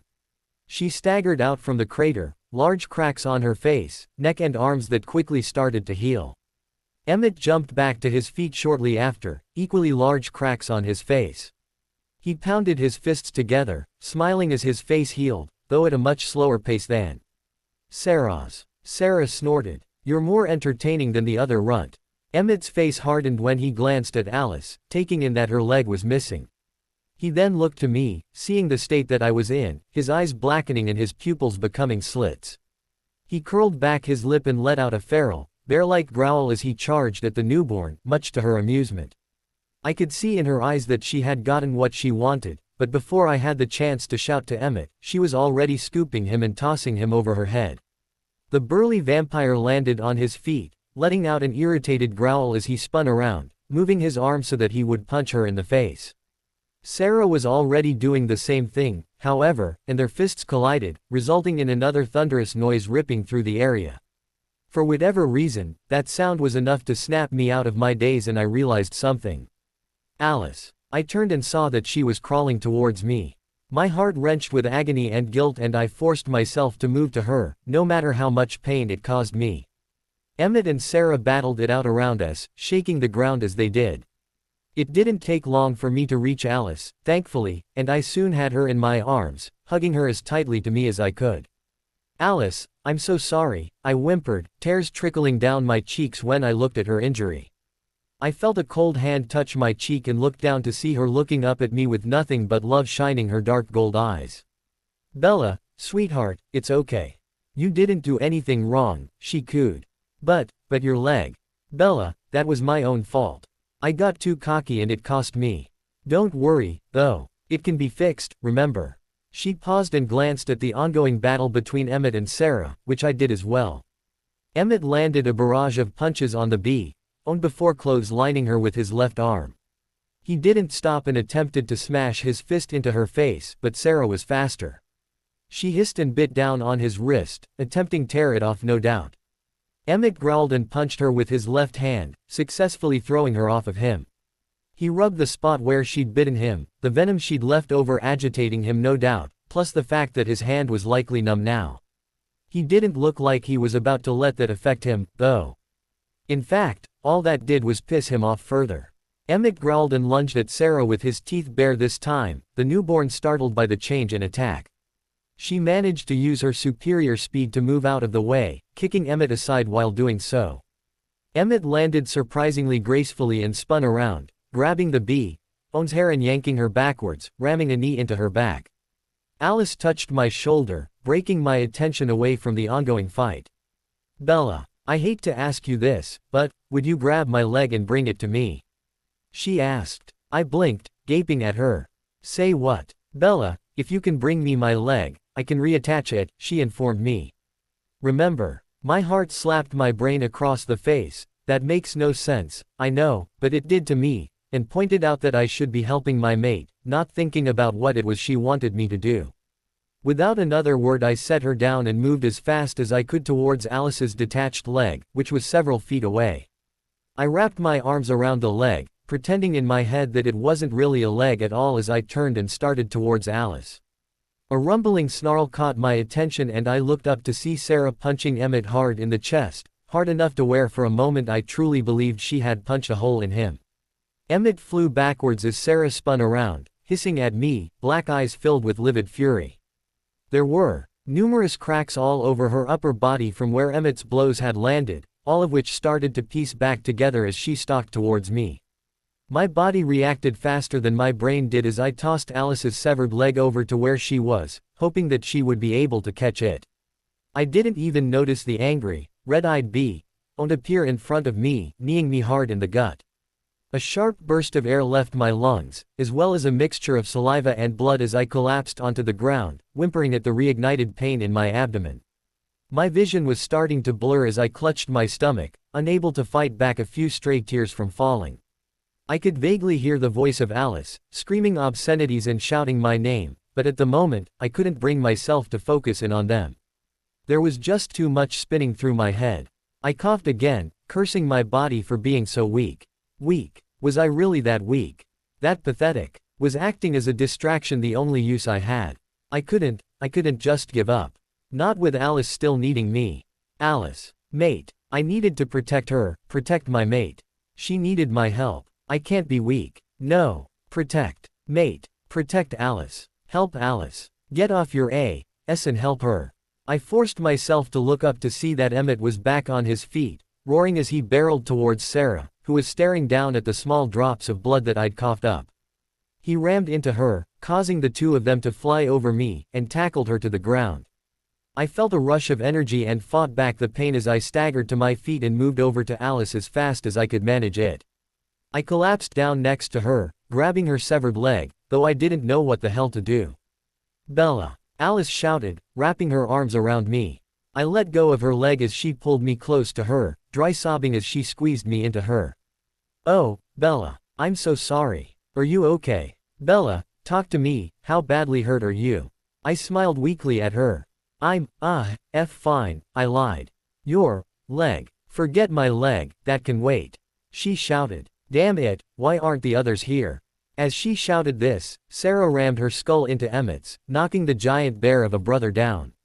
She jumped over him, lunging towards me only to be slammed into by another blur as Emmett stood up, rubbing the back of his head. Rosalie. My bee. own sister pummeled the newborn, bellowing like a wild lion as she struck Sarah with repeated blows to the face and the chest. Emmett jumped in and aided her in beating down the newborn, who for the first time was actually being overwhelmed. There was one thing that confused me as I watched them beat her down, though. Why weren't they trying to rip the bitch's head off? Wouldn't that be so much easier? I mentally smacked myself for getting distracted and grabbed onto Alice's leg once again. Alice, what do I do? I asked. Alice grimaced. You have to put my leg back in the exact right spot, then hold it there for a few minutes for it to reattach itself, she replied. Okay, that sounds easy. Shouldn't be too difficult to do, right? I moved so that I was at a better angle as I looked down at the stub, trying not to vomit at the sight before me. I hadn't really looked before at it since I'd tried not to think about it, but now that my mind was clear. I was holding my girlfriend's severed king leg. I blanched and looked away, dropping the leg and trying hard not to vomit. Thinking about it just made it worse and I had to jump away from Alice and turn my head as the bile that had been rising spewed out. I coughed several times, hacking the rest of it up, feeling lightheaded and disgusted at the same time. Bella, Alice breathed. I'm sorry. It's okay if you can't do it. I winced and looked at her, staring into those pained golden orbs. No, I have to, Alice, I choked out, wiping my mouth and crawling back to her. My hand stretched out to grab onto the leg once again when another hand beat me to it. I was startled at first, only to see that it was Rosalie's hand, my own sister crouching down and shaking her head. Typical of you to get yourself injured, Rosalie chided. Alice rolled her eyes. What kept you, ch? Rosalie didn't respond at first, her black eyes appraising me. Are you hurt? As if on cue, my stomach panged with pain. I lurched forwards and clutched it. Rosalie took that as a confirmation, sighing as she moved Alice's leg and started fitting it in place. I tried not to watch that and instead watched Emmett and Sarah fight it out. I had a bad feeling about this. Edward came running to us and told us that you'd gone and that Alice was gone too, which meant something had happened. We were all prepared to go and search for the two of you when we got a phone call. It was the police chief alerting us that a girl named Angela had her car and phone stolen. Carlisle recognized the name as your friend and before any of us could talk, Emmett bolted out the door. Esme was instantly worried and we all would have charged after him, but Carlisle, the voice of reason, calmed us down. She finally seemed to find the correct position for Alice's leg. Carlisle, Esme and Edward all went to check on Angela while I followed after Emmett. Jasper and Amara will likely be here soon, too. I nodded absent-mindedly as I continued watching the fight between Emmett and Sarah. Why don't you just bite her or rip her into pieces? I asked as Emmett picked Sarah up and slammed her, skull first, into a rock. Rosalie spoke quickly as she pressed Alice's leg back into place. Newborn skin is twice as tough as our skin is, so it takes a lot of effort to be able to sink our teeth into them and even more to rip their limbs off. That's why we use our fists, to weaken their skin first. It might not look like it, but the more we get her skin to crack, the more it starts to weaken. Do so enough times and her skin will be weak enough for us to tear it off. Alice let out a whimpering hiss, shutting her eyes and biting down on her lip. I wrapped my hand around hers and squeezed it, feeling responsible for all the pain that she was going through. Will she be okay, Rosalie? I asked. Rosalie sighed. She will be, yes. I just have to hold her leg here for a few minutes until the arteries reconnect themselves and she'll be fine. She won't be able to use her right leg for a short period of time, though. If you ask me, it's the least she deserves for letting herself get in this situation to begin with, the idiot. Alice laughed weakly. Hey, cut me some slack here, Rosalie. I did the best I could. Rosalie snorted. Obviously not, since you're lying here with me putting your leg back into place, moron. You see, this is what happens when you get a big head. We warned you not to get cocky, Alice, and you did just that. Alice tried to smile, but the pain she felt made it impossible. She cringed as Rosalie pressed her leg into place again. My heart sunk and panged with remorse and guilt. This is my fault, I murmured. I'm so sorry, Alice. I'm sorry you got hurt because of me. Alice opened one eye. Bella, no, it isn't, she stopped suddenly, her eyes widening. Oh no, what's wrong? Rosalie asked. Alice didn't respond and instead, sharply turned. Look out. she shouted. Rosalie and I looked at the same time to see the large body of Emmett flying through the air towards us. Rosalie thrust out one hand and pulled me down into Alice's arms. She didn't have the chance to react when Emmett collided with her, sending the two of them into the tree that had been behind us. The tree shattered into pieces and fell over. I tried to let out a scream, but doing so only caused my chest to throb in pain. I closed my eyes as Alice hugged me tightly to her body only to find that the tree wasn't falling on top of me. I opened one eye and came face to face with Amara's toned midsection as she tossed the large section of the tree into Sarah. It practically disintegrated on the angry newborn's body, but she hardly even noticed, her eyes becoming wary at the sight of not one, but two more vampires. Jasper was there as well, standing in front of Alice and I protectively. "Are you two all right?" he asked, looking down at us. He noticed Alice's leg had been torn off and he likely felt the pain that both of us were in. On second thought, don't answer that. For what it's worth, I'm sorry for the pain that you're in. We would have been here sooner was it not for the distractions. Amara snorted. Hey, it was an accident, okay. Don't blame me. She walked over to us and glanced down at Alice's leg. And just what happened to you, midget? Alice hissed at her. Shut up, Amma. I'm in no mood for that shit right now. It's my fault, I murmured. This whole mess is my FA. Alice cut me off by leaning up and pressing a finger to my lips. You shut up too. I will not have you blaming yourself for something that was ultimately my own fault. I should have been less cocky when I fought her, I should have seen what she was going to do. If I had paid more attention, this whole mess could have been avoided. But it is not, and I repeat, not, your fault, Isabella, do you understand me? I nodded dumbly, though I still wasn't fully convinced. Rose, you two still alive back there? Amara asked. I looked over my shoulder and saw Rosalie pushing her husband off of her and standing, brushing herself off.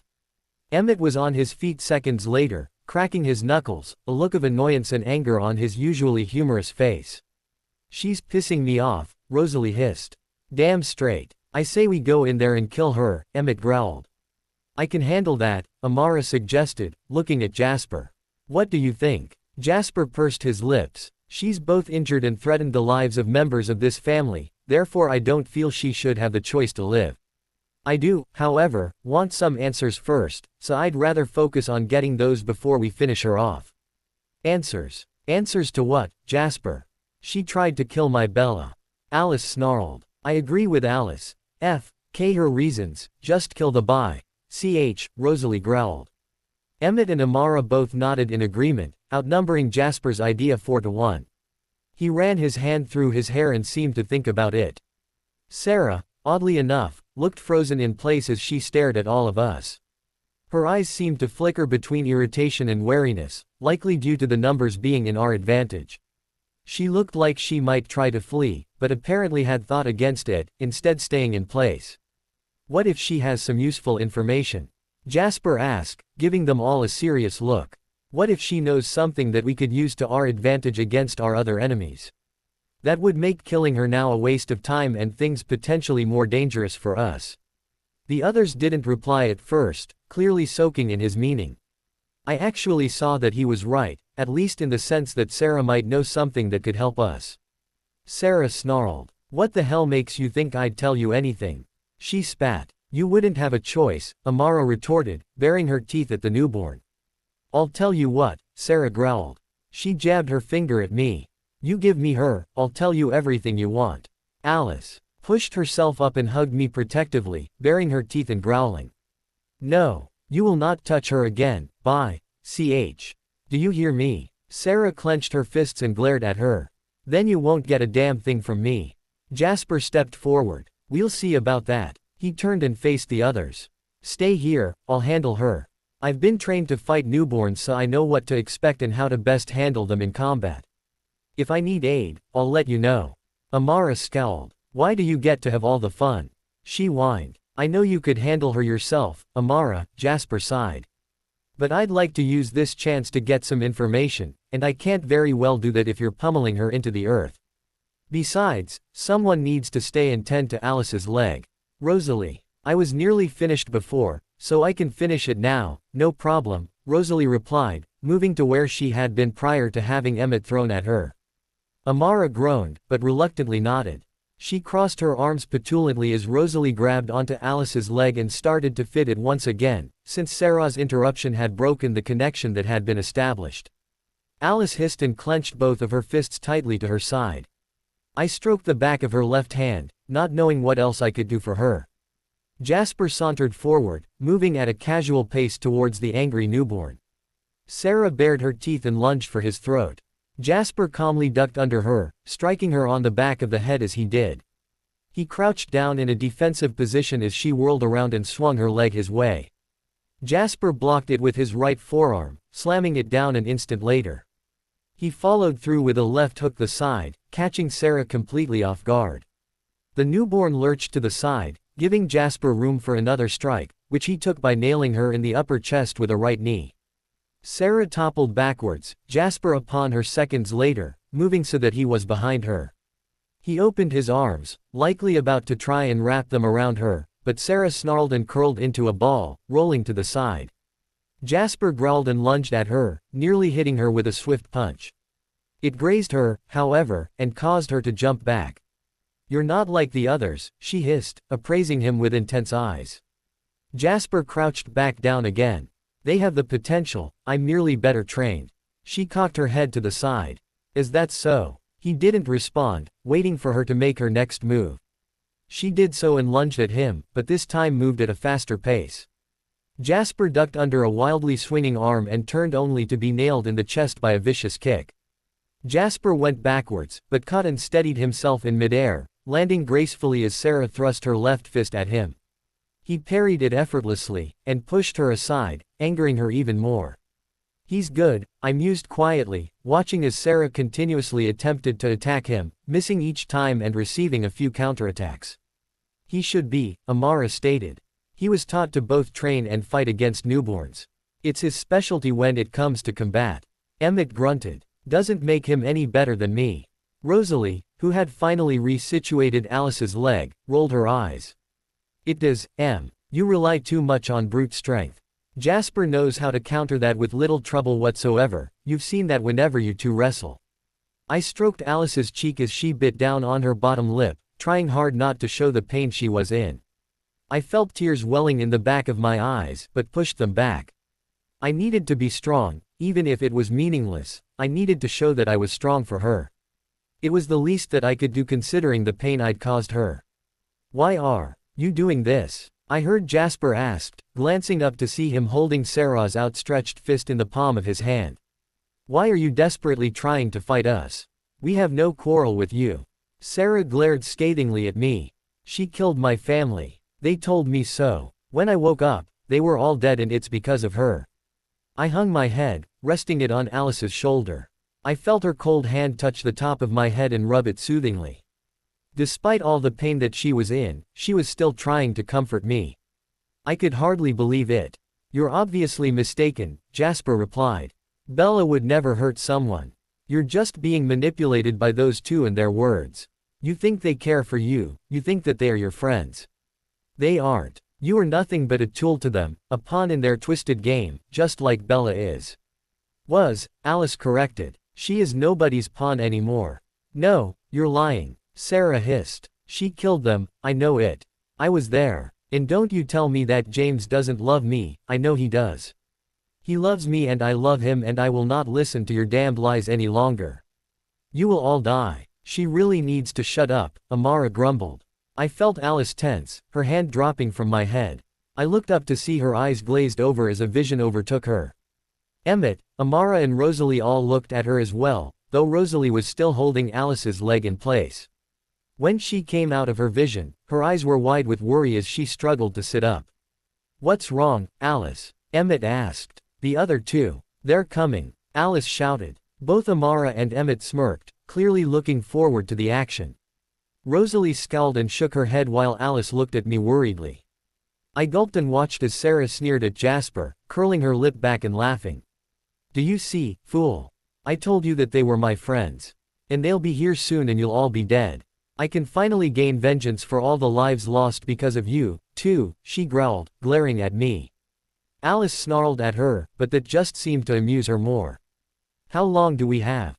Rosalie asked. Alice grimaced. Not long. Jasper charged towards Sarah, abandoning his previous approach. She lunged at him, missing as he dodged her. He went to grab onto her again, but she elbowed him in the chest and threw him backwards, though he landed gracefully on his feet. Sarah merely smiled smugly at him. Jasper sighed and blurred back to the rest of us. We need to form a strategy and fast, he stated. Emmett pounded his fists together. Who needs a strategy? All we gotta do is beat them senseless, then rip into pieces. That's it. Emmett, this is serious, Jasper growled. With a newborn on their side and the gift that the woman possesses, this could be dangerous for us. Where's Edward when you need him? Amara mused. Alice hissed. He'll be here in 1 minute and 12 seconds, she muttered darkly. For a moment, I pondered why she had said it like that. Did Alice blame Edward for this? I didn't get the chance to wonder for long, though, as Alice let out a very angry hiss. Her hiss was followed by another hiss in the distance, one that sent a chill through my spine. OFK. Not again. Victoria and James both sauntered into the clearing, Victoria's fiery curls waving about as she narrowed her eyes and smiled at the sight in front of her. James blurred over to Sarah and locked lips with her, sending a feeling of revulsion through my entire body. I turned away, not wanting to throw up again, especially not with most of my family here. Well, there certainly are a lot of you, said Victoria, her voice as sickening as ever. I could feel her eyes boring into my skull and stupidly looked up. Hello there, Isabella. It's so good to see you again. Oh my, what's this? Your precious mate is hurt. How delightfully entertaining. I do hope you've enjoyed your rest, but perhaps you should be a good little toy and come back to us before we have to hurt her some more. The rage that I'd felt earlier from when Alice had been injured resurfaced at her words, igniting the fire inside of me once more.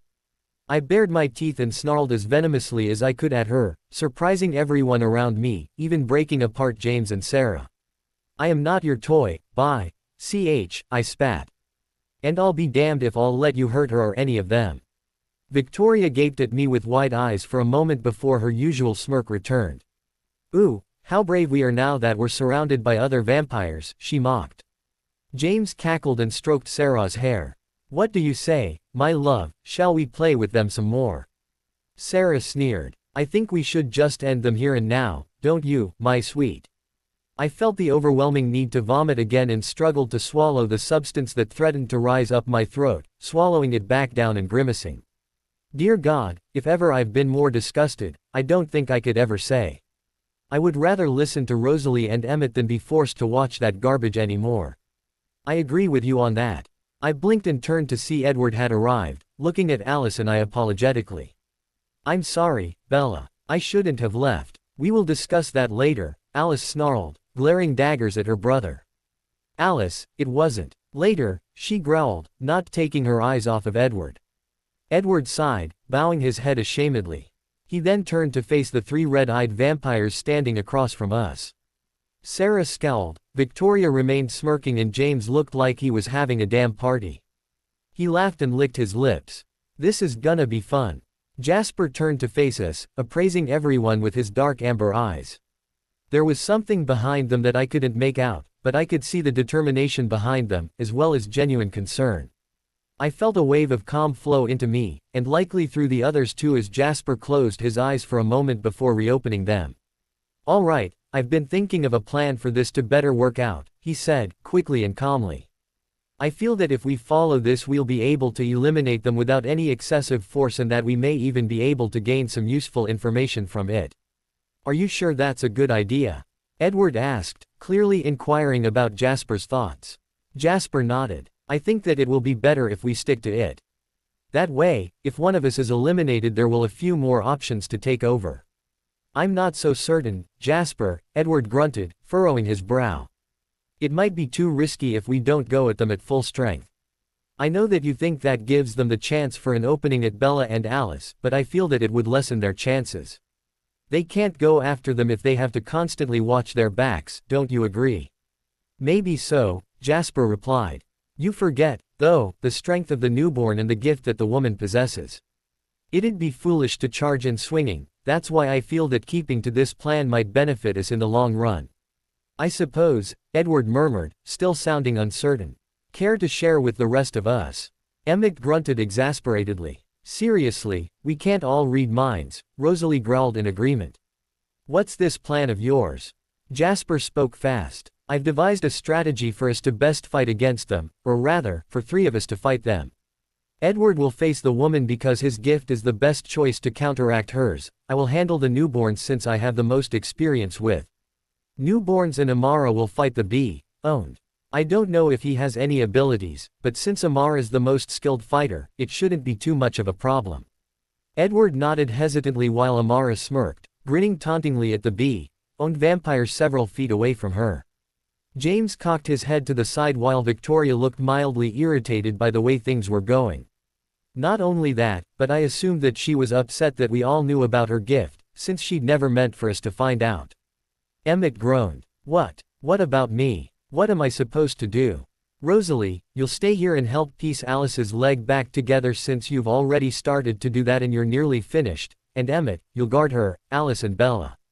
If one of us falls, it'll be up to you to take over in the fight.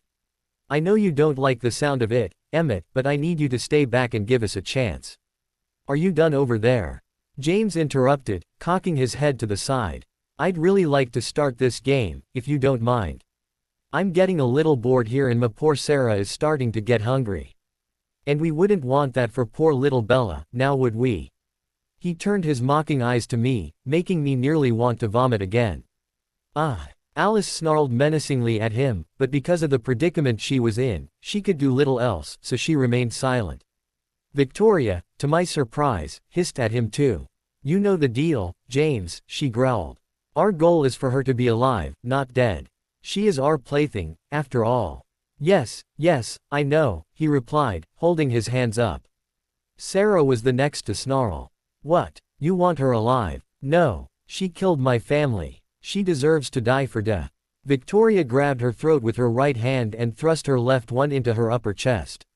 She released the newborn, Sarah collapsing to her knees and lurching forward. She glared scathingly at Victoria, hurt and confusion in her dark eyes. Victoria stood with authority as she bared her teeth, silencing any protest that Sarah looked like she was about to speak. Silence, fool, Victoria hissed. Have you forgotten who it was who saved you? It wasn't your precious James. She jabbed her finger at him, much to his disdain. No, it was me. I saved your wretched life after what was done to you, therefore you serve me. And I say that you will not kill the human. You can take your anger out on the others, yes. I don't give a shit about them. But the human girl is mine and therefore, she must not die. Do you understand that, fool? Sarah bowed her head and muttered something that I didn't catch, but whatever she said seemed to please Victoria. The fiery-haired vampire turned her red eyes onto me, boring into mine with silent promises of things to come if she were to get her hands on me. I gulped and lowered myself into Alice's arms, my pixie holding me tightly to her. You will not have her, Alice snarled at the three nomads. James cackled. Oh, and what are you? Enough. Jasper snarled, his usually calm voice ripping through the area with unkempt fury. He looked at Alice and I, then to Edward and Amara. Edward, Amara, let's go. Finally, some action, Amara laughed, grinning wildly. Edward sighed, stepping forward. Be careful, Amara. Don't get too confident. Amara snorted. I won't pull an Alice, I promise. I can't help it, though. I've been waiting for a good fight for a while and I'm finally getting the chance. Of course, for a man, my opponent acts like a little so I'm not expecting too much. Ooh, cocky aren't you? James sneered with a smirk. Amara didn't respond and instead charged, Edward and Jasper doing the same. Victoria snarled and tried to push past them, but Edward was there a moment later, swinging his leg at her. She ducked it with ease and jumped back while Jasper re-engaged Sarah and Amara dove at James. Man, why do I have to sit out? Emmett grumbled, pacing back and forth. Shut up, Emmett, growled Alice. Be thankful you can still fight. I'm the one who's forced to be taken care of while my family and the love of my life are in danger. So keep your mouth shut and be grateful that your legs are still working. Emmett's shoulders slumped. Sorry, Alice, he mumbled. I placed my right hand on top of Alice's head, rubbing it. I didn't know what else to do aside from try and comfort her. What else could I do in a situation like this? Alice closed her eyes and leaned into my touch, sighing contentedly even though she was still in pain. Rosalie kept at what she was doing, holding Alice's leg in place while the others battled it out. My eyes couldn't stay away from the fight for too long, so I allowed myself the chance to watch, hoping that Edward, Amara and Jasper would be able to kill the bastards once and for all. Each of the fights started off fast and jumbled, but eventually they broke away from one another, giving me the chance to watch each one intently. Edward and Victoria's fight was fast-paced, with each vampire moving like lightning to try and attack one another. Edward lunged, thrusting his arm out to punch her, but she gracefully ducked under it. She attempted to retaliate only to hit air, likely because Edward read what she intended to do. Sarah and Jasper's fight was much different, since Sarah seemed to be purely on the offense as she lunged repeatedly for Jasper. Jasper smoothly countered each of her attempted attacks, striking her on occasion, but mostly remaining on the defense. My guess was that he was doing so in order to get her angry, since the angrier she got, the wilder she would become and the easier it would be for Jasper to dispatch her. Then there was the battle between James and Amara, which was, for lack of a better term, intense. Both of them seemed to be enjoying the chance for battle as they exchanged blows, each trying to best the other through physical strength alone. "This is crazy," I breathed as I watched on. Emmett snorted. "It's not all that great. Jasper and Amara are just holding back." I gaped at that and wondered how skilled the two of them really were, Edward too for that matter. Then I started to think, maybe they could do this. Maybe they could defeat James, Victoria and Sarah and end this here and now. I started to become excited by the prospect of them winning this battle, ending my nightmares and my fears about them for good. I found myself smiling, though that smile was wiped clean by a glare from Victoria. "Don't get cocky," she hissed. "You'll be next, Isabella." "I'm the one you're fighting," Edward growled, lunging for her. Victoria reacted too slowly as the bronze-haired telepath kneed her in the chest. Victoria hissed and jumped back, clutching her stomach for a brief moment. "And you will not get to her, woman." She snarled and dodged one of Edward's attacks, spinning around and ramming her left heel into his back. Edward fell back, but speedily recovered and lunged again. This time when Victoria moved to dodge, Edward switched his attack and nailed her clean with a straight right to the face, causing the red-haired ch to teeter backwards. He followed through and sunk his teeth into her right shoulder, causing her to yelp in pain. "Little shit," she roared, slamming her left fist into the back of his head. Her fingers curled into his bronze hair and yanked him off of her, ramming his face into the ground. James laughed. "Losing your touch, Victoria." Amara vanished and appeared behind him, swinging her right arm. James smirked and ducked beneath it, hitting her square in the ribs with an elbow. Amara lurched forward, giving James the opportunity to follow through, which he attempted to take. Amara's lips curled into a sneer as she caught his lunging arm and rammed her forehead into his. The impact caused James to fall onto the ground, Amara jumping on him not even a second later. Sarah growled and lunged at Amara, clipping her shoulder when Jasper careened into her to prevent her from getting his mate. James used the distraction and pushed Amara off of him, jumping to his feet and dashing at her seconds after. He thrust his right arm forward only to have his fist blocked by Amara's forearm. James lashed out with his other arm, but met the air when Amara ducked under his arm. He hissed and attempted to hit her once again. His attack was once again blocked, this time by Amara's right knee. Irritated, James tried once more, but was sharply cut off when Amara thrust her left leg upwards right into his nether regions. James's eyes bulged outwards as he collapsed to the ground, clutching his stomach in pain that he could not fight off, no matter how ruthless or strong he was. "Ooh," Emmett grimaced, turning his head slightly. "That's low, Amara." I had to stifle a laugh at the malicious smirk on Amara's face as she stood up. Even Alice looked like she was about to laugh, though she caught herself and quelled it. Victoria snorted in annoyance at her fallen comrade while Sarah roared, trying to push past Jasper to get to her mate. James squirmed to his feet and wildly swung at Amara, the redhead shaking her head and sighing as she easily blocked his attack. She grabbed onto his arm and threw him over her head, causing him to slam into a nearby rock. The rock broke into pieces as James, his eyes pitch black, groaned and staggered to his feet. "Pitiful," Amara chided. "I was hoping for more of a challenge." A flash of fiery hair blurred into view as Victoria tackled Amara to the ground. I turned slightly to see that Edward was down as well, though he was slowly beginning to rise. Victoria lunged, nearly sinking her teeth into Amara. Amara, however, punched her in the side of the face before she got that chance, quickly following through with a right to the chest, then a spinning kick to knock Victoria backwards. James and Edward were both on their feet now, each of them lashing out at their respective opponents. James managed to land a successful blow on Amara, knocking her backwards with a powerful kick to the midsection. He sneered and lunged with bared teeth, biting down on Amara's right hand. Amara hissed and swatted him off, pulling her injured hand to her mouth. "What is she doing?" I asked. Alice responded. "She's king the, ah." She winced when Rosalie pushed on her leg again, since she'd finally managed to find the proper location. I squeezed her hand sympathetically. "Does it hurt?" "It's like re-breaking a bone to put it back on its proper place, only the pain is twice as strong and it lingers," Rosalie replied. "Coupled together with the burning feeling that comes from the venom reconnecting the veins and muscles together, and it's quite excruciating, I'd imagine." I winced, unable to even fathom the pain Alice was going through. "Alice." Alice shook her head and squeezed my hand. "I'm fine. It's nothing I haven't felt before. Anyways, what Amara did was the venom out of her wound, which nullifies the numbness that it naturally causes. It's a fast and efficient way to avoid losing access to one of our limbs, unless the area that was bitten can't be reached, like the neck or the thigh or what have you." "Rosalie, how much longer until her leg is fixed?" I asked anxiously. Rosalie sighed. "Once I get Alice's leg in place, I have to hold it there until the venom reconnects all of her arteries and the muscle reattaches. That in itself will take a few minutes, and then it will be about an hour before her leg is usable again. Thus is the price paid for being arrogant and letting herself get into this predicament in the first place."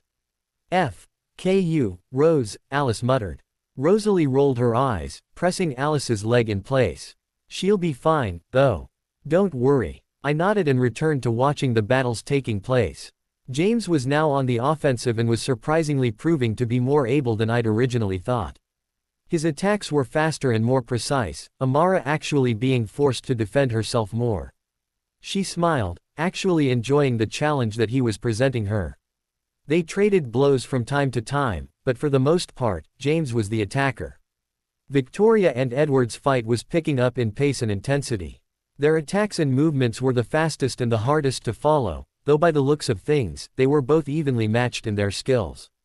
I remembered what Arthur had told me about Victoria's gift making it easy for her to avoid attacks, a super sixth sense of sorts, which must have made it more of a challenge for Edward.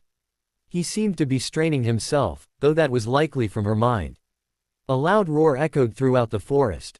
I turned abruptly and saw Sarah's anger-filled eyes boring into Jasper's calm dark butterscotch ones. She ripped towards him, wildly swinging and missing each and every time. I wondered why she was so angry, then realized that he was likely using his gift to rile her up. "Why, though? They're manipulating you," Jasper said in compelling tone. "I can feel the doubt that you have and the lack of concern that they feel towards you. You are nothing to them, nothing more than a pawn in their game. You can see this, feel this, yet you deny it." "Shut up, shut up, shut up," Sarah snarled. "I won't listen to you." Jasper sighed. "You really are a fool, aren't you? It's a wonder you've even come this far. I felt the emotions coming off of them when they spoke to you. That key. There was no love behind it, not even an ounce of passion. It was just lust. So in reality, he doesn't love you, he just wants you because of your looks. What's sadder is that you truly believe he loves you, but the fact is that every key, every word, they're all lies." Jasper's plan worked as Sarah's rage took over her, causing her to snarl wildly and charge at him with her teeth bared. Jasper spun around and ducked, hitting her in the chest with his left elbow, causing her to lurch forward. Jasper followed through with a right knee to her face, then a left straight, the impact making her head spin. That was apparently the opening that Jasper had been looking for, since he surged forward and wrapped one arm around her neck and using the other to pin her arms to the side of her body. "Let me go," roared Sarah, struggling vehemently to free herself. Jasper tensed up and began using his gift, sending out an intense wave of calm into the angered newborn's whole body. Sarah continued to struggle for another minute before ultimately slumping into Jasper's hold, her eyes glazed with weariness and calmness. James snarled and prepared to attack Jasper, but Amara nailed him in the side of the neck with a powerful left kick. The bee-owned male slammed into the ground, rolling once before getting to his feet, eyes gleaming with anger. Victoria attempted to bypass Edward, but the speedy-thinking bronze-haired vampire blocked her, throwing out a flurry of strikes to push her back. "Stop right there," Jasper growled. "If you attempt to move, I'll kill your ally. If you comply with us, however, I'll consider letting her live." Victoria snorted. "We don't have to do what you tell us. He has Sarah," James hissed, glaring at his partner. Victoria growled and grabbed James by the throat. "She is of no importance to me. Look, if she can't even defeat a single one of them, then what good is she to us? Forget about her, James, she's useless to us. You can create a new mate for yourself later on, now let's go." "No," James rumbled. "You promised that we would keep her alive, Victoria. What the hell gives?" The fiery-haired vampire tisked and threw her comrade to the ground, stomping on his chest. "Don't be a fool, James," she warned. "If she's too weak to have gotten herself into this situation, she means nothing to us. Were she smarter, she would have known that the bee-owned was trying to get her angry, but instead she walked into his trap. Do not try to argue with me, James Witherdale, otherwise I'll end your petty life here and now." James bared his teeth at her, but otherwise made no verbal argument. Victoria snorted and removed her foot from his chest, glaring at the rest of us. James got to his feet and glared hatefully at Jasper for capturing his mate, even though his eyes never once met with Sarah's. The newborn remained docile in Jasper's hold, though I could see from her eyes that she was trying to fight it in order to free herself from his grip. "Will you surrender or will you keep fighting?" Jasper asked, tightening his hold. Victoria didn't give him a response and looked like she was about to leave, but both Edward and Amara blocked her path. She hissed, her entire body vibrating as the noise escaped her mouth, her eyes darting about for a usable escape route. "That won't work," Edward warned. "You can't escape. Try to, and we finish both her and the two of you." Amara laughed. "On that note, please do try and escape. It makes things more fun for me, especially since I happen to owe you two jackasses a bit of payback for what you did to my new little sister. So go on, try it. Try to flee or to attack. I'm begging you." Both vampires looked conflicted, though the reasoning for their conflict was different. Victoria wanted nothing more than to abandon Sarah to her own demise and flee. She hated the idea of fleeing, but she could see that she was outnumbered and wanted to live to fight another day. On the other hand, James was visibly irritated by his partner and looked like he wanted to help Sarah. Was Jasper right, though? Did he not truly love her? I couldn't tell because I honestly couldn't see someone as heartless and cruel as James ever finding love with someone. Rosalie's voice interrupted my attention from what was going on. "There," she grunted. "Now all we have to do is wait." I glanced down and saw that she had Alice's leg in the perfect position. She was holding it there now, and would have to do so for a few minutes until everything had healed. "It'd better heal fast, damn it," Alice groaned. I squeezed Alice's hand reassuringly, stroking the back of it with my thumb. She looked up at me and gave me a weak smile. I could see the worry in her eyes, though, and that she was clearly uncertain about the outcome of this battle. I keyed her cheek and huddled as close to her as I could manage before turning my attention back to the fights. "Damn it," Victoria cursed. "Stupid fool, getting yourself caught like that." James remained in place, neither speaking nor moving. I couldn't make out what his emotional state was other than the rage in his coal-black eyes. His hands were balled into tight fists, the air around him tense with fury. Jasper could sense this too, no doubt, and was using it against him, as if to goad him into trying to attack. I was surprised that James was able to stay his ground, though it was agonizing for him to do so. "It looks like your friends aren't going to do anything to help you," Jasper sighed. "You," Sarah grumbled. "I will not be beaten that easily." Sarah started to writhe about in Jasper's arms, hitting him with sharp elbows to his sides, one after the other as she struggled. Jasper grimaced, trying to keep her under control while being hammered by her repeated strikes. Eventually Jasper's grip slipped and Sarah freed herself, spinning around and nailing him in the chest with a powerful punch. The impact sent him flying backwards into the forest, landing with a loud crash. Amara growled and rushed towards her only to be met head-on by Victoria. Victoria sneered and dropped downwards, sinking her teeth into Amara's right leg. Amara yelped at the pain, but kneed Victoria in the face with her other leg before she could tear it. Victoria reeled backwards momentarily and tried to attack again, but Amara lunged forward and bit down on Victoria's right shoulder, making her shriek in pain this time. Enraged, Victoria slammed her left fist into Amara's throat. The feisty redhead grasped her throat as she lurched forward. Victoria laughed and swatted her aside before refocusing her eyes on me, her eyes alit with irritation, yet at the same time, confidence. Before she could move, however, Jasper blurred out from the forest and collided into her. He snarled venomously at the damage she'd done to his mate and aimed to attack her, but Sarah appeared behind him and bit down in the center of his back. Jasper yelped as he suddenly dropped to his knees. Edward rushed to try and save him, but was backhanded by James. "Ha! Not so high and mighty now, are ya?" James taunted. Edward hissed, surging towards the bee-owned vampire with his teeth bared. Jasper, on the other hand, was downed as Sarah went and bit down on each of his legs. She didn't tear them off, but instead poured her venom into his system, causing him to snarl and squirm in pain. Victoria hovered over him, her leg pressed down onto the back of his neck. With just one usable leg, Amara was able to get to Victoria and jump on her, using her superior height to wrap her good leg and her arms around the shorter vampire's body. Victoria snarled as Amara constricted around her, viciously biting down on Victoria's other shoulder and tearing a piece of Victoria's flesh off with glee. Victoria let out a loud, high-pitched shriek that sounded like music to my ears. I found myself smiling, even with all the shit going on, at the pain inflicted on the bi-ch who'd tormented me for so many months. Once she'd halted her screaming, she writhed around as best she could before ramming the back of her head into Amara's jaw. After several successive hits, Amara released her hold on Victoria and fell back, landing with a rough thud as Victoria dropped down. She bit down on her right shoulder as Amara struggled to stand with one usable leg. Emmett tensed up next to Rosalie and looked like he was about to charge in, but Rosalie grabbed his leg and held him firmly in place. Emmett growled, though he remained in place, waiting for his chance to charge into the fight to aid his siblings. I watched as Edward frantically tried to bypass James, using his high speed to move around him, even so that he could get to his siblings. Sarah slammed her heel roughly into Jasper's back before hissing and lunging at Edward, sinking her teeth into his lower chest. James attacked from behind, nailing Edward in the back of the head. Sarah removed her teeth as James tossed Edward aside, the two of them stalking towards the downed Jasper.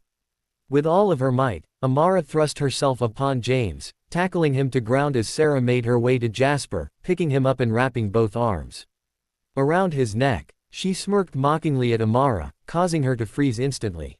James hit her square in the jaw and pushed her off of him, throwing her on top of Edward. "Oh, shit, Jasper," I shouted. Emmett, who had been watching the exchange between Edward and James, quickly realized what was happening to his brother. His whole body tensed for a moment and he abruptly let out a grisly roar before barreling forward. No," Rosalie shouted, realizing too late what was happening. Emmett didn't hear her as he charged at the three vampires. He lunged for Sarah first, using his big arm like a club and smashing it into her face. The newborn flew backwards, colliding with her mate as Jasper fell down to the ground, grunting in pain. Emmett dropped to one knee and checked on Jasper, who merely nodded to Emmett silently. James and Sarah both blurred after Emmett, each coming at him from one side. Using his superior strength, Emmett grabbed onto both of them, picked them up and slammed them into the ground. He didn't let go of them, though, and moved his hands to pick them up again, this time by the back of their heads. "Here, give each other a little key," growled Emmett, pounding their faces together. "Rosalie, behind you," Alice shouted, breaking my attention. Rosalie hissed and spun around as Victoria sped towards us, both of her arms working as good as new since she drained the venom from each of her shoulders. I noticed that part of her left shoulder was gone thanks in part to Amara, even though her arm looked to be working just fine. "Bella, hold Alice's leg in place," Rosalie shouted before standing and charging at Victoria. "Shit," I cursed, securing Alice's leg. It looked like it was just now starting to heal. "Why the F? Can't this thing heal faster?" Alice growled, not at me, but rather in agreement. "I don't know. I hope it does, damn it." I heard a variety of noises as I focused on keeping Alice's leg in place, from feral growls to noises like thunder and lightning. The ground shook beneath me, too, almost making me think that there was a massive earthquake going on several feet away from me.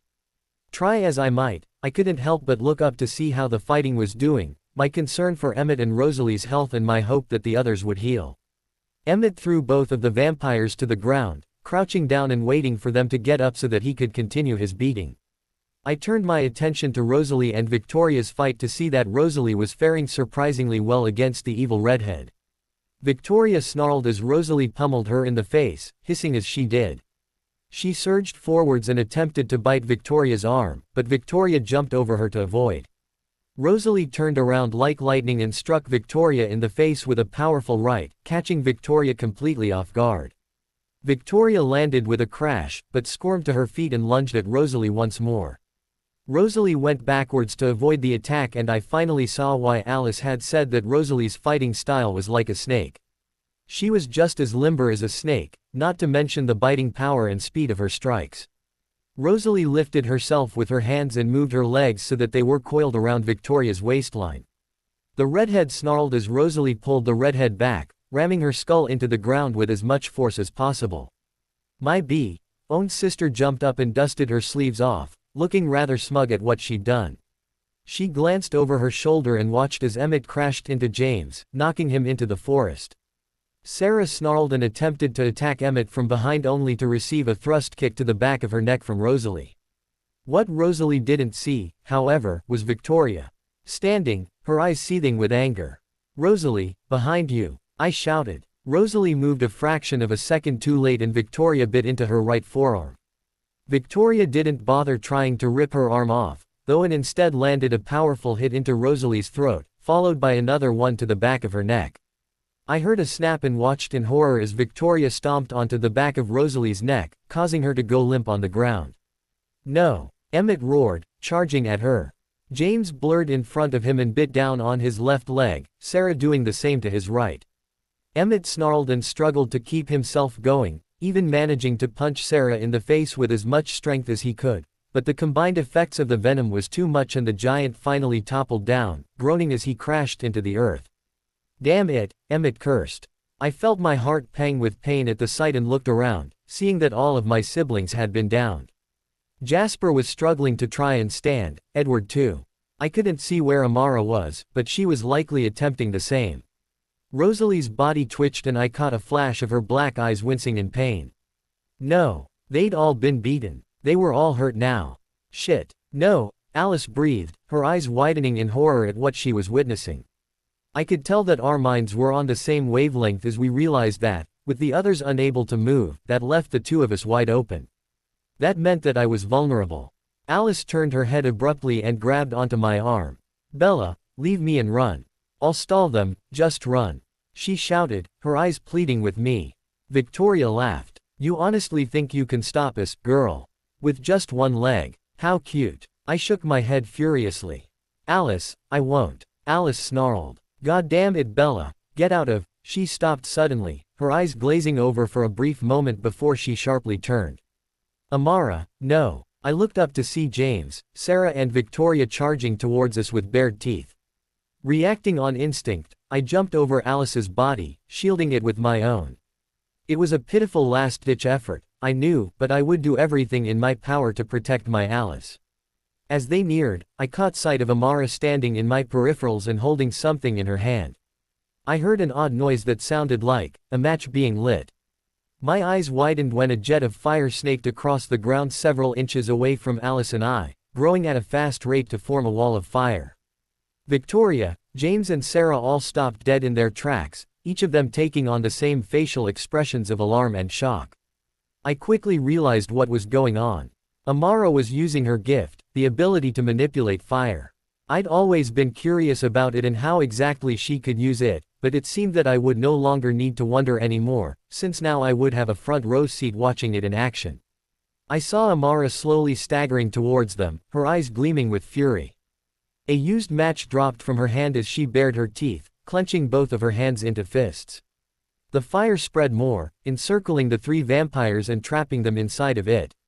Amara calmly walked over to Emmett and Rosalie, picking each of them up with one arm and gently setting them near Edward and Jasper. I saw Jasper look at her with concern, but she ignored the look and walked into the middle of the flaming circle, glaring down the three frightened vampires. "Amara!" Jasper shouted. "Don't do this. Not here." Amara once again ignored her mate, the look in her eyes like nothing I'd ever seen before. I quivered in fright and clung to Alice as though she were the only thing keeping me safe from being swallowed up by the glare reflected in our sister's eyes. Alice tensed. Under me and to my surprise flipped us over so that she was the one shielding me, her body curling around mine protectively, even her unmoving leg. "Stay down," Alice whispered. "And don't move." "What the hell?" Victoria hissed. "What is this?" "What are you?" James trailed off, unable to form a coherent question. Amara slowly began to lift her arms up, the fire being her rising with them. "I'm ending this," she growled, her lips curling into a sadistic smile. The flames behind Amara rose and meshed together, creating a large wave of flame. I watched as the faces of the three vampires contorted in fear as Amara thrust her arms downwards. Their fear became horror when the wave of flame followed her movements and dropped downwards, surging towards them. The worst part for them. They had nowhere to escape. They were trapped. As the wave of fire curved downwards, the three trapped vampires seemed to snap from their state of shock and actually attempted to move away. Victoria was the fastest to react and leapt into the air, spinning so as to avoid the flames. James and Sarah moved seconds later, both rolling out of the way to avoid the column of fire. The wave crashed into the ground, missing all of its intended targets. But Amara was far from being finished. Amara moved her arms upward, palms opened up and facing the sky. The flames that had hit the ground extended outwards, half going right, the other half going left like arms. The arms of fire shot upwards, then forwards, one arm aimed for Victoria, the other for James and Sarah. "Move!" Victoria shouted. Victoria jumped over the tendril of fire, gracefully spinning in midair again to avoid it. James ducked under the one that was after him while Sarah was able to step aside, her eyes wide as the tendrils of fire collided into one another, forming a large sphere. Amara clenched both of her hands and the large sphere dissipated into nothingness, leaving just a circular wall of fire that surrounded her and the three nomadic vampires. Amara ground her teeth in frustration and quickly reached into her left pant pocket, pulling out another match. Victoria snarled as she prepared to strike the match, charging full force at her red-headed opponent, both James and Sarah following behind her. Victoria lunged with bared teeth at Amara, but Amara smirked and ducked under her while she started to spin. Midway through her spin, Amara used her left hand to grab onto Victoria's leg, then used the momentum of her spin to fling Victoria into her two comrades. The evil redhead collided with James and Sarah, causing a vampire train wreck. Quickly Amara grabbed the match she had pulled out and extended her right index finger. At a speed that I could barely see, she struck the match against her finger, lighting it instantly. I watched as Amara brought the match close to her face, cocking her head to the side as she appraised the small flame it produced, an odd smile on her face. James, Sarah and Victoria all clambered to their feet in irritation only to see Amara holding onto a newly lit match. She traded over hands so that she was holding the match in her right and opened the palm of her left hand up. Suddenly the small flame from the match jumped into Amara's hand, floating inches above her open palm. In mere seconds the small flame grew into the size of a baseball as a smile curled upon Amara's face. This was an entirely different side to Amara, one that I hadn't seen before or even knew existed for that matter. Questions started pulsing through my mind as I gaped at the sight in front of me, wondering what had triggered this change in persona. What was going on here? What was up with her? Why the hell was she acting like this? Amara thrust her left arm forward, the baseball-sized fireball shooting out from her palm, turning into a jet of fire. The action was so fast that not even Victoria had a chance to move away, the flame streak scraping her right shoulder and setting ablaze the fur coat that she had loved so dearly. Victoria hissed and tossed the coat off of her as the fire swallowed it up, turning it into little more than a pile of ashes. The flame streak that had destroyed Victoria's coat surged towards James and Sarah, but both of them were able to narrowly avoid it, though it did singe a portion of James's sleeve. Amara clenched her hand into a fist and the fire suddenly stopped in midair, reforming itself as a sphere in shape. She then turned her flicked her wrist backwards, causing the fireball to swerve back into the palm of her hand. "You're next," Amara growled, licking her lips. "Fat chance of that, bye.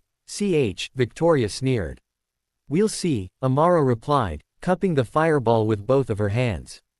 I felt overwhelmingly dazed and confused by what I was seeing. I looked up at Alice, whose body was tense as her black eyes watched her sister's every move. "Alice, what's going on? What's happening to Amara?" I asked in a whisper. Alice bit her lip and shook her head. "She's being reckless is what she's doing," she growled. "The fool knows better than to use her gift in a place like this, but there's no sense in trying to reach her now that she's started to. Once she starts to use her gift, she zones out of reality and into her own world. It's hard to explain, but you can see it yourself by the look in her eyes." I looked into her eyes and saw concern and worry in them. "Alice, what's wrong? You look really worried." Alice grimaced. "I'm worried that this will end up like the last time she used her gift when we were fighting, especially considering the type of environment that we're in right now and the fact that you're here. That alone scares me to death, Bella." "But I thought Amara was really good at using her gift," I asked, confused. "It's not that simple, Bella," she replied. "Did anyone ever explain to you how Amara's gift works?" My eyes flickered to the fight, watching Amara engage Sarah for a moment, watching as the fireball that Amara had been holding dissipated as the newborn struck her in the chest, though Amara quickly recovered from the blow and retaliated. Amara growled and went for another match, though she wasn't able to light it because of Sarah's continuing attacks. I watched for a few seconds before looking at Alice again and shaking my head. I had to wipe my forehead with my arm because of the sweat that was forming, the heat from the fire several feet away from me surprisingly strong. I was thankful, at the very least, that Alice was lying on top of me. Her naturally cold body temperature was likely the main factor in keeping me from sweating waterfalls because of the intensity of the wall of fire nearby. I don't fully understand it for myself, but from what I've been told and from what I've seen, when Amara uses her gift, any body of fire that is near her is within her control. That fire, when Amara starts to use it, becomes a physical extension of her own body. That's why whenever she moves, the fire she happens to be controlling moves. She can manipulate practically everything about fire, the size, the heat, even its shape. But what? There's a major problem with her gift, one that she has yet to fully work out. It's the control aspect of it. I furrowed my brow, trying to ignore the hissing, snarling and the eruptive thunder sounds coming from close by. "I don't understand," I murmured. "When Amara uses her gift, she needs to concentrate on it. The more fire around her, the more she has to concentrate on that in order to keep the flames from damaging herself or anyone around her that isn't supposed to get hurt. Right now, she's dividing her concentration between the wall of fire that's keeping her and those other three trapped inside and the flames that she's using to attack them, all the while trying to make sure the fire doesn't get out of control. And then each time she lights a match, she's also trying to concentrate on manipulating the fire that she creates. The more she has to concentrate on, the more strain it puts on her body and the weaker her level of control gets. She can't keep this up forever, though, because of the mental exhaustion that it brings. Not even we vampires can keep up with things forever, as strange as that may sound. It's dangerous for Amara and for us, especially considering the predicament that we're in right now and the location that we're in. Amara has to make sure that she can keep her fire in check so that she doesn't set any of the forest on fire. Not only that, but have you noticed that there is no smoke? That's also Amara's doing, since she's keeping the flaming circle she's created from creating smoke. Otherwise that would alert any humans nearby and this would turn into a mess. That takes quite a bit of concentration, too. Alice let out another growl after finishing, baring her teeth slightly. "I swear to God, Amara, if you let this get out of control like last time." I heard a brief snarl from the other side from Amara, but no verbal response. "What happened last time?" I inquired in a whisper. Alice hesitated slightly, obviously trying to decide whether or not to answer. Then she decided to give me an answer and turned her head so that her black eyes were boring into mine. I could still see the worry and concern in them, but her face was slightly softer when our eyes met. There have been several occasions where Amara has lost control over her gift and the ending results were disastrous. On one occasion, Amara accidentally slipped up while trying to keep her gift in check. And, well, it won't be something that she can ever forget. Because of all of the accidents caused, Amara rarely ever uses her gift. When she feels that both her and the rest of us are being threatened, though, she'll use it. That's the thing, though. She doesn't think things through enough, she just goes at it without considering what could happen. I heard the sound of a match being lit and knew that Amara must have lit the match she'd pulled out not too long ago. The angry hisses and growls from Victoria, James and Sarah confirmed my suspicions, but I didn't look at them. I focused my attention on Alice as she continued to speak. That has always been Amara's problem, and it's bitten both her and the rest of us in the ass before, whether she meant for it or not. We've even had to move a few times because the fires destroyed our house or a part of the area that we had been living in, which the humans thankfully blamed on wildfires. She always felt guilt-ridden and remorseful for it afterwards, even if we didn't blame her for what happened, which we never did. Alice took in an unnecessary breath and sighed. It's not always her fault. She tries to control herself and her gift as hard as she can, but sometimes she overestimates her own ability or something happens that gets in the way of her concentration. She's been at it for years now and she can control it relatively well, but right now, she's panicked. And that is not a good sign. How do you know she's panicked? She seems fine to me, I murmured. Alice shook her head. She might seem that way, but underneath she's panicking. I know because I know her extremely well. She's scared that she might lose this fight and lose all of us in the process, which leads her to believe that resorting to her last effort is the best idea. Amara might be smiling wickedly on the outside and acting confident and in control, but there is so much more going on under the surface. Edward knows it. Jasper knows it. I know it. We all do. She's right. I nearly jolted upwards and would have were Alice's arms not around me. Edward. I hadn't even seen him crawl over here. Sorry, he murmured. He was leaning against the tree, grimacing. I heard your thoughts and decided to come over here and try and help you understand. Are you all right? I asked, remembering that he'd been bitten. The venom is nearly gone now, he replied. I'll be sore for a little while, but I'll live. What about the others? Jasper, Emmett, Rosalie. They're all fine. Jasper is in the same condition that I'm in, though he's healed a bit more. As far as Rosalie goes, don't worry. She's in massive pain, but she's all right. She won't be moving for a little while, though. Emmett, he's the toughest. He's hurting too, of course, but he'll be back on his feet in no time at all. Amara, though, her thoughts are everywhere. He turned his dark amber eyes to the fight, watching on with concern in his eyes. Her mind is torn between trying to keep the flames at bay, trying to protect all of us and trying to finish off all three of her opponents. She's realizing now that it was foolhardy of her to engage them like this, that much she regrets, but she doesn't regret her decision to try and protect her family. I fear that this might not end well, however. I grimaced and turned my eyes away from him, glancing back to see Victoria, James and Sarah swarming Amara as she held onto the newly formed fire, staring down on it with a gleam in her eyes. Her gaze was broken when she looked up and saw Sarah lunging for her, the newborn smashing her fist into the side of Amara's face. Amara crashed to the ground with newly formed cracks on her cheek, the fireball that she'd been holding onto dissipating into the air once again. Kill her, Sarah. Victoria barked, jabbing her finger at the downed redhead. Get up, Amara. Jasper hollered, struggling to get to his feet. I tried to scream to her as well, but I couldn't find my voice as Sarah pounced into the air. Amara let out a blood-curdling snarl and slammed her foot into the newborn's face, sending her flying backwards. Sarah nearly landed in the wall of fire that was encasing them in, only to be caught by James seconds before she could touch the flames.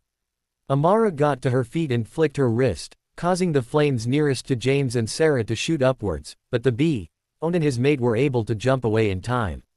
Victoria shook her head at her comrades and charged at the other redhead. She swung her right arm, clipping the top of Amara's head as she ducked under it.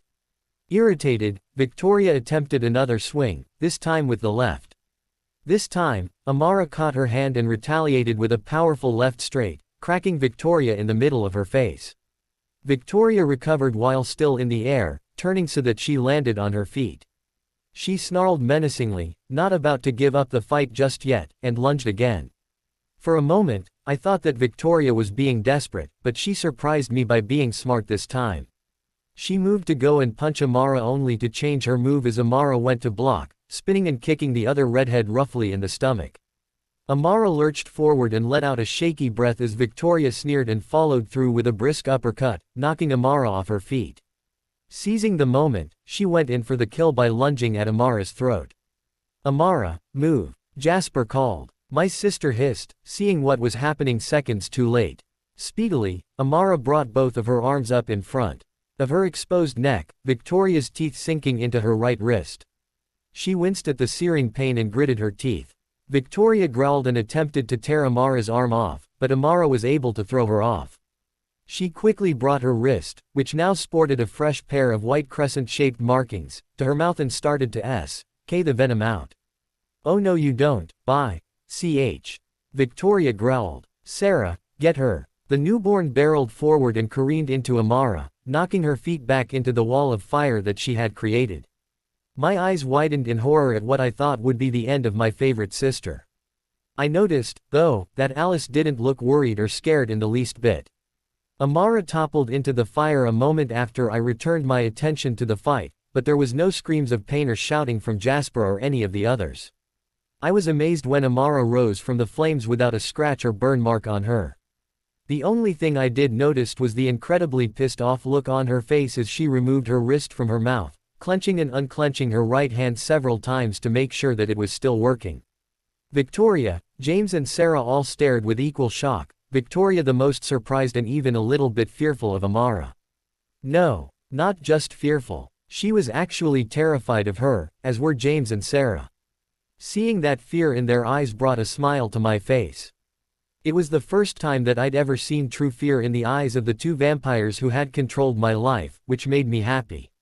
Sadistic as it was, I was glad that this would likely be the end for the both of them. Payback's a bye. After all. Amara growled and pulled out not one but two matches from her pocket. Alice tensed up even further, curling her lip back and letting out a brisk hiss. The action actually caught Amara's attention as she looked up and over to where her sister was. The two did not speak, instead exchanging looks. Amara scowled and shook her head furiously as she lifted the two matches, one in each hand. Alice growled again, but this time our sister ignored it and lit both matches at the same time, striking them against her alabaster skin. With both matches lit, Amara discarded the useless matches and brought each ember to each hand, forming two equal-sized fireballs. Amara pulled her right arm back like she were about to pitch a baseball, then thrust it forward at a speed that reminded me of a cobra attacking its prey, releasing the first fireball. The fireball surged towards James, the bee-owned vampire, growling and readying himself to dodge out of the way. Amara sneered and opened her hand up, pointing her fingers out like a claw. The fireball suddenly broke apart into smaller tendrils of flame, much to James's surprise. He braced himself, though, and was able to avoid most of the tendrils as they rained down on him. One of them caught his right leg, causing a screech of pain to emit from him. Sarah snarled and sped towards her mate as James quickly tore away the fabric of his pant leg to the ground. Part of his leg looked slightly burnt, but the damage wasn't too severe. "Bye. James hissed, jumping aside from the embers as they lit up the ground near him. Sarah tore past him towards Amara with bared teeth, lunging for the redhead without taking into consideration that there was still a ball of fire in her other hand. "No!" James bellowed. "You idiot!" Victoria shouted, dashing towards Amara herself. Their cries of protest were far too late, however, as Amara flung the second fireball at Sarah head-on. The newborn's eyes bulged as the flaming orb crashed into her chest, immediately setting her ablaze. Not a second later, Sarah's ear-piercing screams ripped through the entire area, sending chills down my spine at the sound. A deafening silence fell as the flaming body of the newborn collapsed onto the ground, a spiteful hiss echoing from James's curled-back lips. "She did it, she killed her," I breathed, feeling relief wash over me. "No," Alice murmured, curling back her lip. "She didn't." My eyes widened and I prepared to protest. Then I saw the flames rise and in an instant Sarah leapt from them, the only thing missing being her shirt. I could feel my jaw drop at the sight, not of Sarah being nearly topless, wrong time to think of that, but at the fact that she was still actually alive. Her body, especially her arms, chest and a bit of her face, was burned. It was strange because her naturally pale skin looked charcoal gray from the burns. How the, is she? I couldn't form a coherent sentence, the shock being too strong. It's because of her newborn endurance, Alice replied, clearly angered and displeased. They can resist our greatest weakness more so than an average vampire can. Do you remember how I mentioned that Amara's gift weakens when she's forced to concentrate on a lot at a time? This is exactly what I meant. Had she not been forced to keep her control over the fire around her and her eyes on the other two, she could have finished off the newborn by manipulating the fire to engulf her and kill her quickly and easily. But she didn't. How the hell can they endure that? I asked, still not believing what I was seeing. Sarah stared down at her burning garbs before looking at her own body, taking in the newly formed ashen gray burn marks. She hissed in irritation and prepared to go after Amara, but James stopped her and whispered into her ear words that I didn't catch. Carlyle once told me that when we change, the blood left in our veins is absorbed into our body, thus giving us augmented durability, speed and strength. The blood doesn't remain in our systems forever, but as long as it does, we are nearly unstoppable. That is why I wanted this to go about differently so that we could better plan it, which didn't happen, she sighed, shooting Edward, who had been silently observing up until now, a glare. I'm sorry, Edward apologized. I never meant for this to happen. Alice growled at him, but chose not to respond, returning her gaze to her sister. Amara dug her hand into her pocket, yet when she pulled it out, there was nothing in it. She looked down at her empty hand with discouragement and hissed. She's out of matches, Edward grunted. That's not good. You hear that? James asked. No more matches. She's vulnerable now. Not quite, Amara growled. Edward's eyes widened. Amara, no, don't. Amara ignored him and lifted both of her hands into the air. The flames that encircled the area that Amara, James, Victoria and Sarah were trapped in started to rise upwards, forming a massive circular column of fire. Amara then turned her wrists, causing the flames to form into dagger-like shapes, all of them pointing and aiming at the three vampires with nowhere to go. The heat from the gigantic column was massive and made me feel as though my skin were on fire. I whimpered and felt moisture building throughout my entire body at the spectacle. Alice hissed and struggled to move because of her still immobile leg. My eyes could no longer see what was happening within the confines of the massive fire wall, and I could barely hear over the roar of the flames. A single ember dropped down and touched the grassy patch several inches away from Alice and I, setting it ablaze instantly. I screamed and Alice snarled, trying with all her might to move the both of us out of harm's way. Edward was there abruptly, wincing as he scooped us both into his arms and moved as fast as he could manage away. From the growing blaze over to where Jasper, Emmett and a now moving Rosalie were, all of them tense and anxious as they watched on. We need to get out of here before she sets the whole forest on fire, Edward grunted. We can't leave her, Edward, I coughed out. That's not what I'm suggesting we do, Edward replied. Jasper gritted his teeth, his eyes blazing with worry. I say we stay. We have to make sure that she doesn't set the whole forest on fire. Too late, Alice grumbled. Shit, Jasper cursed. That was the first time I'd ever heard him swear before. He moved several steps towards the fiery wall and cupped his mouth before shouting. Amara, you need to stop this. Let it go, Amara, otherwise you'll burn the forest down. There was no audible response to his words. I noticed that several of the daggers of flames started raining down in the enclosed area, but I couldn't tell what was happening or whether or not any of Amara's attacks were hitting or not. I was started to get worried. What if she lost control and her fire consumed her? I couldn't think of what that would do to Jasper, to Carlyle, Esme, Alice or any of us for that matter. I could not bear the idea of losing Amara, even if it meant killing James, Victoria and Sarah. It wasn't worth it in my eyes. She was more important than killing those wretched cretins, no matter what. Jasper, you need to try and calm her down. Her mind is everywhere at once and if you don't do something quick, she'll lose it, Edward stated hurriedly. Jasper grimaced and clenched his hands into fists, trying to concentrate on sending out a powerful wave of calm to his mate. The flaming column started to become more and more wild, embers starting to scatter everywhere. Smoke started to billow from them as well, though at the time it was light. Some embers hit rocks and dissipated, others touched the solid ground that the circle was on. A few, however, touched down on the grass. We need to put those out. I shouted, struggling to free myself from Alice's grip. Alice snarled and refused to let me go, using her iron grip to prevent me from budging an inch. Alice, she's right. We need to put them out or else we'll all be caught in the blaze. Edward shouted, lightly grabbing her shoulder. Emmett, can you help? Emmett glanced at Rosalie, then at Jasper, then back to Edward before nodding. Both of them hastily blurred over to where any fallen embers and started stamping them out as quickly as they could manage. Even Rosalie, who looked like she was in pain whenever she turned her head, was doing what she could to stamp out embers. Alice still wouldn't let me go, though. Alice, we need to help them. I shouted, struggling violently to free myself. She looked at me pleadingly, almost begging me not to go.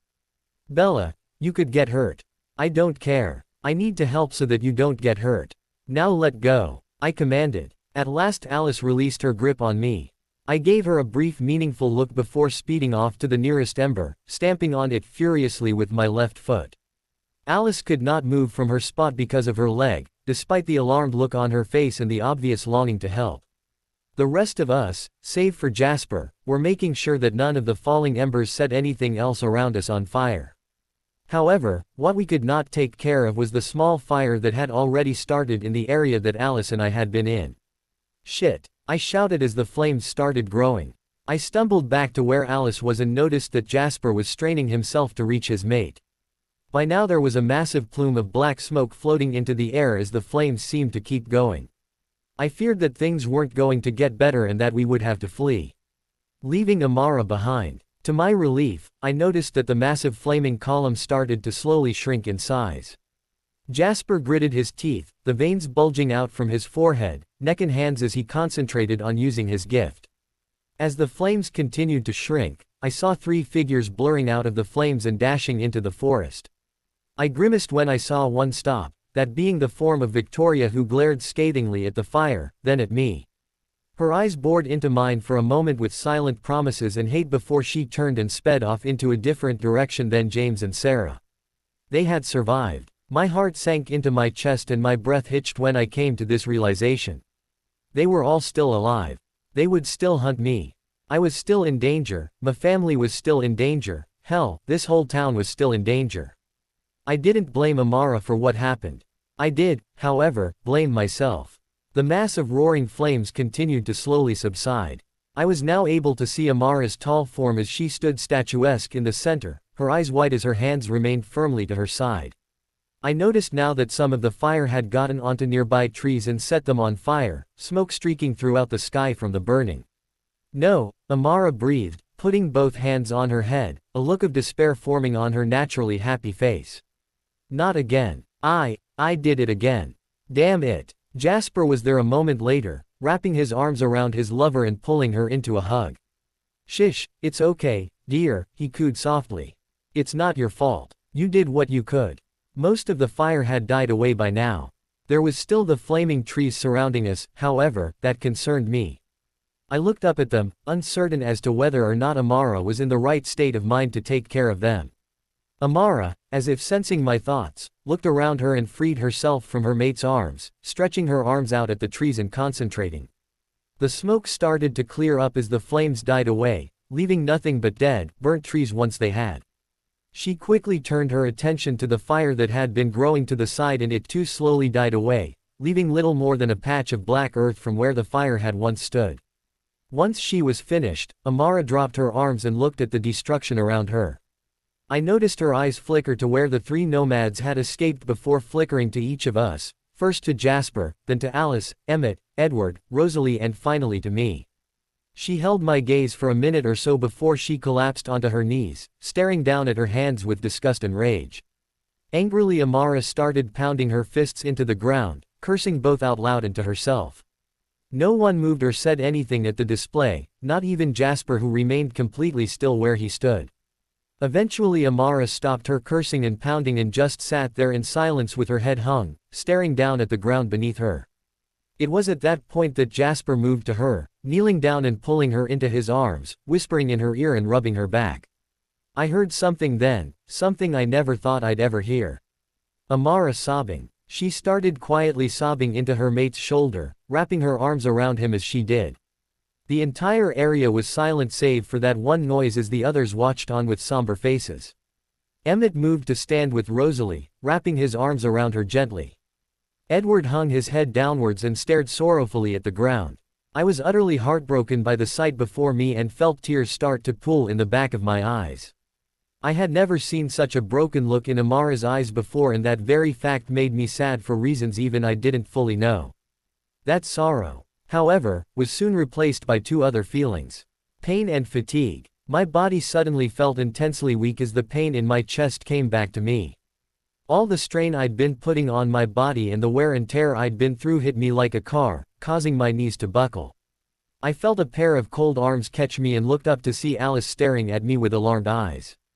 Her mouth was moving, but I couldn't hear any words coming out of it. Slowly my world became dark as I slipped into unconsciousness, the last thing I remembered being the smell of ash and the sound of Victoria's laughter, telling me that she would be back for me eventually. When I started to regain consciousness, I became aware of three things.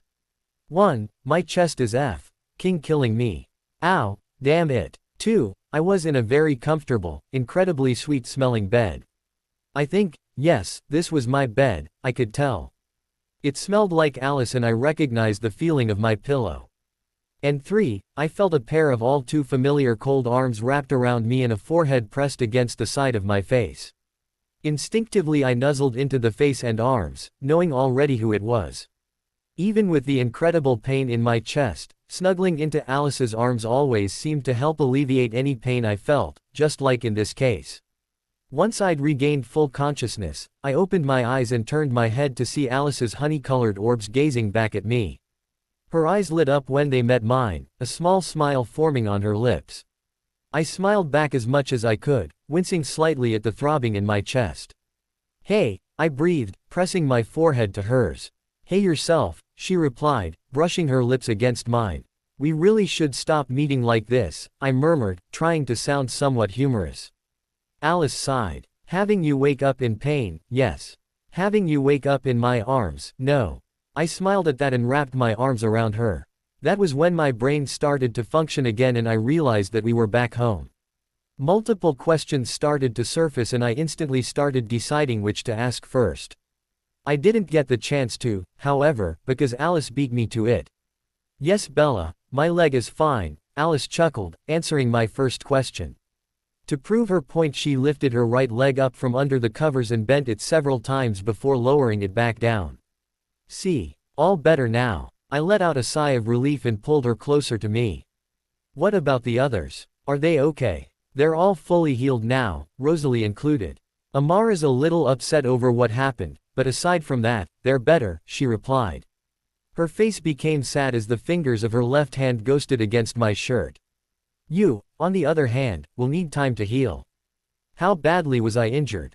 I inquired. Alice bit her lip. "3 broken ribs," she replied, shaking her head forlornly. "Oh Bella, I'm so sorry. It's my fault you're hurt." I shook my head. "No, Alice. It's my fault. I was the idiot who fell for the trap and got myself stuck in that situation. If anything, this is what I got for not thinking clearly. I thought that my friend was in need, so I went with what my heart told me. And this is what ended up happening because of it. I got myself hurt and you and the others, too. So I should be the one apologizing, not you, Alice." Alice closed her eyes and took in a deep, unnecessary breath. "Bella, for the last time, what happened was not your fault," she breathed out. "You can't predict the future, Bella. You didn't know that it was a trap. So please, stop blaming yourself. And besides, our injuries were our own doing. I got cocky and I paid the price for it. The others were misfortunate enough to underestimate our enemies and they were hurt for it, too. But Alice, if I hadn't..." Alice silenced me with her lips, letting out a quiet growl when she broke away. "I will not repeat myself again, Isabella. None of this was your fault and that is final," she stated with firmness that I chose not to question. Her face softened and she captured my lips once again, rubbing her cold nose against mine. She cupped my cheeks and kissed me several more times, easing the tension away. I sighed contentedly when she broke away from me. "All right, I'll drop it. I feel stupid for getting myself into that situation, though." She giggled and kissed my forehead. "I will admit that it was a little stupid of you to go charging off your own like that. But you did it because you wanted to help someone, so I believe that your heart was in the right place, it's just that your brain wasn't. I smiled a little and rested my head on her granite shoulder. Hard as it was still insanely comfortable, even more so than my pillow. I heard a few knocks on the door and turned to see Carlisle, Esme and Edward walk in.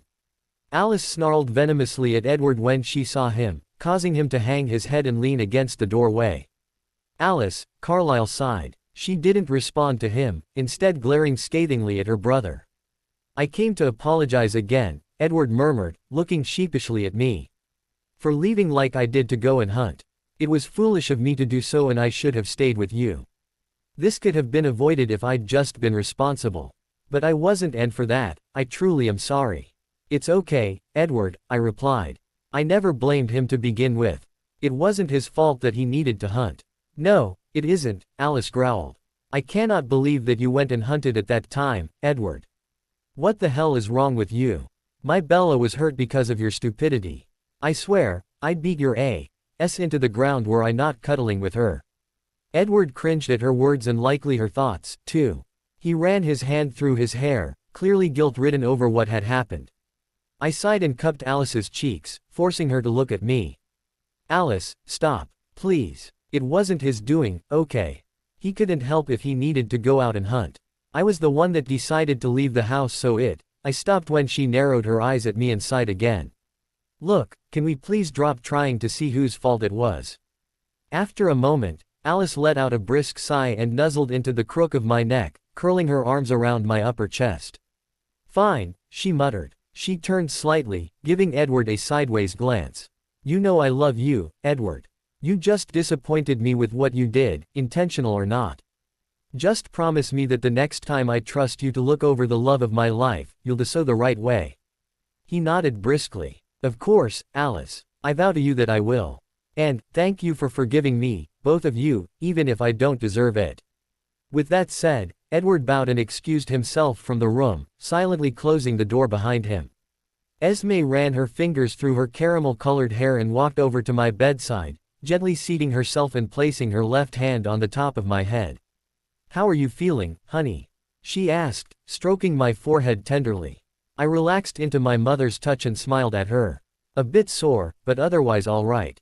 Carlisle walked over and stood near his wife, smiling down at me. You gave Alice quite the scare, Bella. She was frantic when she came back home with you in her arms, fearing that you had gone into a coma. I glanced surprisedly at Alice, who bit her lip. What? I was scared, all right. You just blacked out in my arms, what I was supposed to think.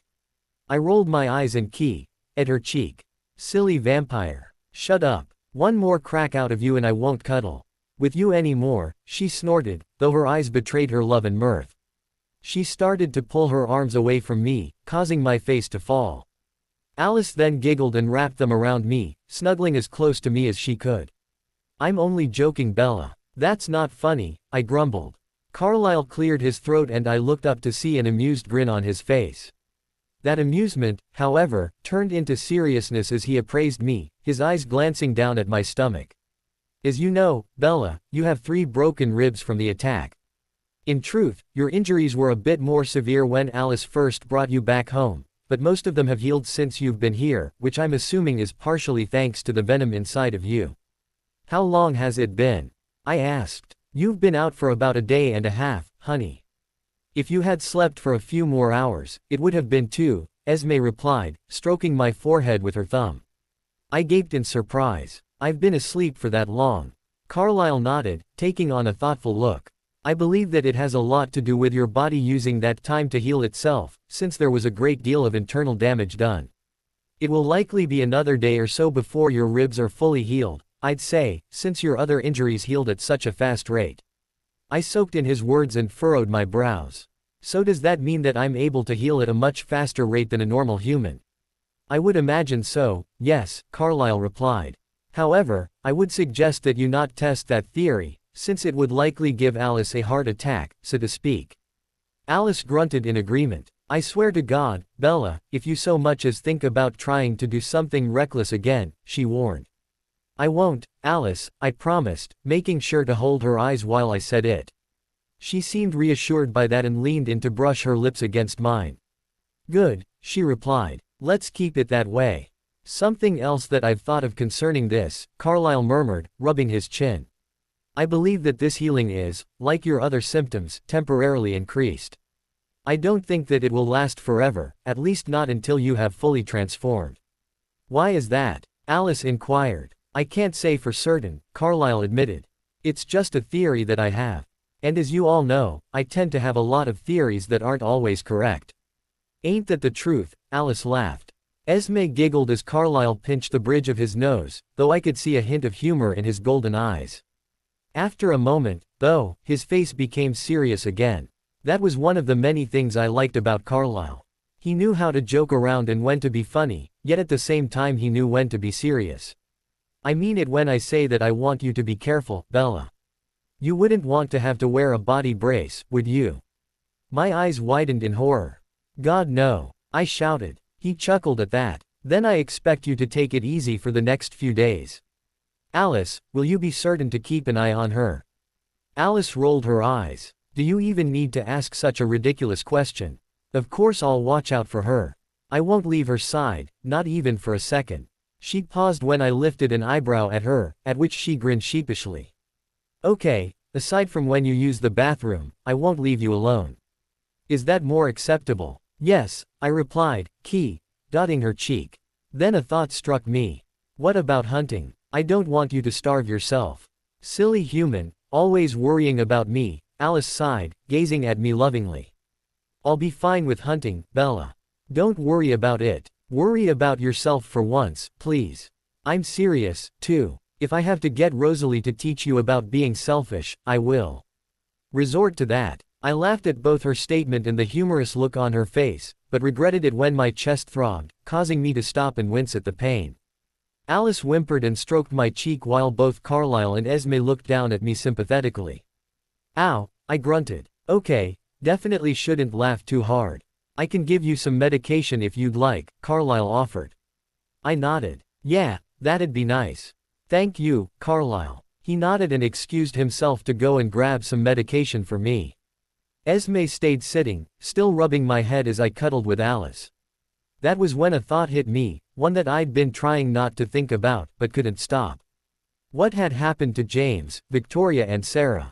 Alice must have seen me ask her because she tensed next to me momentarily. It only lasted for a few seconds, after which she relaxed into me, sighing quietly. They got away, she murmured, a hint of malice in her tone. I felt Esme tense and looked up to see an equal amount of malice in her eyes. She knew who Alice meant without asking. I don't know much else aside from that. Jasper, Emmett and Rosalie offered to go and try to track them down, but neither Carlyle nor Esme wanted that. I haven't looked to see where they are, I've been too concerned with watching over you. Do you think they'll come back? I asked. If they do, they won't have the chance they did this time, Alice growled. That's for certain, Esme agreed. Carlyle walked through the door again with a glass of water in one hand and what looked like a pill in the other. He handed both to me and, after thanking him, I downed both the pill and the whole glass of water. Once I'd finished, he smiled and took the glass from my hand. That should help ease the pain a little bit, Carlyle informed me. Should you feel any more pain, though, feel free to tell me. I have other methods of quelling it for you that don't require medications of any kind. All right, I'll let you know, I murmured. He smiled warmly at me. Very good. Well, I'll give you two some privacy. Be gentle with her now, Alice. Hey, I know how to handle my woman, thank you. Alice huffed. Esme and I both giggled while Carlyle chuckled amusedly at her. He ed both of our foreheads before quietly walking out of the room. Esme leaned down and did the same, still giggling a little bit at her daughter's silliness. If you need anything, honey, don't hesitate to ask, Esme told me. I won't, Esme. Thanks, I replied. She gave us both a loving smile, then departed the room, leaving just the two of us together. We laid together in silence for a few minutes, the only thing on my mind being cuddling with Alice, who was more than happy to relay those wishes. We both felt content like this, even if I was a little banged up from what had happened a few days ago. So I have 3 broken ribs, huh?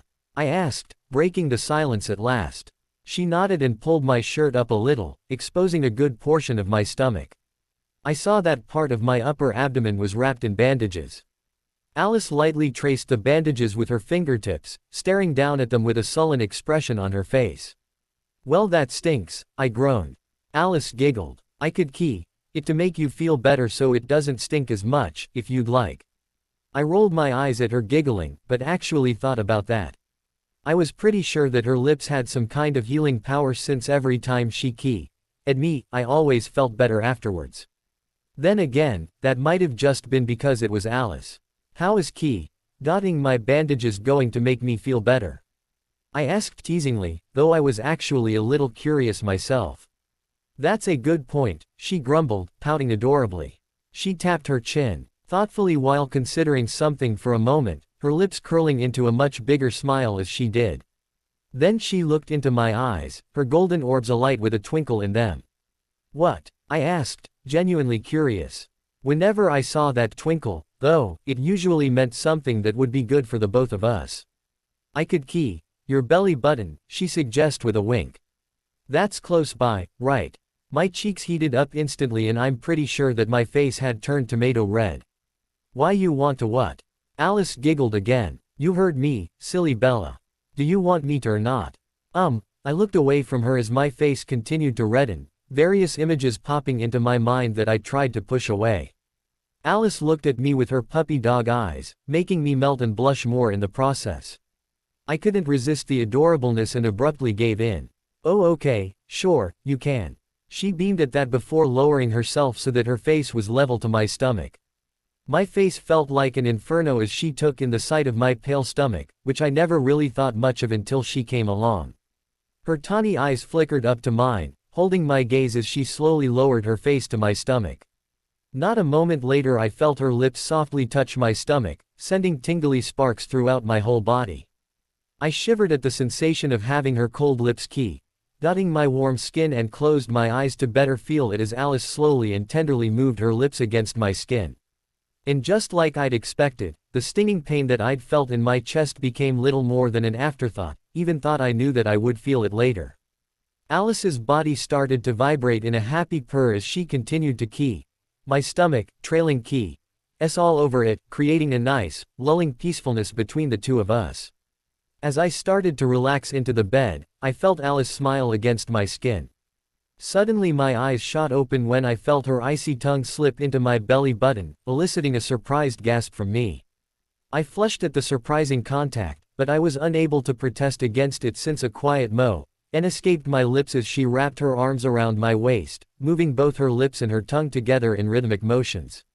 My hands subconsciously moved to her hair, my fingers running through and gently tugging at her silky locks as the tingling sensations surged through me. "Alice," I Ned. Eventually Alice removed her tongue and slowly crawled up to me, pressing her sweet lips against mine.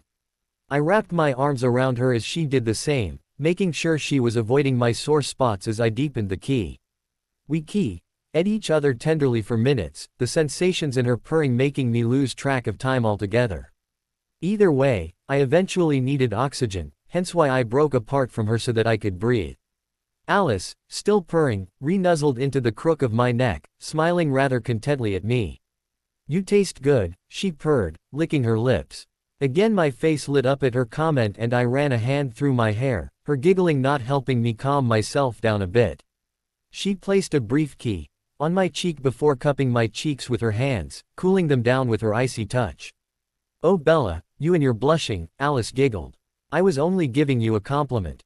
I bit my lip. I can't help it. I still haven't gotten the hang of that sort of thing yet. She scrunched her up nose and stuck her tongue out at me. "You know you're really cute when you blush, right, Alice?" I whined. All right, I'll stop embarrassing you," she grumbled, though her eyes were alight with love and mirth. "Would you like to stay in bed or would you like to go downstairs?" "Downstairs is fine," I replied, slowly sitting up. That was when I noticed that I was wearing different clothes. I cocked my head to the side and appraised my new wardrobe curiously. "You changed my clothes." Alice sat up and crossed her arms petulantly.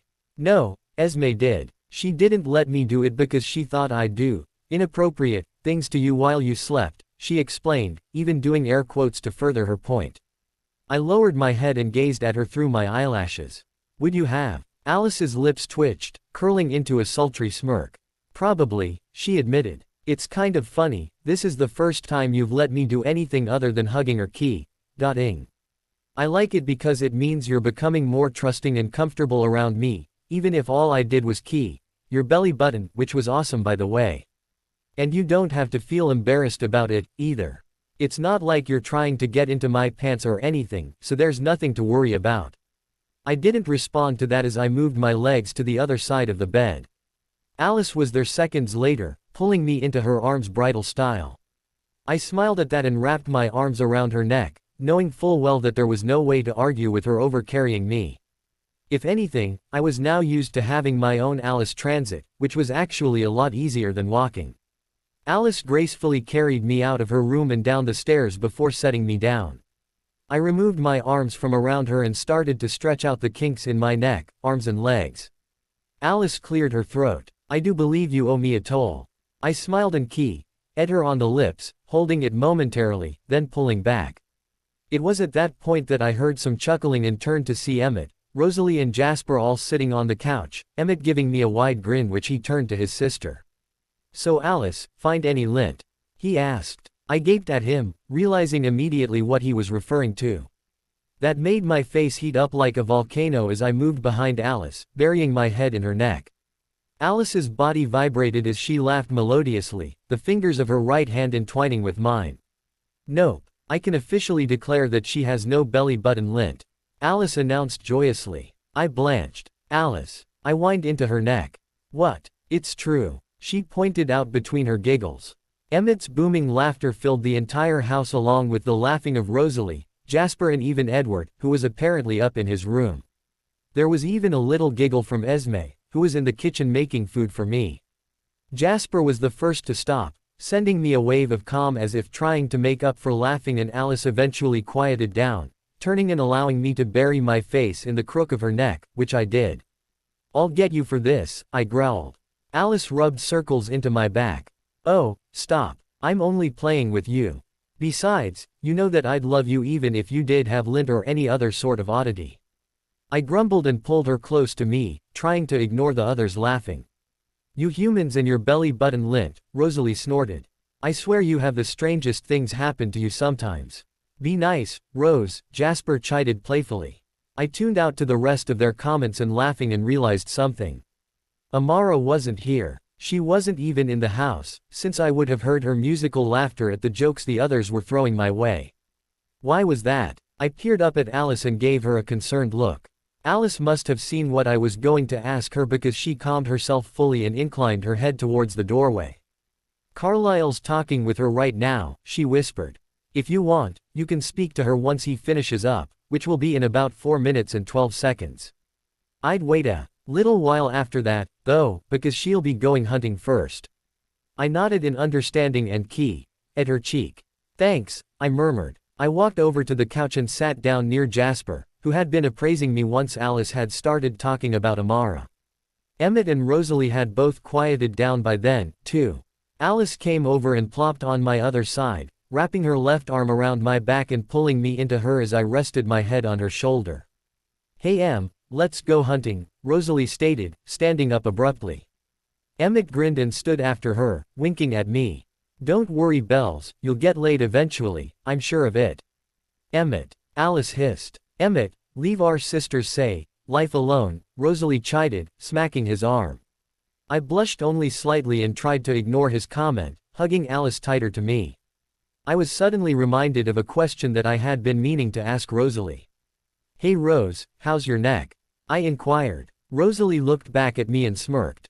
"It's fine, actually, thanks for asking." She moved her head side to side to prove her point. "It hurt like a ch at first, but I'm fine now." A little pissed that I got myself injured like that to begin with, truth be told. "Oh well. Come on, monkey man, let's go hunting before Alice decides to try and rip our heads off." Emmett chuckled and followed her out the door as Esme walked over to me with a plate of crackers and cheese. I smiled and gratefully took the plate, setting it down on my lap as I started to place a piece of cheese between 2 crackers. "Thank you, Esme," I murmured. "You're welcome, honey," she replied, skipping back into the kitchen and humming to herself. Oh, before I forget, I've ordered you a new cell phone since Alice told me that your other one was broken. You should have it by tomorrow. I mentally smacked myself for forgetting my precious cell phone. Thanks again. Any time, dear. Now eat, she chuckled from the kitchen.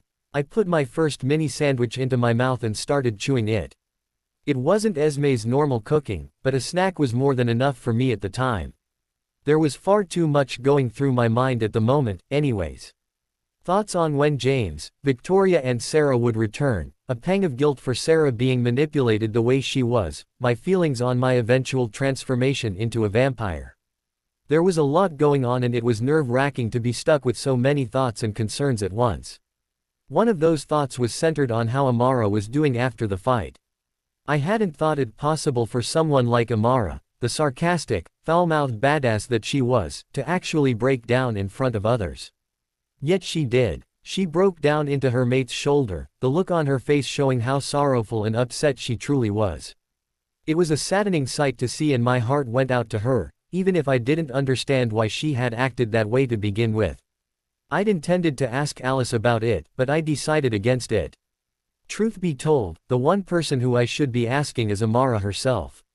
But since she was currently busy, I considered speaking to Jasper on it, since he was likely the person closest to her. That was when I decided that I would talk with Jasper about it. With that decision made, I turned to Alice and looked into her honey orbs, giving her a meaningful look. It didn't take her long for her to see what I had planned.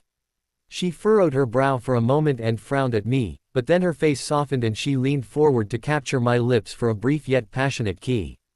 Once we broke apart, she stood and danced over to Esme and quietly started whispering to her. Moments later, the two departed, leaving only Jasper and I, since Edward had likely already left when he read either Alice's or my mind. I turned to face Jasper, who had remained silent as he watched the brief exchange between Alice and I. "Is there something on your mind?" he inquired, though he knew the answer. "I was just wondering," I trailed off, feeling a little uncertain. "About Amara," he finished, adjusting himself so that he was facing me. I nodded and took a bite of a cracker, turning my body as I did.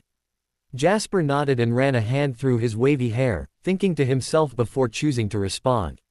"Amara is very distraught right now. She blames herself for letting her gift get out of control and nearly hurting all of us, not to mention the fact that she let her enemies escape. In truth, the damage done was enough to cause a small amount of media coverage, but in reality, there really isn't a reason for her to feel the way that she does," Jasper sighed. "Then why does she feel that way? It wasn't her fault that they got away. Because things could have gone worse and almost did. Had I not been able to reach her, she would have likely lost full control over her gift. It's happened in the past and the consequences were severe, so seeing it almost happen made her remember those times," Jasper explained. I swallowed the cracker I'd been eating, then started another, taking small bites as I listened. Jasper leaned into the couch and propped one leg up. "Amara is the kind of person who takes failure harder than she should. She's always been that way. I remember when she first joined the family, she didn't even tell us that she had a gift until years later. Even though she acts like she enjoys her gift, I don't believe she truly does. I believe that she hates having so much power in her hands because of how much destruction it has brought her in the past." "She mentioned something about having to use it while she was in the Volturi," I remarked. Jasper furrowed his brow and nodded. "Yes, the Volturi. Amara hated her time there, almost as much as she hated the Volturi themselves. To them, she was nothing more than a pawn and they treated her as such. They forced her to do things that she can never take back, many of which she hasn't spoken of in years. Amara might act like she's always fine, but on the inside, I know that she suffers a great deal more than she's letting on." Jasper stared at the table with a somber look on his face as he spoke. "You don't like seeing her suffer," I murmured, setting the now empty plate down on the table. "No," he replied. "I've tried doing what I could. I've helped her get over the depression she had when she first joined our family, but even I cannot make her forget the past. She feels inferior because of how poor her control around humans is and because of how poor her control over her gift is compared to the rest of it. Amara looks at herself as the weak link in this family and she has no idea how wrong she is." He paused and took in an unnecessary breath. I love her. We've been mates for decades and we've always been there for one another. I just wish there was some way for me to make her see how wrong she is about herself. In a way, it's actually a lot like how Alice feels about you, Bella. She wants you to see yourself the way she does, even if you yourself don't believe her. I grimaced and lowered my head.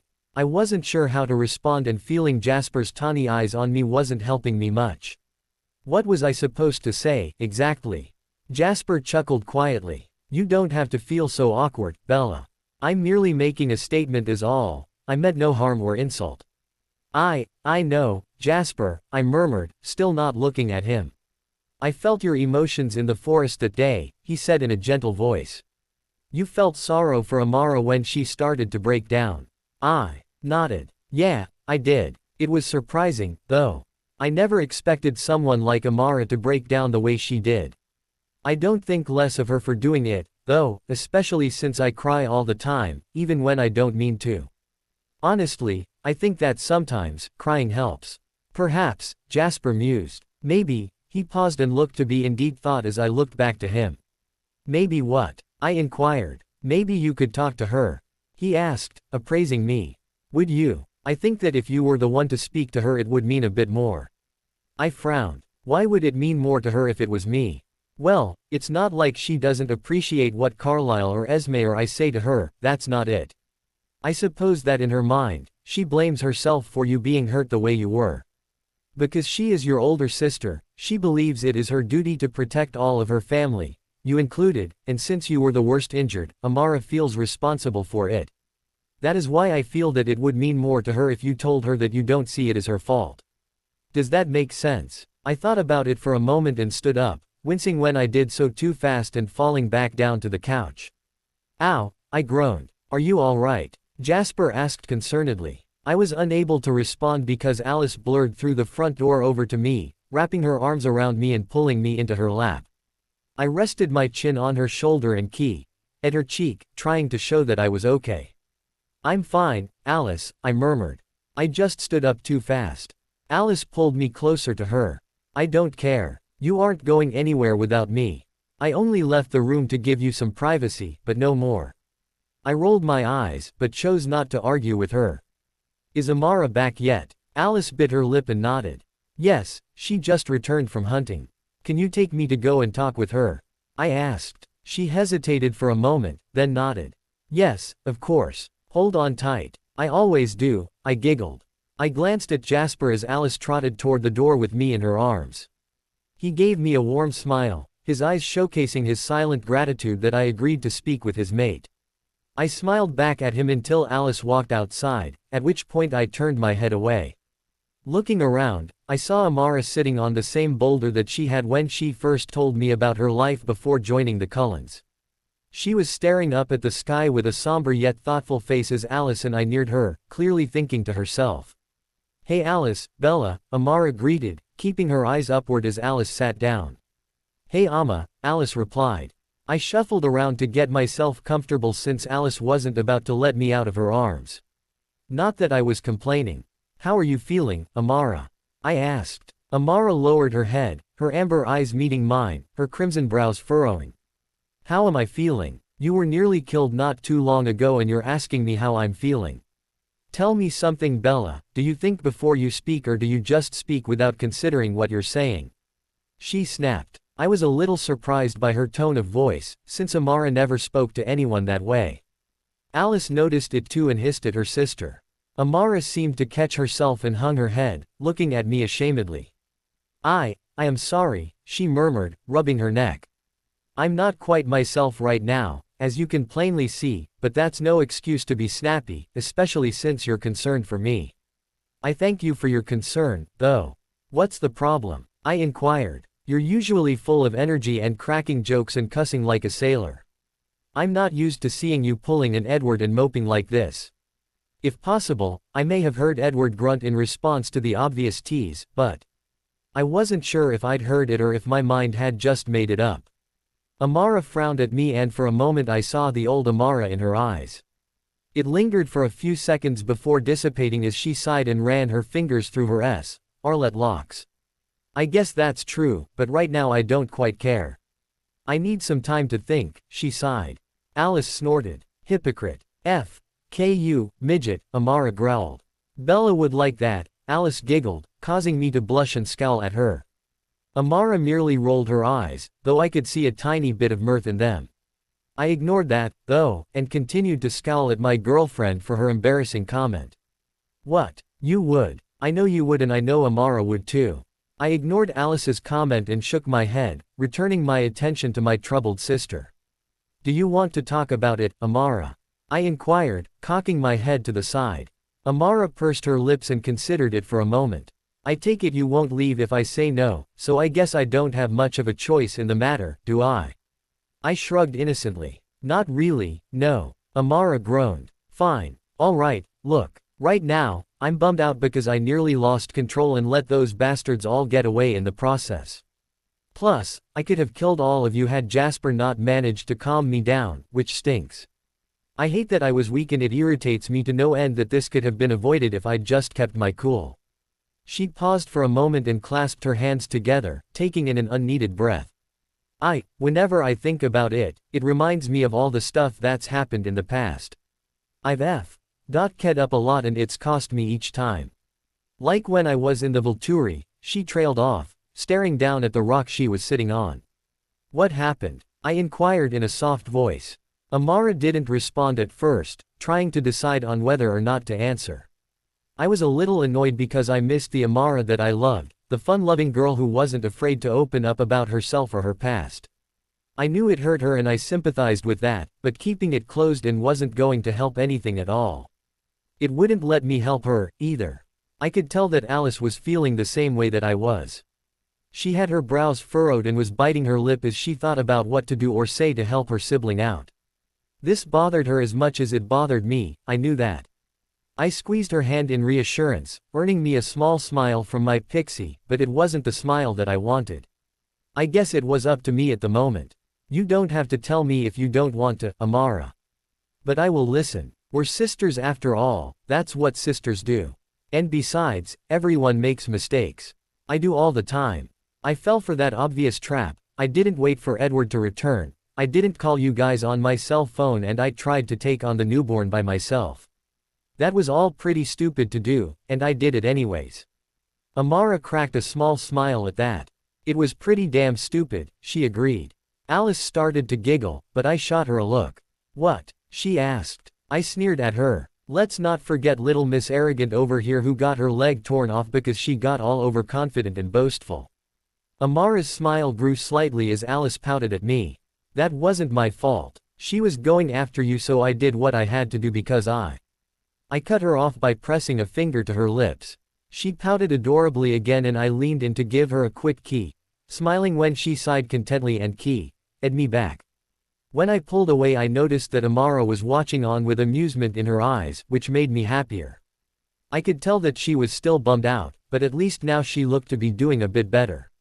I turned and gave Alice a peck on the cheek. Truth be told, I think you're why when you're cocky like that, Alice, I admitted, blushing slightly as I did. Alice blinked and looked at me surprisedly, as did Amara. Then she beamed at me and nuzzled into my neck, giggling excitedly and dotting my neck. I'll remember that, then, she giggled against my skin.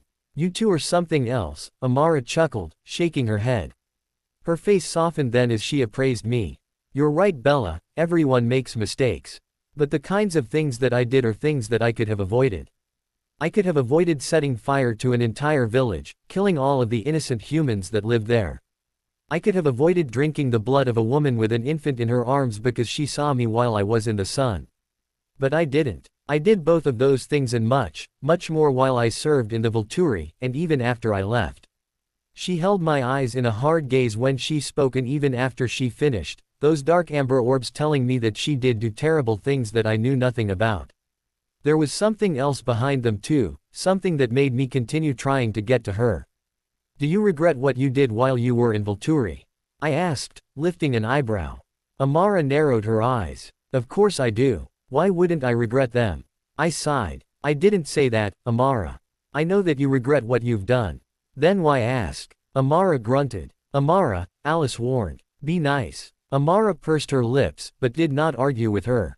I ran a hand through my hair, trying to figure out a better way of talking with Amara in order to help her. Then I recalled what Jasper had told me, that Amara blamed herself for what happened to me and the others. She also blamed herself for letting James, Victoria and Sarah escape. If anything, she was blaming herself for everything that had ended up happening.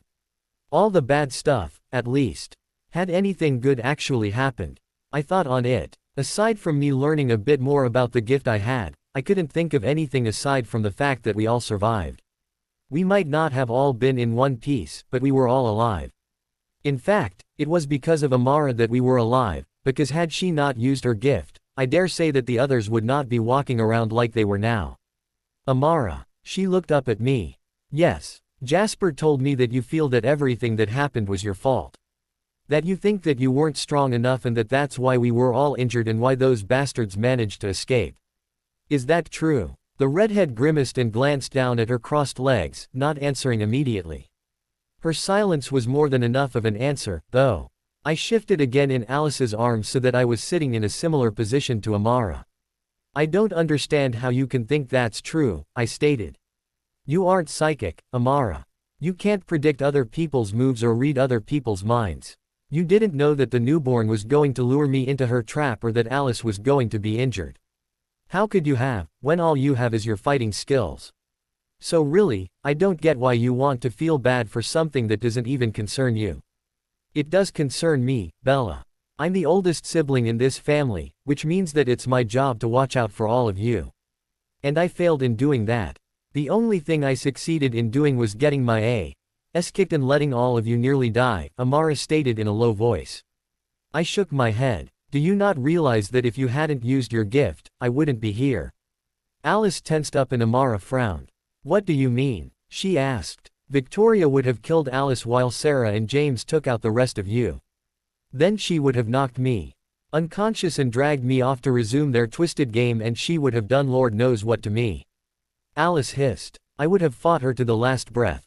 Even if she tore my other leg and my arms off, I'd keep fighting with just my teeth. I smiled at her and at her cheek. I know you would have, Alice. And I appreciate that. Amara sighed. Okay, so maybe you're right. Maybe. That, I am right, Amara. You are not God. You are a vampire with a foul mouth, an attitude and a kick-ass gift. That doesn't mean you're perfect. I know I'm not. Alice, despite what she may think, isn't. No one is. Yeah, you almost burned down a forest and yeah, you did kind of let those jerks slip away. But considering the fact that we're all alive thanks to your quick thinking, I'm okay with that and you should be too.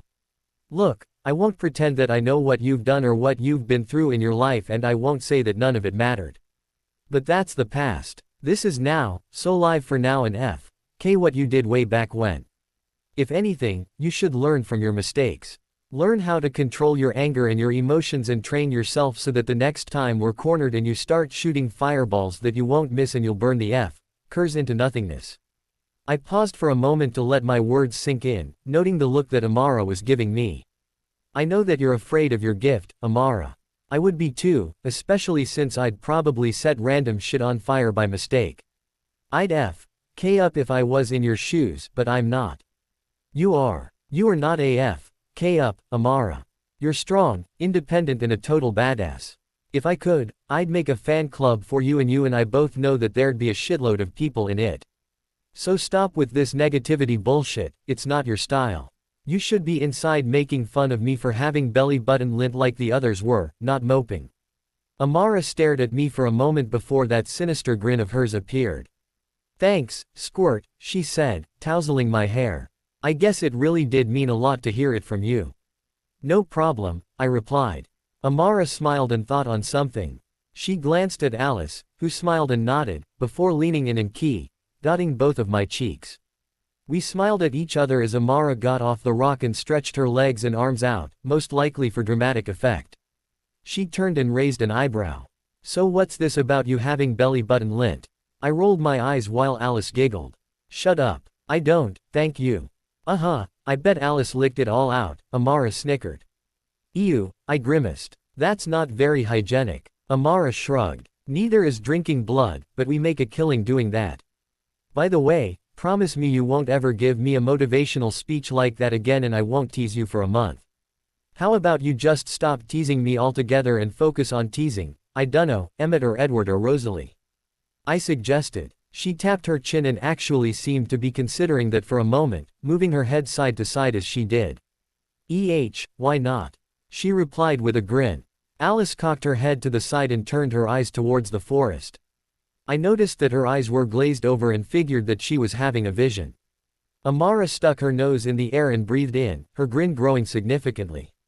What's? My question trailed off when I caught sight of two figures walking through the forest toward us, both of them familiar in appearance. Arthur and Sophie. Sophie smiled wide at us as she sauntered past Arthur and over to where we were, immediately wrapping Amara up in a hug. The two held one another for a moment before they pulled away, planting brief kisses on the other's lips. Sophie then came over too. Alice and I enwrapped us both into a tight yet warm hug.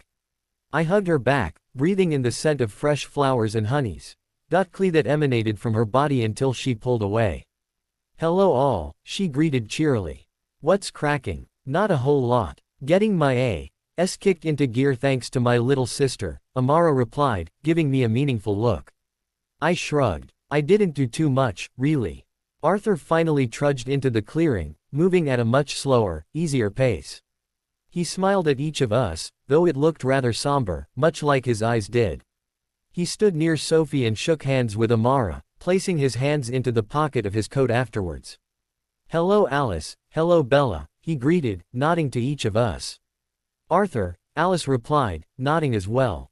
Hi Arthur, I greeted in turn. So what did you two find? Amara asked, apparently getting down to whatever business brought both Sophie and Arthur here.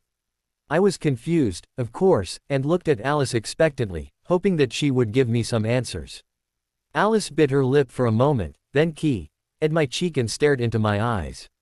When you were sleeping, Amara called Sophie and Arthur and asked them to track down those assholes.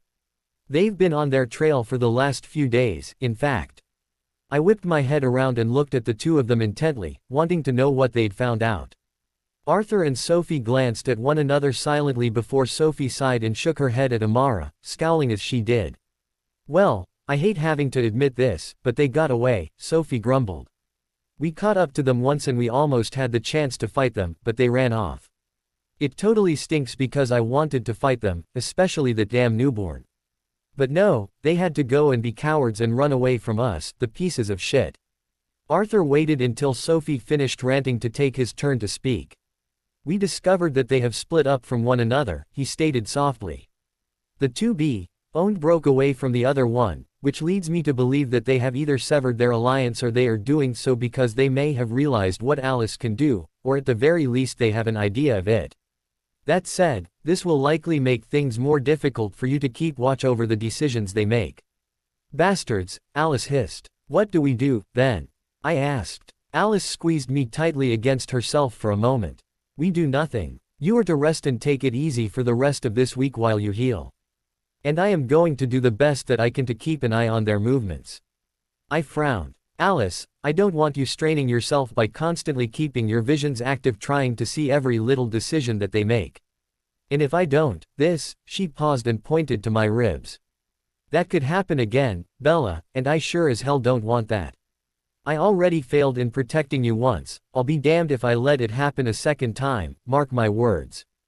Alice, I murmured, resting my head on her shoulder.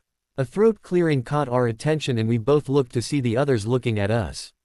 Arthur had a thoughtful yet gentle look on his face while Amara and Sophie were trading smirks with one another, which likely didn't mean something good. Perhaps we could offer our assistance, Arthur offered. Amara glanced at him, cocking her head to the side as she placed her hands on her hips. What do you mean? She inquired. Alice and I were both curious too. Arthur shrugged. Well, rather than have all of you on constant alert, Sophie and I could patrol the areas around your house. We could call you if something comes up, or at the very least decide to so that Alice would see it in a vision.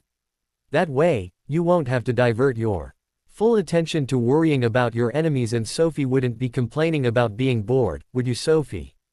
Sophie snorted. Hey, give me a break. It's not that I don't enjoy traveling or sightseeing or any of that, I just hate being on the sidelines when there's action afoot, you know. Yes, yes, I know, Arthur sighed.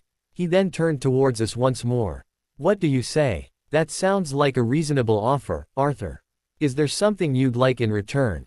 Alice asked, giving him a curious look. Both Arthur and Sophie looked at one another in silence, having a conversation with their eyes. I noticed Alice's eyes were glazed slightly, likely trying to see what they were going to decide. I rolled my eyes and smiled at that, finding it funny that my girl was so impatient. Sophie was the one to break the silence. A home. Her reply was short, simple and to the point. A home? Alice inquired. Well, I'm certain that Carlisle and Esme wouldn't mind. No, no, no. Not your home, Sophie stated. You all have your own agendas to deal with, and you guys all go to human school. I've done that once before and I can't say that I'm in the mood to do it again. Besides, Washington is boring. We've been everywhere there is to be here. It's a nice place to visit, but I want something that's more interesting. Arthur shook his head. What my mate means is that we were wondering if you know of another coven that you are on good terms with that would be willing to accept us. We've wandered around this globe for many years now and we wouldn't mind settling down a bit. The problem is that we don't have a place of our own, and since we have no money, it would be difficult to procure a suitable place to live. Alice and Amara both gave each other a look before Alice responded. The Denali clan in Alaska would most likely be open to accepting you. You're both vegetarian vampires, which works in favor for them, and you already know Laurent. Laurent is there? Arthur inquired. Alice smiled and nodded. Yes, he is the mate of Tanya, the leader of the Denalis. If you'd like, I could ask Carlisle or Esme to call when we go inside. Not yet, Sophie interjected. We want to help you solve your dilemma first. We would just really appreciate if you could ask them at some point in future, so that when we do decide to take some rest time, we won't have to worry about. Does that make sense? Girl, nothing you say ever makes sense, Amara chuckled. But I get it. I'm sure the Denalis would be more than happy to accept 2 new members, anyways. Arthur nodded appreciatively while Sophie grinned and clasped her hands together. That's great, Sophie exclaimed. Thank you. We will do our best in keeping an eye out for any trouble on your land. We'll call if we discover anything, Arthur added. Wait, hang on a moment, I interjected, feeling confused. How do you guys have working cell phones if you're nomads? And how exactly do you pay for them, too? Do you steal people's cells and use them or something? Sophie chuckled. Actually, the Cullens gave us cell phones a while back as gifts for helping them out of a jam. They pay our cell phone bills too, which isn't that big of a deal since they're all filthy stinking rich, but we pay them back by giving them help whenever they need it. And as far as how we keep our phones alive, I sneak into people's houses when they're away and charge our phones, simple as that. I furrowed my brow. You break into people's houses. Oh Lord, don't give me that. It's not breaking in, if I don't steal anything, is it? Besides, I know how to get into people's houses without leaving a trace of evidence that I was there to begin with, she grunted. Though there were a few occasions where the people were home, which I find adds an element of excitement to it. Arthur groaned. Leave it to you to find breaking the law exciting. Please, Sophie scoffed. Human laws don't affect our kind, you know that. And it's not like you have to worry since you never do it. The two of them continued to bicker amongst themselves, Amara even joining in. I leaned into Alice and let my mind wander, thinking about everything that had happened. The threat of Sarah, Victoria and James was still out there, I knew that much, but would they return anytime soon? I knew they were still after me, but perhaps what happened to them and what almost happened to them made them rethink their decisions to try to come after me for the time being. I hoped that would be the case. I didn't want to stress out about them and I didn't want the others to worry either. I wanted to have some peace for once. Ever since I'd found my way into the Cullens' lives, it seemed like all I'd brought them was stress. I didn't want that anymore. I wanted there to be some peace and quiet for once, aside from the irritation of school. I wanted to spend more time with Alice. To go on a moonlit stroll holding hands and joking about our siblings, or go to a meadow and just hold each other, relaxing. I wanted to go see a vampire movie so that she could make fun of it and I could laugh along with her, or go to the beach and ogle her, say, why body, while she ogled mine. I decided then and there that I would do those things at some point in time. I wanted to spend time with Alice, bonding with her or just cuddling with her. I felt cool hands rubbing my cheeks and looked up into Alice's eyes, which gazed back into mine with endless love and affection. She leaned down and pressed her lips to mine, holding them there for a good minute before removing them. "Of course we'll do all those things," she murmured as she continued to stroke my cheeks. I smiled warmly at her. "Good. You promised me we'd go to the beach anyways." "That is true," she giggled. "Hey, knock off the mushy stuff you two," Amara shouted. Alice curled her lip back and hissed at her sister, though she did so in a petulant manner. "Shut up. I'll be as mushy as I want to be," she growled, sticking her tongue out after. "Ah, young love," Sophie chortled. "Ain't it grand?" Arthur rolled his eyes. "You do remember the difference in our ages, yes?" She scowled. "Yes, and what's your point?" "Never mind," he sighed. "I think it best that we go and hunt. Then we can start our patrolling." "Whatever," Sophie snorted. "Later girls, we gotta head out now." "Goodbye ladies," Arthur stated, bowing politely. The two of them turned and started to walk off. I felt Alice tense up for a moment. "Wait," she called. Both of them turned to look at her. "Be careful how far you go out. There is a pack of werewolves that lives on La Push, the beach reservation. We have a treaty with them and that treaty states that we aren't allowed on their land. So be careful if you end up over there so that you don't cross the line, otherwise they'll attack you." Sophie crossed her arms. "Werewolves. There are werewolves here and you never told us." "We're not supposed to," Amara grumbled. "We had to keep poor Bella out of the loop up until a few days ago, in fact. But since you're friends of this family, you two have the right to know about them so that you don't go in there blindly." "Werewolves," Sophie repeated, shaking her head. She turned to Arthur. "I didn't think there'd be a pack here." Arthur shrugged. "Indeed, though I suppose it makes sense. Perhaps our old friend would like to know this." "Wait, you guys already knew about werewolves?" I asked. "I thought they didn't want other vampires finding out about them." "They don't," Alice stated. Amara put her hands back on her hips. "You two never told me you knew about the wolves." "Apologies," Arthur murmured, looking slightly sheepish. "We didn't mean any insult, we were unaware that there were wolves here." "Yes, we know of their kind, because we used to travel with a werewolf for a while once you left to join the Cullens, Amara. She was on her own since her pack was killed sometime before and, after a bit of reluctance, she became our traveling companion and eventually our friend. She's currently with our fellow nomadic friends, I believe, though we can easily reach her at any time." "She was cool," Sophie said, shrugging. "We used to wrestle all the time. Even though she was pretty stinky, which apparently only bothered me since Arthur didn't think she smelled bad, she was a cool wolf and I think she'd love to know that there's another pack around." Arthur nodded. "Thank you for the heads up, though. We shall keep that in mind. Good day." The two of them vanished into the forest, leaving only Amara, Alice and I. I watched after them for a minute or so, then wrapped my arms around Alice and rested my head on her chin. "They certainly are an odd duo," I mused. "Tell me about it," Amara groaned. Alice giggled in agreement. "I think they'd fit in with us perfectly, actually. I wonder if that's the real reason they don't want to live here with us, though. It's probably more so that they don't want to be a bother, or at least Arthur doesn't. He probably doesn't like the idea of forcing a family to accept them, but he doesn't get that it isn't that big a deal. Ah well, that's just the way he is. Besides, it is a little boring here.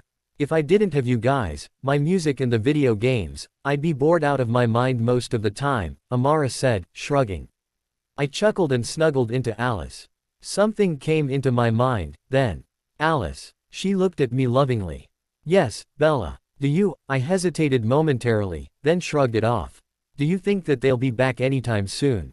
Alice sighed. "Bella, how many times must I tell you not to worry?" "I can't help it, Alice. I worry. I don't want anything." She silenced me by capturing my lips and holding them there. Ned softly when her tongue trailed across my bottom lip, beckoning my lips to part, which they did. She swirled her tongue inside of my mouth for a good minute or so while she keyed at me before slowly breaking apart, giving me one last peck once she had finished. "No more worrying. No more thinking. Do you understand?" she asked, lifting an eyebrow. I nodded, giving in to her. "I understand." "Whipped," Amara snickered. I glared at her. "F. K off, fire crotch." Amara laughed even harder. "Ah, aren't you cute? But actually, you're both whipped, especially Alice. I have a funny feeling that the more this relationship grows, little Pixie is going to be as beep-whipped as Emmett." I gaped at her as my cheeks heated up in a blush while Alice looked halfway torn between being embarrassed and irritated by her sister's prattling. Amara looked like she was having a field day with the awkward silence that followed, smiling big and wide and giving us a knowing look. Alice finally let out a long sigh and glared at her sister. "Shut up, Amara. What? You know it's true," she teased. "Leave it alone," growled Alice. "Or I'll start bringing up some embarrassing facts about you." Amara stopped laughing and briefly seemed worried at the prospect. Then she frowned and crossed her arms petulantly, shaking her head at her sister's threat. Suddenly Amara's entire body tensed as she stuck her nose into the air, breathing in. Her nostrils flare and her eyes widened seconds later and a low hiss escaped from her lips. "What's wrong?" Alice asked, becoming instantly alert. "The air stinks of dog," Amara hissed. Alice's eyes darkened. "Wolves. Shit." Alice pulled me into her arms and jumped to her feet, then hurriedly she moved into the house, Amara right behind her. I attempted to ask her what was going on, but she pulled her cell phone to her ear and started dialing. Jasper, who had been sitting on the couch, sensed the tension and sent out waves of calm right away, his eyes narrowing with concern. "What's wrong? What's going on?" I asked, my words in a rush. Jasper sent me a wave of calm as Amara paused and pursed her lips. "The damn mongrels are on their way here and there's only a few of us. Alice is calling the others to tell them to get their asses back here pronto. They'll be back shortly," Alice announced, speeding over to me and wrapping her arms around me protectively. "Don't be afraid, Bella. I'll protect you, I promise." "The wolves are coming here?" I asked in a whisper. She nodded. "How do you know?" "I smelled them," Amara replied, pointing her nose as the door opened and Edward, Rosalie and Emmett all walked in. Edward looked tense, Rosalie looked concerned and Emmett looked like he was ready to start kicking someone's ass. It didn't take much longer for Carlisle and Esme to both appear through the front door, both of them concerned as well. "The wolves are on their way here?" Esme asked, sounding surprised. "That seems rather brash of them. Did they not care about their own treaty? I thought you talked to them," I inquired, looking at Carlisle. "I tried," he admitted, sighing. "They didn't bother speaking to me, though, so I stopped. I had a feeling that they would do this." "Amara, how many of them are coming here?" Amara grimaced. "All of them." I gaped in surprise while the others tensed up. Jasper sent out a stronger wave of calm while Carlisle started pacing back and forth, trying to decide how to handle the situation. Emmett, Amara and Rosalie all looked prepared for the worst, as did Alice, who remained by my side, holding me close to her. Edward seemed lost in thought, if anything. "What should we do about them?" Edward asked. "Does it matter? There's no point in trying to reason with the stinking mutts," Rosalie growled. Emmett pounded his fists in agreement. "If they want a fight, they'll get one. Only if it comes to that, Emmett," Carlisle reasoned. "Let's try to be civil. I don't want any threats or insults directed at them, do you all understand? That will only get them upset with us and since Bella is among us, I would advise against that." "They won't touch her," Alice snarled. "I won't let them." "Maybe we should plan," Jasper mused, clenching his fists. Amara snarled. "Too late. They're here." I gulped and tensed up as a loud pounding noise hit the front door. Shit. No one moved or spoke. All eyes watched the door as it was pounded against, the tension in the air thick enough to cut through with a knife. Jasper sent out a wave of calm, but it did little to settle us as we waited in silence. I swallowed hard, knowing what lay behind the door. The werewolves. Not just one, not just a few, but all of them. Their entire pack was at our front door and that thought scared and worried me, especially since I was pretty sure they outnumbered my family. The pounding lasted for a minute or so before letting up. Carlisle glanced at each of us, then cleared his throat and calmly walked to the door. For a moment he seemed to think of something, but it didn't last because he took in a deep breath and opened the door. The moment the door opened, that familiar stench from the beach filtered into the house, causing me to cover my nose. It was awful. How could Carlisle resist that stink? I snuck a glance and saw that the noses of everyone else, even Esme, were crinkled slightly, especially Amara's. I felt a bit bad for her since she had the best sense of smell out of anyone else in the family, which must have made them stink even worse to her. Oh God, poor Amara. Wait, poor me. Since my senses were all screwed up, this was definitely affecting me just as much. Bletch. Hello there, Wolf Clan, Carlyle greeted in a gentle voice. Cullen, came the reply, in an almost forced neutral tone. I recognized it as the voice of Sam Yulee, apparently the leader of the wolves, or at least, the male leader, since there were two alphas in their pack. I still didn't fully understand the whole wolf thing, truth be told. There was a lot about them that I didn't know. What I did know was that they stunk. Is there something I can do for you? Carlyle asked, seemingly ignoring the tone of Sam's voice altogether. I had to give the man credit, he certainly knew how to keep calm, even in the face of his enemies. It was kind of funny since I couldn't actually see any of the wolves, which made me assume that they were farther away, trying to avoid the smell of my family. We need to talk, Sam replied curtly. It's regarding your family. Certainly, Carlyle replied, nodding. Would you like to come inside? I felt Alice growl against me and looked up to see her baring her teeth at her father's question. I couldn't help but agree with her, though I knew that Carlyle was merely trying to be polite and friendly, which made sense. All of the others, even Esme, let out quiet hisses in protest to the idea as well. Carlyle peered over his shoulder and shot us a brief reproving look, but quickly returned his attention to our guests. Are you joking? Hell no, we won't go in there. We don't want to breathe in your stink, snorted a familiar-sounding female voice. It sounded like Raina Black, the female alpha of the wolves and Jacob's older sister. This reminded me of something. Jacob. He was likely there too, which made me feel uneasy. That also meant that Leah was probably with them, which made me feel even more uneasy. What would they say now that they were here and that I was a Cullen? That worried me a bit. I heard Rosalie snort. They think we stink. They should smell themselves. Carlyle nodded, again looking placid as he spoke. Very well, then. Would you prefer it if we were to come outside? Carlyle inquired, clearly unfazed by Raina's tone and comment. There was a pause and I could vaguely make out some whispering and grunts amongst the wolves, a few that I could recognize the owner of. Namely, it was Sam and Raina talking, though I swore I could hear Jacob and three others adding into their quiet conversation. That made me wonder, why the hell were they whispering when they knew that my family could hear them? Yes, Sam grunted at last. That is acceptable. Carlyle nodded again and turned to the rest of us, inclining his head to the door. Begrudgingly the others started to move towards the door in a single file, Carlyle leading the way while Edward was in the back. I attempted to stand, but Alice didn't budge, growling quietly. You stay here, she stated firmly. I turned and scowled at her, feeling a little insulted and a tad annoyed that she was trying to make me stay. I understood that she wanted to protect me, but this involved me as much as it did her, especially since it was my fault that we were being forced to deal with the wolves like this to begin with. Then again, had I not done what I did, I probably wouldn't know that they were werewolves to begin with, but I digress. Alice, I'm part of this family, I stated evenly.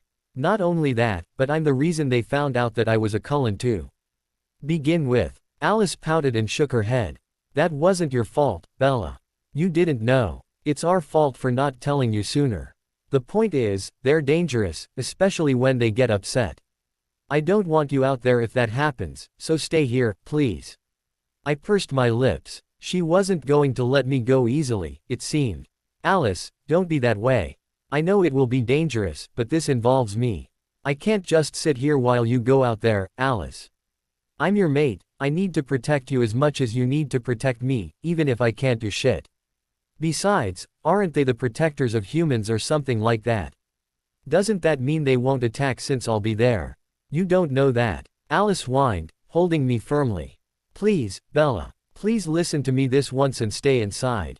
Her eyes smoldered with a pleading look that nearly made me melt inside, but I wasn't going to give in this time. No, Alice. I'm not staying here. I know you want me to be safe, but I'll be safe with you and the others around me, I reasoned, touching her cheeks. I love you and I trust you, so I know that nothing bad will happen to me. I want to be out there with you, so that I can give the wolves my testament should they need it. If anything, me being there would help out more. Besides, you don't want them thinking that I'm not alive anymore, do you? Alice hesitated momentarily, obviously trying to think of something to say that would keep me inside. Finding nothing, though, she sighed and released me from her iron grip. I stood abruptly, Alice a half-second behind me. She looped an arm around me, which I didn't mind, and together we walked after the others outside the house. Once outside, I saw every member of the wolf pack, including the ones I'd never seen before. In total, there were 14 wolves, 6 of them girls, the other 8 boys. I found it funny how the guys wore no shirts and the girls wore sleeveless, midriff-exposing tank tops. A part of me may have considered ogling them, but I was far too nervous to even think about it at the time. Sam and Raina stood at the head of the pack, the others fanning out on their sides. Most of them looked either incredibly irritated or tensed up, especially the one I remembered being called Paul and Jacob, whose eyes locked onto mine and never left. I also noticed that their noses were scrunched too, likely because my family smelled bad to them. I found that laughable, but I didn't comment on it, since I knew it wasn't a smart idea. Only 4 wolves didn't look angry or ready for a fight, 2 of the boys and 2 girls. I immediately noticed Leah's eyes on me as well, though her expression was more so one of concern and worry than anger. The boy next to her, who I knew to be Seth, her younger brother, looked curious. He looked like he was taking on the scene with great interest and had almost a childlike innocence, as if this were his first time seeing vampires. The other 2 were ones that I vaguely recognized by recalling Jacob's descriptions. The girl, whom I believed was Crystal, looked bored and the boy, Brandon, had a relatively calm expression on his face. I noticed the tension the moment I'd walked outside, which seemed to only make things worse. The wolves all looked at me, some puzzled, some scowling and a couple uncaring. The sight of Alice being near me added to the jumbled emotions and for a split second I felt as though one of them might start attacking. Jasper, however, was using his gift to send out waves of calm to both sides, likely trying to keep things civil between the 2 groups. One thing that I didn't fail to notice was the obvious numbers disadvantage that my family had against the wolves, since there were 14 of them and only 9 of us. Which was only made worse because of the fact that Alice and the others had recently finished recovering from their most recent fight. Even worse was the fact that I was utterly useless and more of a liability than anything, especially since I knew that the others would try to protect me from being hurt. For once, I was the only human among supernatural creatures. And it ked. I hated knowing that I was the weak link of the family, the one who couldn't do anything other than cower in the background while the others fought. So for that reason, I really hoped that a fight wouldn't break out. No one spoke for about a minute. That was when Carlisle decided to take the initiative and break the incredibly awkward silence among us. I am sorry for the awkwardness, but we were not expecting guests at this time. Perhaps if you'd called, we would have been better prepared. But that is no problem, of course, because we wish to remain your allies and not become your enemies, Carlisle stated calmly. Now then, what can we do for you on this day? Several of the wolves sneered at Carlisle as Sam's dark eyes fell on me, his brow furrowing. I would like to know what the meaning behind your adoption of this girl is, he replied simply. His tone was formal and a little rugged, but wasn't as disrespectful as I would have thought. I assure you that we mean no harm to her, Sam Yulee. If you must know, however, my daughter has chosen her as her mate. Not only mate, Raina asked, narrowing her eyes. How can a human be a mate for a Bloods? Cur. Alice hissed. What does it matter? I love her and she loves me. We are together and there's not a damn thing any of you can say to change that. Do not think so lightly of us, Leech, Raina snarled, glaring daggers at Alice. That was when I remembered the accident that had happened between Alice and Billy and Sarah Black years ago and that Raina had tried to kill her. The animosity was still there and as strong as ever, which made me start to worry. Would she try and attack Alice?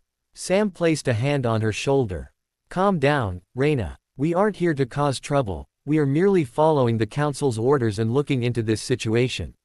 I know you don't like this, but we need to keep our tempers in check, understand? Raina grimaced. Fine, whatever Sam. Just don't get on my case when this situation blows up in our faces, alright? Yes, he sighed. Jacob stepped towards Sam, growling at him as he did. What the hell are you talking about, Sam? She's a human and they're leeches. You know we can't trust their kind. They could kill her, for crying out loud. Both sides erupted into growls at Jacob's words, Alice especially. She bared her teeth in a terrifying grimace at him while I glared him down, which he seemed confused by. Bella, I'm trying to do what's best for your safety, Jacob stated, taking a step towards me. My body suddenly vibrated as a warning growl escaped my lips, causing him to stop in his tracks. Alice snarled and stood in front of me, crouching down in a defensive position. You have no right to decide what's best for me, I spat. I chose to live with the Cullens, I chose to be with Alice, and I have no intention of ever taking back any of those decisions. I don't care what you think I need, Jacob, I'm the only one who can make choices for myself. Your choice is the wrong one, Raina spat. Have you no brains, girl? Do you want to die a painful death when your precious mate, KS the life out of you? Unless you, she paused for a moment, her eyes darkening and her hands curling into tight fists. You're not going to become one of them, are you? I grimaced. From what I'd been told, the wolves and the Cullens had a treaty that stated that a human could not be bitten, whether to be changed or to be fed from. But I was already bitten before I had joined them. Would the wolves believe that, though? No, she isn't going to be changed, Edward interjected, likely from reading her thoughts or one of the other wolves' thoughts. We know how to abide by the rules set up by our treaty, Wolf. We will not break it, I assure you of that, so there is no need for such hasty actions. So what, then? What's the point in keeping her around? Raina demanded. Carlyle cleared his throat, a slight bit of irritation crossing his handsome features for a brief few seconds before it was washed away and his usual calm face returned. I know this might be difficult to understand, but my daughters are in love with one another, therefore it would be wrong to separate them, Carlyle stated, gently yet firmly. As far as changing her goes, that was a topic of which I intended to speak with your elders about. However, they did not respond to my calls when I attempted to speak to them. Perhaps we could set up a meeting of some sort. Raina and Jacob growled in unison. Several of the other wolves did the same, a few even starting to violently shake. Jasper sent out a stronger wave of calm to the wolves, trying his best to keep a fight from breaking out. Alice tensed and pulled me closer to her, wrapping her strong arms around me to protect me as best she could. Everyone, please, Carlyle stated, raising his voice. There is no need for senseless violence. We do not allow your kind on our land, Sam grunted. Esme stepped forward. We have not once broken the treaty that we created with Ephraim Black all those years ago. Why do you continue to persist in believing that we would break it now, after having it for so long? Sam pursed his lips and seemed to consider it. Very well, we shall speak to the elders and see if it is possible to set up a meeting of some sort. However, it would not be on our land, I can say that without a doubt. Probably stinks there anyways, Rosalie snorted, crinkling her nose. Just like it stinks here, no thanks to you mongrels. What the hell did you say, by ch? Paul snarled, leaping forward angrily. You mocking us? Rosalie sneered. As a matter of fact, I am. You stink, dog. Paul glared scathingly at the mouthy owned, who continued to sneer. I couldn't help smiling, and on the inside, I was rooting for Rosalie. Stupid by ch, Paul spat. Emmett was the next to step forward, glaring down the angered wolf. Watch what you say, Mutt, he warned. Or else I'll rip out that tongue of yours. Off leech, you don't get to give me orders, Paul growled back. Enough, Paul, Sam grunted, shooting him a reprimanding look. Paul grimaced and stepped back, glaring at Emmett. Several of the other wolves growled or grumbled amongst themselves, which further irritated both of the alphas. Shut it, all of you, barked Raina, glaring at her pack mates. Sam pinched the bridge of his nose and sighed. As I said, we will speak to the elders, but I make no guarantees towards your request, Cullen. Our treaty prohibits the changing of a human, you know this. He hesitated momentarily, looking down at the ground. Unless. No. Jacob growled, grabbing Sam's shoulder. There's no, unless, Sam. It's forbidden, you and I both know that. Bella shouldn't even be here with them, it's not safe. Shut the F.K. up, Jacob. I roared, practically leaping at him. I would have had Alice's arms not kept me in place. What the hell is wrong with you? You're supposed to be my friend, yet all you're doing is acting like a controlling ass. It's not your choice, it's mine, damn it. Jacob looked aghast by my outburst and just stood there dumbly, unable to form an intelligible Response as Raina stared at me. She shook her head and muttered something under her breath, which my family must have heard because of the reactions on their faces. Alice bared her teeth and snarled at the alpha female, glaring daggers at her. Raina immediately responded in a similar manner. They held each other's hate-filled gaze, each tense and ready to attack in a moment's notice. I looked worriedly between them, not wanting Alice to fight and get injured again, especially since she'd just recovered from her last injury. "Calm it down, Raina," Sam whispered into his mate's ear, wrapping one arm around her shoulders and pulling her a bit closer to him. Raina visibly relaxed into his arms, though her eyes remained trained on Alice. Seeing what Sam had done, I decided to try the same with my mate. I stepped toward Alice and slowly wrapped my arms around Alice's waist. Alice's body vibrated as she growled, not even realizing that it was me who was holding her. I didn't let go though and slowly pulled her to my body, making sure to be gentle and tender with my movements. Though she initially hesitated, Alice eventually relaxed into my body. She turned her head and nuzzled into the crook of my neck, breathing my scent in while her hands clenched and unclenched the back of my shirt. I mimicked her motion and nuzzled into her neck, letting out a soft moan, and when I breathed in her rich scent. I noticed that the wolves were watching on with a mixed display of emotions. Some of them looked disgusted, but a good few seemed more so surprised than anything. Sam had a relatively thoughtful look as he appraised me, curiosity flickering in his dark eyes. "You two truly are mates?" he asked, brow furrowing. "Yes," I replied, holding his gaze. "Alice is the love of my life, just like Carlisle and Esme are my parents and Emmett, Rosalie, Amara, Jasper and Edward are my siblings. They didn't force me to do this, I chose it myself. I love them and I love being a part of this family. Doesn't that matter at all? Shouldn't I be allowed to live this way because I choose to?" Sam seemed to consider this, surprisingly. Raina looked at me like I was an idiot while the others continued to show a myriad of different emotions depending on the wolf. I noticed Leah was looking down at the ground with a somber look on her face and wondered why she looked that way and not upset or agitated like the others did. "Let us go," Sam stated, looking at the other wolves. "I will." "Wait," Raina interrupted, stepping away from her mate. "You can't seriously just leave at a time like this. You know as well as I do that we cannot trust bloods, curs, Sam. We can't leave this girl here with them, her stupidity aside." "Excuse me," I growled, glaring at the alpha female. "You heard me," Raina growled back, glaring right back at me. "You obviously have no sense of self-preservation. And either you are the stupidest human I've ever met or these leeches have somehow brainwashed you into thinking that they care about you. They are vampires, bloods, king monsters and you are a human, their source of food. What in God's name makes you think that they could feel anything but hunger towards you?" I released Alice and took a step forward. "Because I'm not a biased moron like you are." Raina was in my face seconds later, her body shaking violently. "I'm an idiot, am I? That's funny coming from you," she spat. "Am I the brainless human living with a family of creatures that have killed innocent humans in the past? Am I? No, you're the brainless mongrel who won't see reason," I shouted angrily, jabbing a finger into her face. "Why don't you go back to your little beach with your tail between your legs and leave my family and I the F.K. alone, bye. Ch. That, unfortunately, was a very bad idea." Raina violently shoved me to the ground and nearly pounced on me.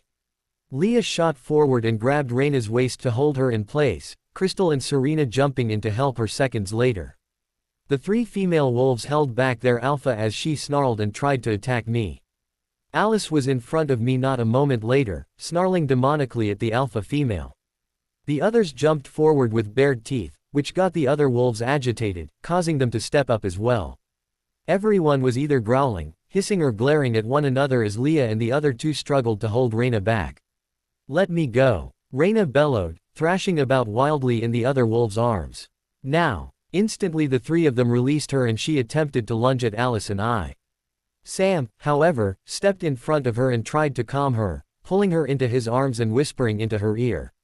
But this time she refused to listen to him. Jacob tensed up and glared at Alice, looking like he was about ready to attack her. I got to my feet abruptly and moved to Alice's side, daring Jacob to try it. "Bella, what the hell are you doing?" Jacob asked, bewildered. "Don't give me that shit, Jacob," I spat. I know what's going through your head, so don't you dare try and reason with me. Why can't you understand? You're supposed to be my friend, yet you're acting like my enemy. Jacob ground his teeth together, shooting a glance at his sister. Because it isn't right, Bella. All the stuff that Reyna said is true. You shouldn't be with them. Enough, Esme roared. Everyone, even Reyna, went silent. Esme growled venomously at the wolves, baring her glistening teeth at them. How dare you speak that way to my child? How dare you come onto our land without our consent and begin making accusations and insults towards us? You have no right for any of it and you damn well know it.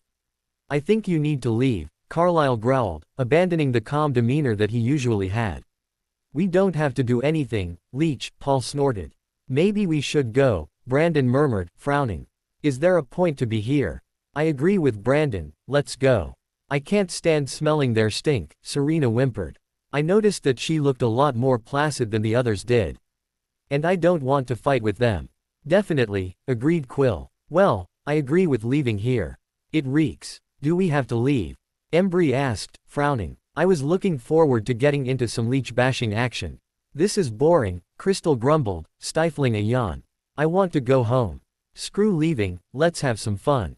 Colton crooned. Quiet, all of you. Sam commanded, silencing the other wolves. He turned back to Reyna, holding her in place while she writhed around and glared at him. Reyna, stop this. We didn't come here to fight, we came here to look into why there was a human living here. As far as I'm concerned, she's here of her own free will and I won't take that free will away. I say we leave and discuss this with the elders, then go from there. I understand your anger, Reyna, but you need to calm yourself down and get it under control. Reyna gritted her teeth. Understand. You do not understand my anger, Sam. Did I not tell you about what happened the last time with that midget leech? She hissed, jabbing a shaky finger at Alice. Must I remind you what she did? That was an accident, Alice shouted, throwing her hands into the air. What could I do? It wasn't like what I did was intentional. Her eyes darkened, but her face grew somber and remorseful as she remembered what had happened. I didn't mean for that to happen, I swear it on my life. I would take it back if I could, but I can't. There was nothing I could do, aside from calling Carlisle. I don't give a shit. Reyna snarled, clenching her fists. Look at what happened because of you, you damn murderous monster. Alice flinched at her words while the rest of us, even myself, growled at her. The tension in the air was increasingly thickening and not even Jasper's gift looked like it would be able to help calm everyone down. I was infuriated by Reyna's comment and wanted to punch the ch in the face for speaking to my Alice that way. Shut up. Don't you ever King talk to her like that. I roared. Jasper placed a hand on my shoulder, sending a powerful wave of calm into me that nearly knocked me out. I fell backwards into Alice's arms, slightly annoyed but grateful in the same. He turned and sent out another powerful wave of calm, straining himself as he did. Stop that, growled Reyna. Quit King with my emotions. Sam pulled his mate back. All of you, back off. He ordered. Jacob helped Sam hold his sister, confusion written on his face. Reyna, what the hell are you talking about? What accident? What did she do? His eyes flickered to Alice, a look of anger forming despite him not knowing. Alice looked mortified and the others all tensed up. Esme bit her lip, hesitating on whether or not to go and hug Alice. She didn't, though, and I could understand why. I wasn't sure what to do. I wanted to comfort Alice, but I did feel a pang of remorse for Jacob and Reyna's loss. Reyna, however, was going about this the wrong way, letting her obvious bias towards my family motivate how she acted and spoke. And that wasn't a good thing. Reyna sneered at Alice. That little ch is the one responsible for the accident that killed Mom and paralyzed Dad, Jacob, she ground out, her words filled with malice and spite. I know it was her because I smell her stink all over the site. I tried to get vengeance, but I couldn't because the other leeches showed up and I was forced to leave. Alice tried to speak. I didn't. Shut up, you little shit. Reyna snarled. It doesn't matter what you say, my mother is dead because of you. Reyna, Sam warned. Jacob's eyes bulged as he stared at his sister, awestruck. Sam frowned. Is that true? He asked. Alice grimaced and looked like she was going to cry, a sight that snapped me out of the calm-induced haze that Jasper had put me in. I pulled her into me and at her forehead, whispering into her ear that it wasn't her fault. Is that true? Jacob roared, jumping forward. His face was contorted into one of sheer rage as he glared daggers at Alice, his entire body shaking violently. Answer me, damn it. Yes, Alice squeaked, burying her face into my neck. Jacob let out a guttural snarl. I watched as his entire body exploded, his shoes and shorts gone with the wind in an instant. In his place was a large, brown-furred wolf, growling menacingly at Alice and the rest of my family. Quill and Embry both joined in, turning into their wolf forms. From what I saw, Quill became a chocolate-brown wolf while Embry became an auburn-furred wolf. The others tensed up and watched on with uncertainty as the three wolves growled in unison at us, Alice specifically. Emmett, Rosalie, Amara, Edward and Alice all growled back, all of them crouching into fighting positions. I tried to grab Alice, but Esme pulled me into her arms, preventing me from doing so. I looked up and saw her eyes were jet black and slit-like as she watched the wolves' movements. There's no need for this, Carlyle stated in a firm voice, there is no need for violence. What happened all those years ago was an accident. I treated both of them when they were brought to the hospital, you have to trust me on that. There was nothing that could be done to save the woman, I promise you, because if there had been I would have done it. Edward growled. He doesn't believe you. He won't see reason, Carlyle. Carlyle growled at Jacob. My daughter is not at fault in this. If you want someone to attack, then attack me, but do not attack her. Jacob growled in response, his eyes not leaving Alice's. Then he opened his mouth and lunged at Alice's head, aiming to tear her head off. I tried to scream, but I was unable to do so, watching paralyzed as he lunged for my love. Alice hissed and ducked under his massive body with ease, grabbing his legs with her hands and slamming him back down. Quill and Embry both jumped next only to be blocked by Emmett and Rosalie. Rosalie violently swatted Quill across the face while Embry was pulled into one of Emmett's bear hugs. The other wolves, seeing this, started to turn into their wolf forms, save for Sam, Raina, Seth and Brandon, who didn't budge an inch from where he was standing. Stop it, guys, Brandon urged. His urging fell on deaf ears, though, since the other wolves ignored him, even his own brother. The wolves all started to encircle us, growling at each vampire. A few even growled at me, which earned them a snarl from Alice, who was standing directly in front of me, acting as my own personal moving shield. Amara, Edward and Jasper all readied themselves for a fight. Even Esme and Carlyle seemed to prepare themselves should the wolves start attacking, which I did not want to happen. I couldn't bear to see them get hurt after just recovering from their last fight. Jacob, stop, I shouted at the wolf who leered at Alice. It wasn't her fault, Jacob. Please, don't hurt her. Bella, stay back, Alice commanded, pushing me back. Jacob growled even louder when she did, but she ignored his growl. He won't listen, Bella, Edward stated, watching the other wolves' movements. None of them will listen to us. I turned to Sam. Can't you order them to stop? Sam scowled and attempted to speak, but Raina cut him off, pulling away from him. Why should we? If anything, that CH deserves to pay for what she did, Raina spat. I shook my head at her exasperatedly. What the K is wrong with you? Are you that close-minded that you would let your own bias get in the way of your judgment? Can't you see that Alice didn't mean for that to happen?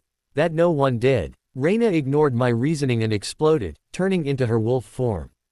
As a wolf, she was much larger in size than even Jacob was, her fur a dark gray color.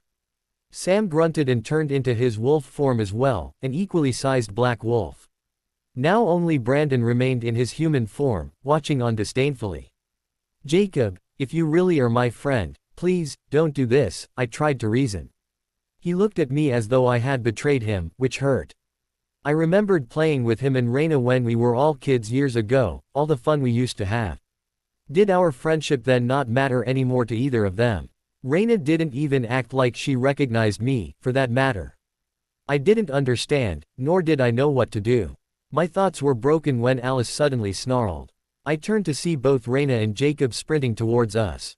Alice pushed me back and lunged forward with her teeth bared for the two giant wolves that leapt at her. I screamed. No. Jacob and Raina both snarled in unison as they both lunged for Alice. I wanted nothing more than to grab Alice and pull her aside, but I was too slow. Out of the corner of my eye I caught sight of something gray moving and watched as it careened into both Jacob and Raina, knocking them both to the ground. Alice landed lithely on her feet without hitting her intended targets and jumped backwards as a hazel-furred wolf snapped its teeth at her legs. All of my siblings growled at the wolves surrounding them, most of the wolves growling right back at them. Carlisle and Esme were growling too, though Carlisle's was nearly inaudible compared to Esme's harsh growl as she gave the wolves a threatening grimace, daring them to even think of trying to attack her family again. I snapped my attention to where Jacob and Raina were and saw a light gray furred wolf with white on its face glaring down both the blacks. Raina looked like she was seething with rage as she lunged for the gray wolf, but the gray wolf easily avoided her, moving at a much faster speed than I thought possible for something so large. I inspected the gray wolf and came to realize that it was female, which meant one thing. Leah. The hate in both Jacob and Raina's eyes proved my point as they encircled Leah, who didn't even blink an eye at the obvious numbers game.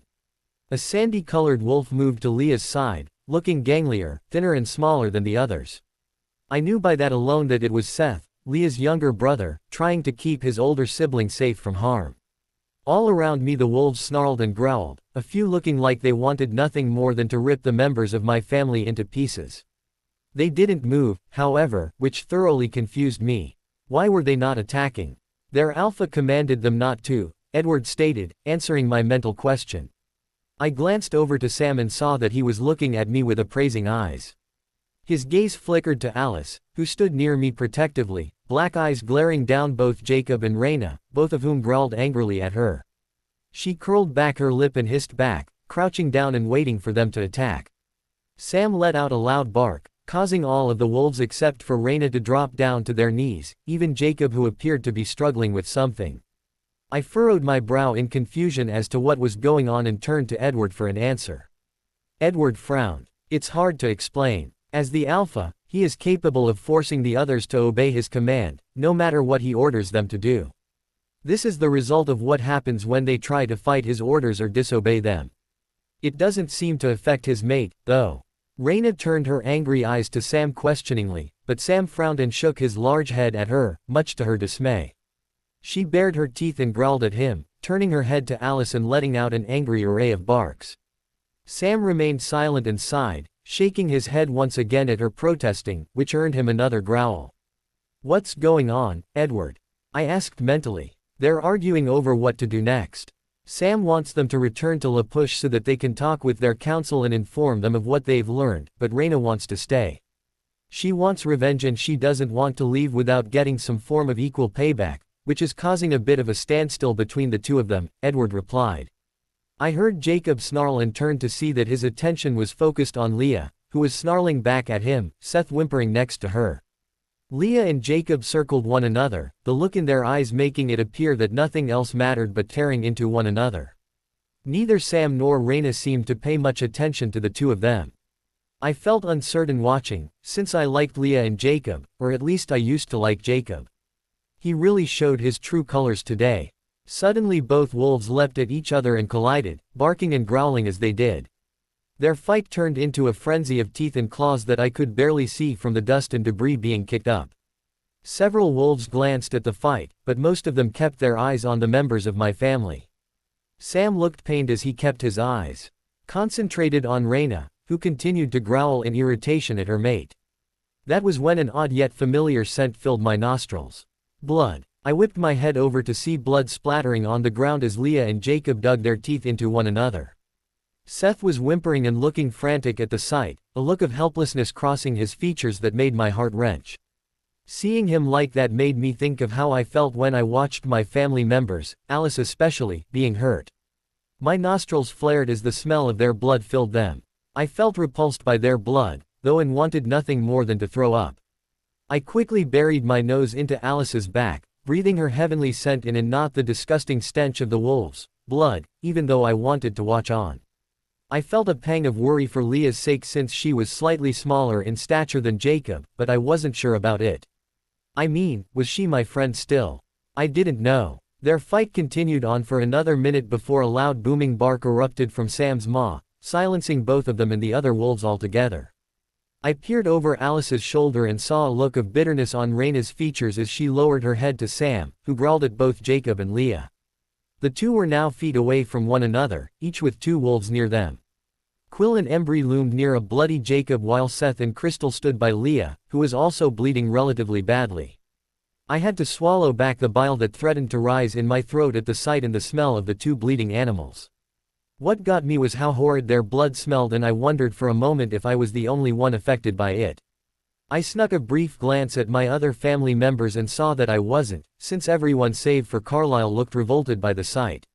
I figured if anything the fact that they were werewolves was the reason why their blood smelled bad to us, which made sense to me. But did it have to be so damn strong?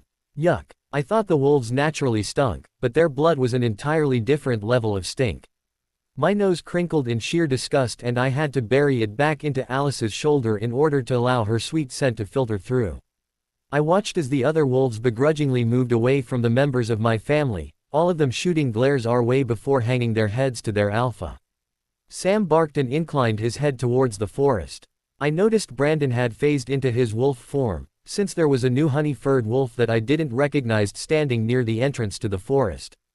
His gaze met mine for a fraction of a second, then he turned his head away and disappeared into the forest. The other wolves slowly began to follow after him. A few remained, however. Jacob refused to budge an inch despite the protesting of Quill and Embry.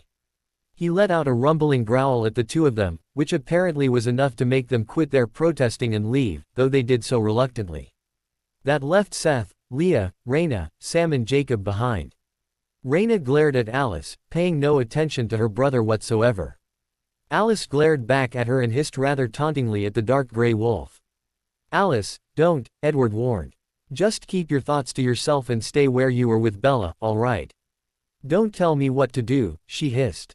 "Alice," I murmured. Alice flinched and turned her head slightly, her black eyes peering at me over her shoulder. I gave her a pleading look to let it go and wrapped my arms around her waist, pulling her as close to me as I could. Alice was tense at first, and I could hear her making a low humming noise as she clicked her teeth together in thought. Ultimately she let out a long sigh and relaxed into my body. Once more, a breath of relief escaping my mouth seconds after. Carlisle and Esme both blurred in front of us to face the remaining wolves. Raina growled, Seth was helping Leah stand, Jacob didn't move and Sam let out another loud sigh. "I believe it is time for you to leave," Carlisle stated in a firm tone. I could tell he was struggling to keep his voice neutral and passive, which must have been difficult for him after what had happened and what could have ended up happening. Sam grunted and looked at Seth and Leah, growling under his breath. Seth whimpered and looked to Leah, who shook her head, giving Sam a pleading look. Raina turned around and snapped her teeth at her in exasperation. Seth whimpered again and both he and Leah fell to their ground, their legs buckling beneath them. Raina growled again, which caused Seth to whimper once more and take off into the forest. Raina and Leah held each other's gaze when Leah refused to move. Jacob tried to get involved, but Raina snapped at him.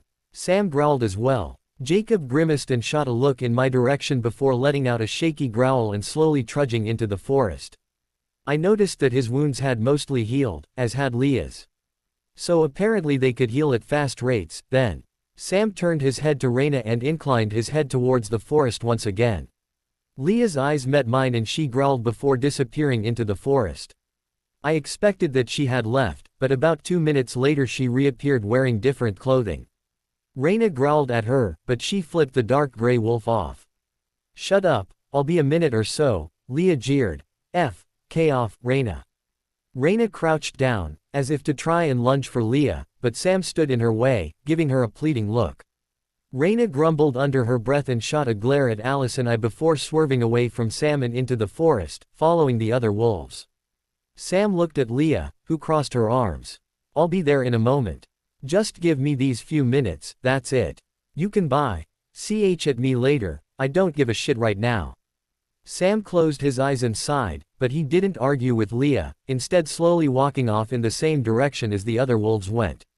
Leah watched briefly and I noticed a number of bruises and small gash wounds on her arms and upper neck that were slowly healing. She turned her dark brown eyes back, instantly focusing on me. Leah prepared to speak only to be cut off sharply by Alice. "What the hell are you still here for, mongrel?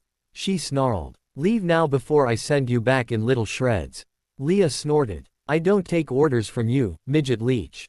Besides, I'm the one who saved your bloods, King a couple of minutes ago. Or did you forget because you were busy being scared of the big bad wolves trying to rip you into pieces?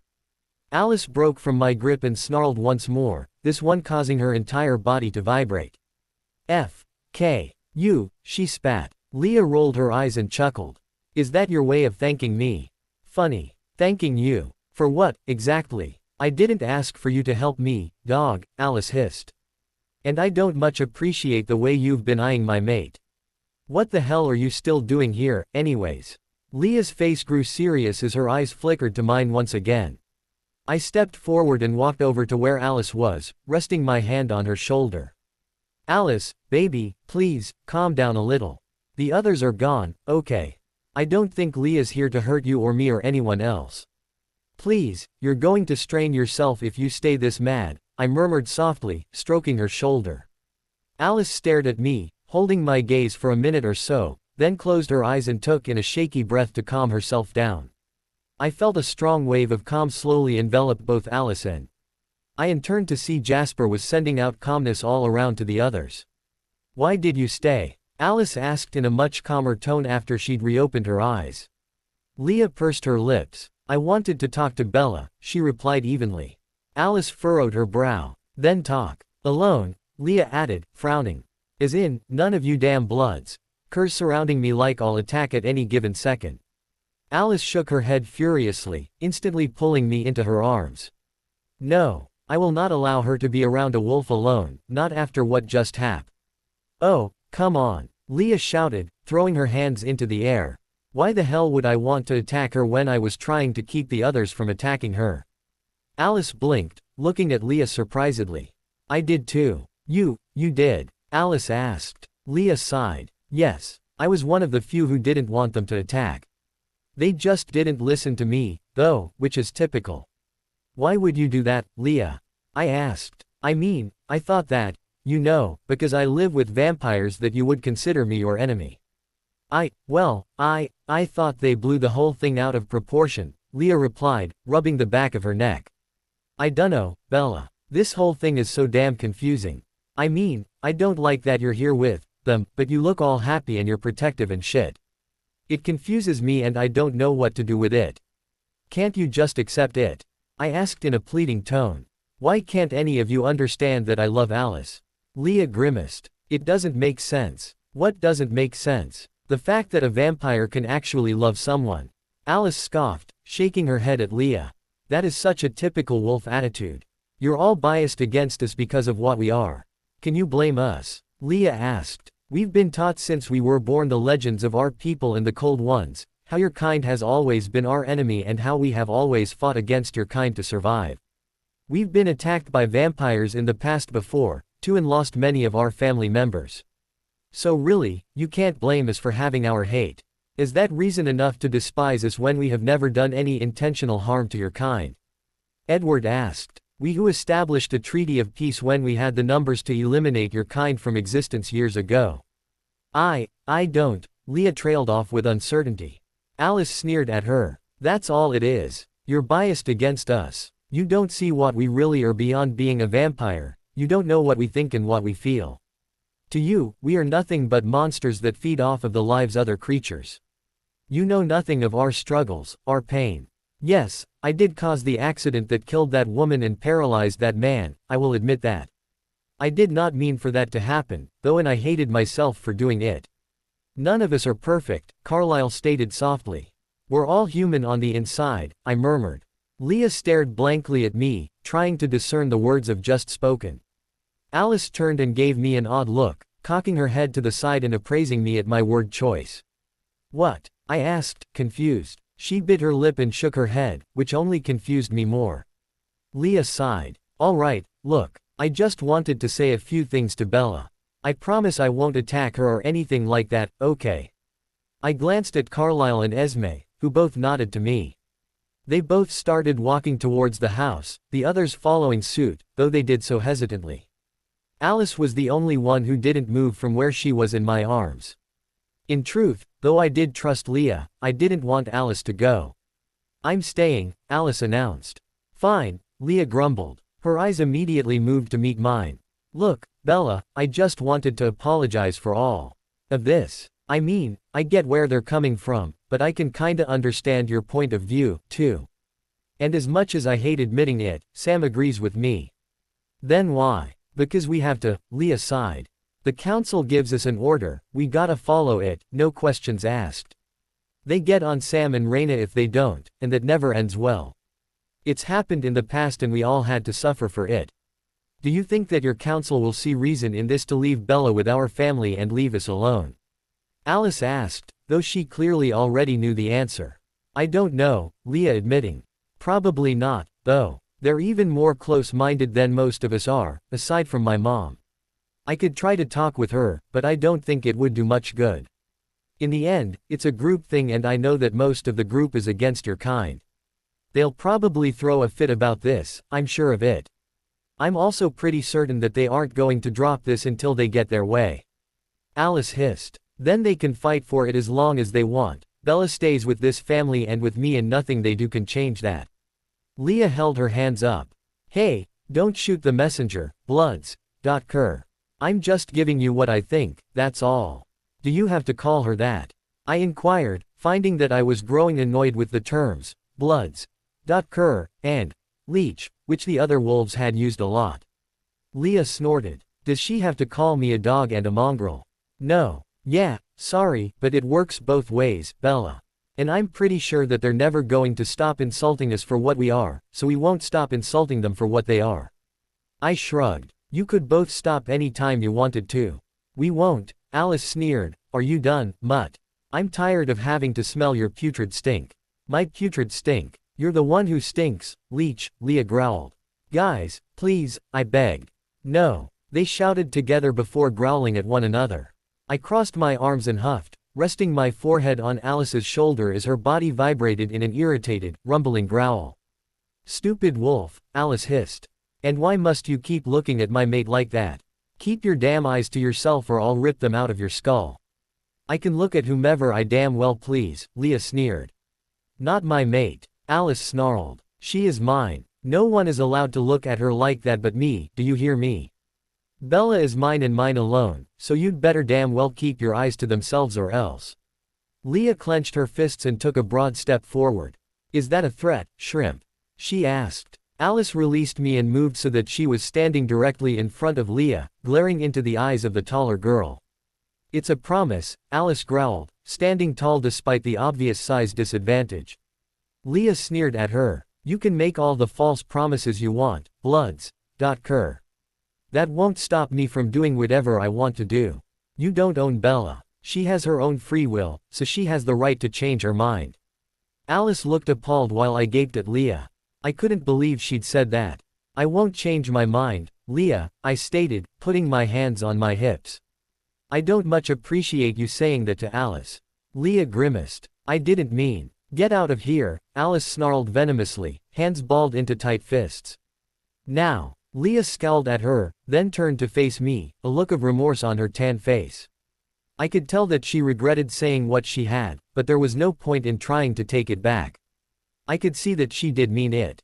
She actually thought that there was a chance that I would leave Alice. Bella, please, I didn't. I bit my lip and shook my head furiously. How could you even think that, Leah? I thought that you wanted to be my friend, yet you go and say something like that. I love Alice, Leah, more than anything on this planet and I would never leave her. Not as long as she wants to stay with me. Alice whipped her head backwards to face me, her black eyes boring into mine. As if I would ever even think of leaving you. I smiled at her reassurance and wrapped my arms around her. Do you see, Leah? Leah hung her head and sighed. Yeah, I see. I'm sorry I insulted you, Bella. I'll leave now. She turned and started walking away when I called after her. Leah, wait. Leah peered over her shoulder at me curiously. Does this mean we can't be friends? I'm not sure, she admitted in a whisper, staring down at the ground. I still want to be, but with the way things are and with the way things will likely end up, I'm just not sure if it's possible. I'm sorry, Bella. I wish I could give you some kind of reassurance or something, but I can't. Goodbye, Leah, I murmured, sighing. Leah looked at me sadly before turning around. Bye, Bella. She took a few steps forward, but stopped once more. You'd better be serious about keeping her safe, Bloods. Kerr. With my life, Alice grunted. I'm not so sure that's good enough, Leah snorted. Alice curled back her lip and hissed. Come back here and see for yourself, mongrel. Leah laughed and continued walking into the forest, the sound of her laughter dying down a minute later. Then it was silent as Alice and I both watched the direction that she and every other wolf had gone in. Alice gently pulled away from my arms and ran her fingers through her hair, shaking her head. Stinking mutt, she spat. She turned to look at me. I need to hunt. We'll talk in a few. Okay, I replied. She nodded and, after a moment of hesitation, blurred into the forest in a different direction from where the wolves had gone. I sighed and ran a hand through my hair, feeling a little mentally exhausted from all the stuff that had happened. Deciding that, especially since I was still injured, that I should go and rest, I turned and walked back to the house. Upon opening the door I was greeted by Esme, who immediately pulled me into a warm hug. I wasn't startled by it like I usually would have been and melted into the hug, wrapping my arms around Esme and letting her love wash over me, causing all of the other emotions to dissipate. I smiled warmly at her when I pulled away, thankful for the hug. Thank you, Esme. You're welcome, dear, she replied, giving me a thoughtful look. I smiled at her once more and made my way to the couch, gently sitting down and resting my head on the back of it. I felt a slight wave of calm envelop me as I rested, which I was thankful for because it helped clear my head. I couldn't shake the feeling that I hadn't seen the last of the wolves, however. None of us have, Edward sighed, running a hand through his spiky hair. He was sitting next to Emmett, who was sitting with his arms crossed and a scowl on his face. I heard the thoughts of most of the wolves and I'm certain I can hazard a guess as to how their council will react. Emmett snorted. We should have just clobbered them and been done with it. I don't think that would have been a good idea, Jasper disagreed. They outnumbered us 14-9, Emmett. We might have been able to defeat a few, but the entire pack. I'm fairly certain that we would have been killed were we to fight them. I cringed, images of the wolves standing over the ashes of my family dancing around my head. I shut my eyes and forced them out, not wanting to think of that possibility. Jasper sent me another wave of calm, this one stronger. I happily accepted it and allowed it to blanket me as I relaxed back into the couch. With a sigh. What a week, I breathed. Never a dull moment in the Cullen house, Rosalie grunted. Are you hungry, Bella? Esme asked, walking over to me. I thought about it. No thank you, not right now. Maybe later. She smiled and nodded. Very well then, dear. Let me know if you change your mind. Esme flitted up the stairs and disappeared, leaving me and my siblings. Carlisle walked down at that moment, however, and smiled at me, giving me the same thoughtful look that Esme had. I was confused again, wondering why they were looking at me like that. Did I do something wrong or say something wrong? Edward chuckled, the entire couch shaking with his laughter. Shall I explain it to her or do you want to, Alice? Edward inquired as the door opened. Alice danced inside and seconds later I was lifted up and placed on her lap. We locked our arms around each other as I snuggled into her chest and Alice rested her forehead on my head, burying her nose in my hair and breathing in and out several times. She let out a content sigh as she continued to smell my hair, her body starting to vibrate in a purr a moment later. I'll tell her, Alice murmured, keying the top of my head. In a moment or two. Tell me what? I asked, though my voice was muffled from my face being pressed against her. Ooh. Are you gonna get laid? Emmett asked, his serious expression gone with the wind and replaced by his trademark grin. Rosalie rolled her eyes and swatted him on the back of the head, making him whine and rub where he'd been hit. Ow. What? I was curious. I think they both need to get laid. What's so bad about that? I ignored Emmett's humorous remark and peered up at Alice curiously. She was staring down at me lovingly, a placid smile on her angelic face. Well, what are you going to tell me? I asked, dotting her collarbone. Her smile grew. You're quite the impatient one, aren't you? She asked. I grinned rather innocently at her, which she rolled her eyes at. All right, hold on. Alice stood up with me in her arms, smiled and gracefully strode up the stairs and into our room, gently setting me down on our bed. She immediately wrapped around me and at my cheek, grinning ear to ear. So what are you supposed to talk to me about? I inquired again, curling my arms around her. Alice's smile fell slightly and she took on a contemplative look as she appraised me. Well, I'm certain that the others are thinking along similar lines as I when I ask you this. When we were outside, talking with that mongrel. Leah, I interjected. Alice frowned. What? Her name is Leah, I sighed. She's not here, so can you at least use her name? You can call the others mongrels if you'd like, though. Alice crinkled her nose. Ew. Why should I call her by a name? She's a stinky dog, not a human or a vampire. Alice. No, she huffed, pouting in her usual adorable fashion. She stinks and I refuse to call her anything other than dog. Besides, she called me leech and bloods. Kerr, and you didn't do anything about that. I frowned and ran a hand through my hair. You're right. I'm sorry. You can call her whatever you'd like to and I won't complain about it, I promise. Good, she replied. Her facial expression softened and she turned to face me fully, her golden orbs smoldering and gazing intently into mine. Anyways, what I was going to say is that, well, we're all sort of wondering about the comment you made to her. That, we're all human on the inside. That's what I said, yeah, I said, shrugging. I didn't mean it as an insult. I know, Alice murmured. It's just, we're not used to hearing someone say that. Did you mean it, though? Do you really think that we're still human on the inside, despite the fact that our hearts are dead and that we drink blood? I stared at her incredulously, wondering if she was being serious.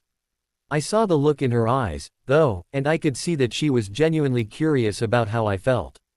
There was a glint of something in there that I could barely recognize. Worry. She was worried. Worried about what? That I would change my mind.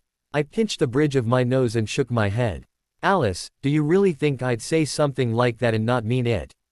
I asked. Of course I think you're still humans on the inside, why wouldn't I? So your hearts don't beat anymore, that doesn't mean that you don't have a heart. I'd think that Carlisle, Esme and you would be prime examples of that. Hell, you all have hearts, because if you didn't, I'd be dead by now. Alice's eyes bulged at my words. I forgot that she didn't like it when I talked about me being dead or hurt in any way, shape or form, even if it was just an example or a joke. But she needed to hear it, whether she liked it or not. I grabbed both of her hands and squeezed them.